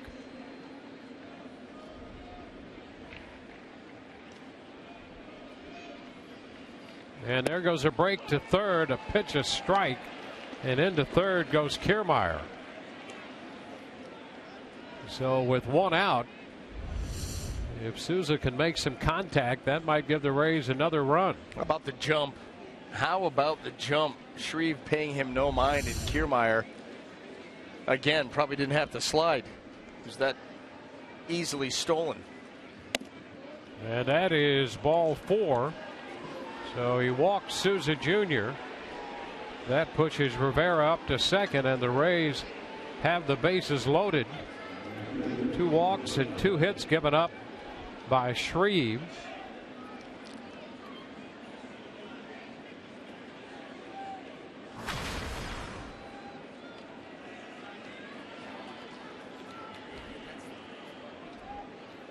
So the bases are loaded for Joey Butler.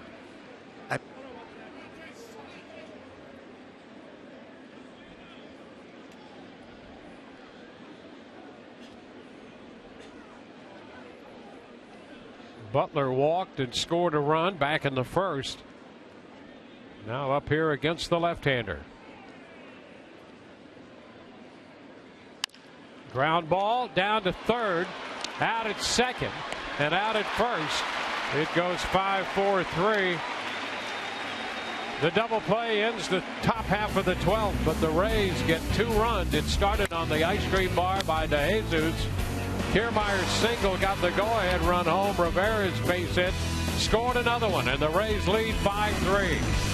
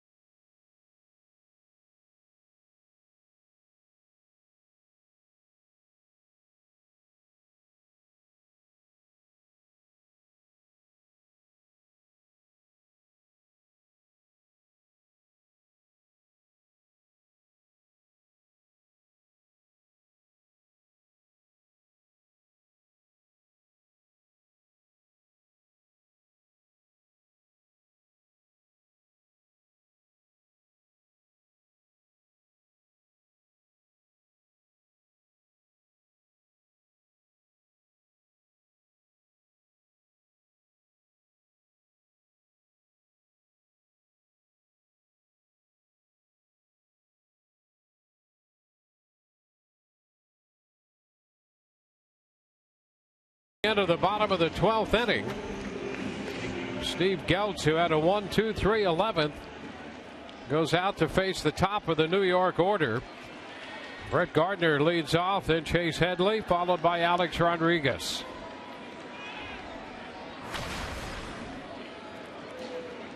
An intentional walk for Gardner on the night. That was his last time up. Otherwise 0 for 4. Yeah, they've done a nice job of corralling Brett Gardner and Steve Geltz, who was so impressive in his first inning of work. First pitch is a strike. Now right after these hitters.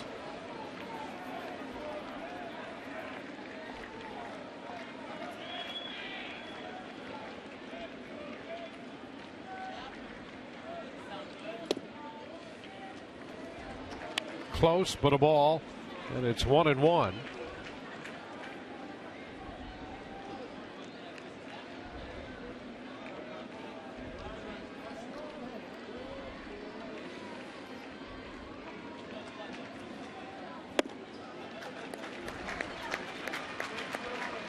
Two and one.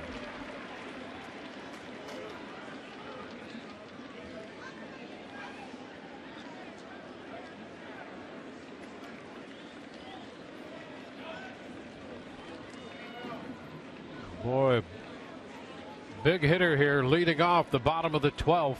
And a big pitch, 2-1 is high. Now 3-1. Yeah, with power lurking behind, down by 2. And so that's what the Yankees are thinking. On their side, base runner. A base runner with speed, even better. So you got to make a pitch here.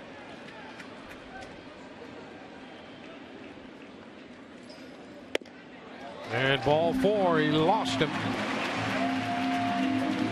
So Geltz gives up the walk.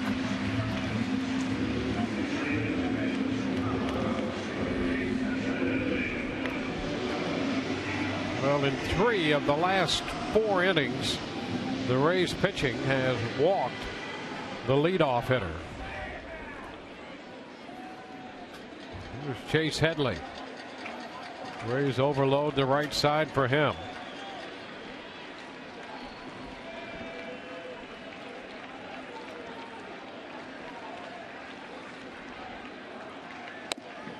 That's a strike. Rays pitching has given up 9 walks in this game now. You know, they came into this ball game. We talk about how good this staff is, top to bottom. They were second in the American League in issuing walks. You wouldn't have thought that. A lot of strikeouts, but a lot of free passes, and way too many here tonight.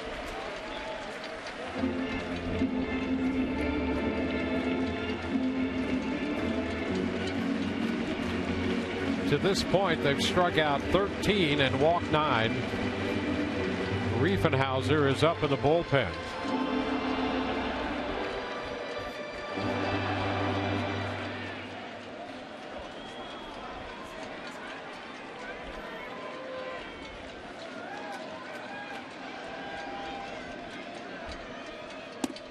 There's a strike at the knees. Now 1-2. Sometimes you wonder what a hitter's looking for. Took a fastball down the middle for strike 1, then a ball, and then another fastball down the middle for strike 2.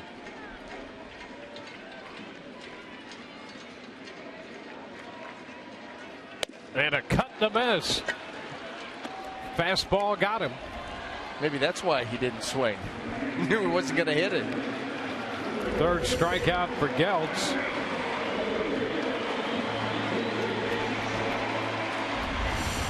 One on, one out in the 12th. Alex Rodriguez has been on in each of his last 4 plate appearances. Walk, walk, single walk, grounded into a double play his first time. Rays would take that ground ball now to start a double play. And a ground ball, but to the right side and through. Gardner's going to go to 3rd.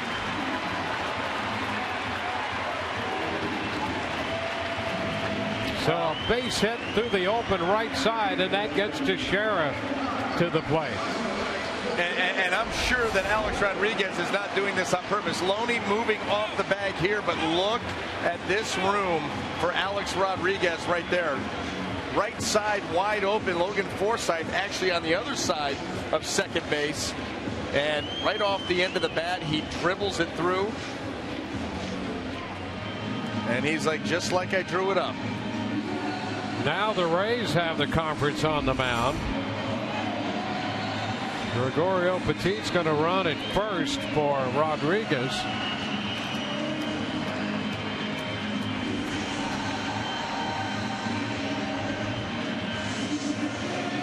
Well, the Rays got the ground ball from Rodriguez, but to the wrong side of the infield.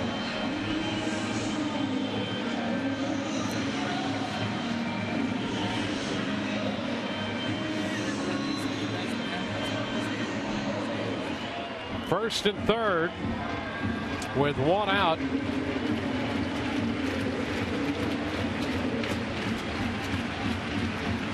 Petit's at first, Gardner's at 3rd, and Teixeira is the hitter. His 3-run home run tied this game in the 8th. That came off Kevin Jepson.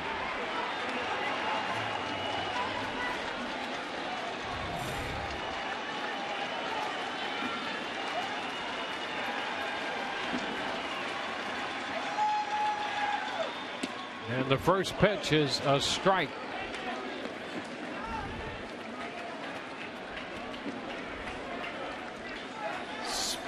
How about that take? You won't see a better pitch than that.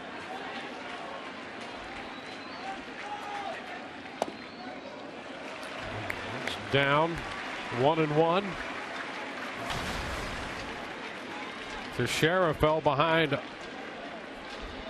0-2 in the 10th and was called out on strikes. Hit a 1-0 changeup out in the 8th. It's out of play. 1-2. Well, now Geltz has put himself in a position here to go for the strikeout. 1-2 count. Dangerous hitter. We stay out of the power zone. Got a good idea what that scouting report is, and you just want to stay away, make a nasty pitch. Line drive into right. That's a base hit. It's going to score Gardner. Petit goes to second. And it's 5-4.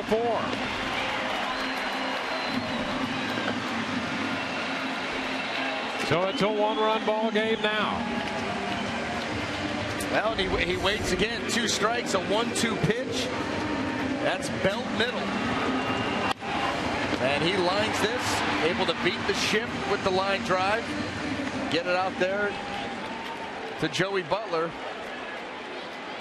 Yankees within 1.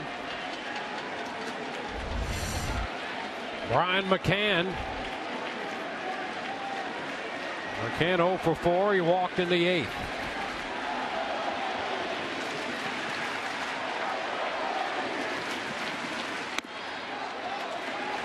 Pitch is upstairs.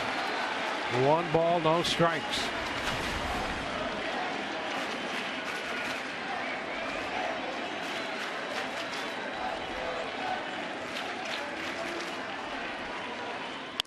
And a long one to right. And the Yankees are going to win this game. McCann hits a 3-run home run. And the Yankees, who did it with a long ball tonight, pull this one out. It's a 7-5 final in 12.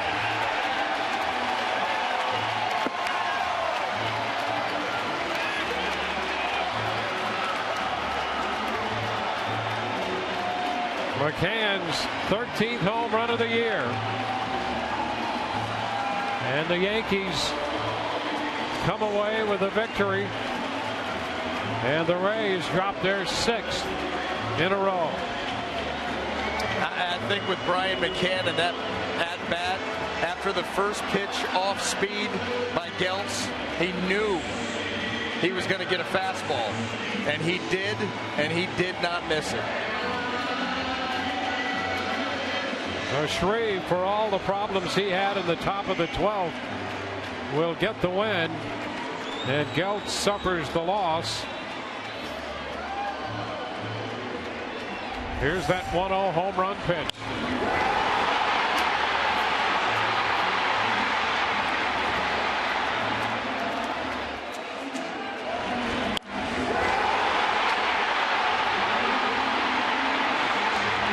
It was Teixeira and McCann supplying the offense for New York. So the Rays in Baltimore lose. The Yankees win, and they'll take over first place in the American League East.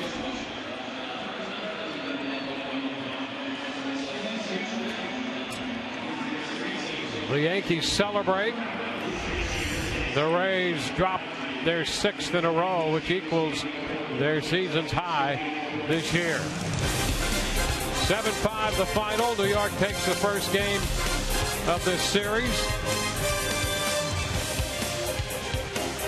On Fox Sports 1 tomorrow at 12:30, Game 2. Brian Anderson, Todd Callis, and the rest of our crew, Dwayne Stats. Hope you've enjoyed the telecast. If not, the outcome. Post-game show is next. We'll see you there.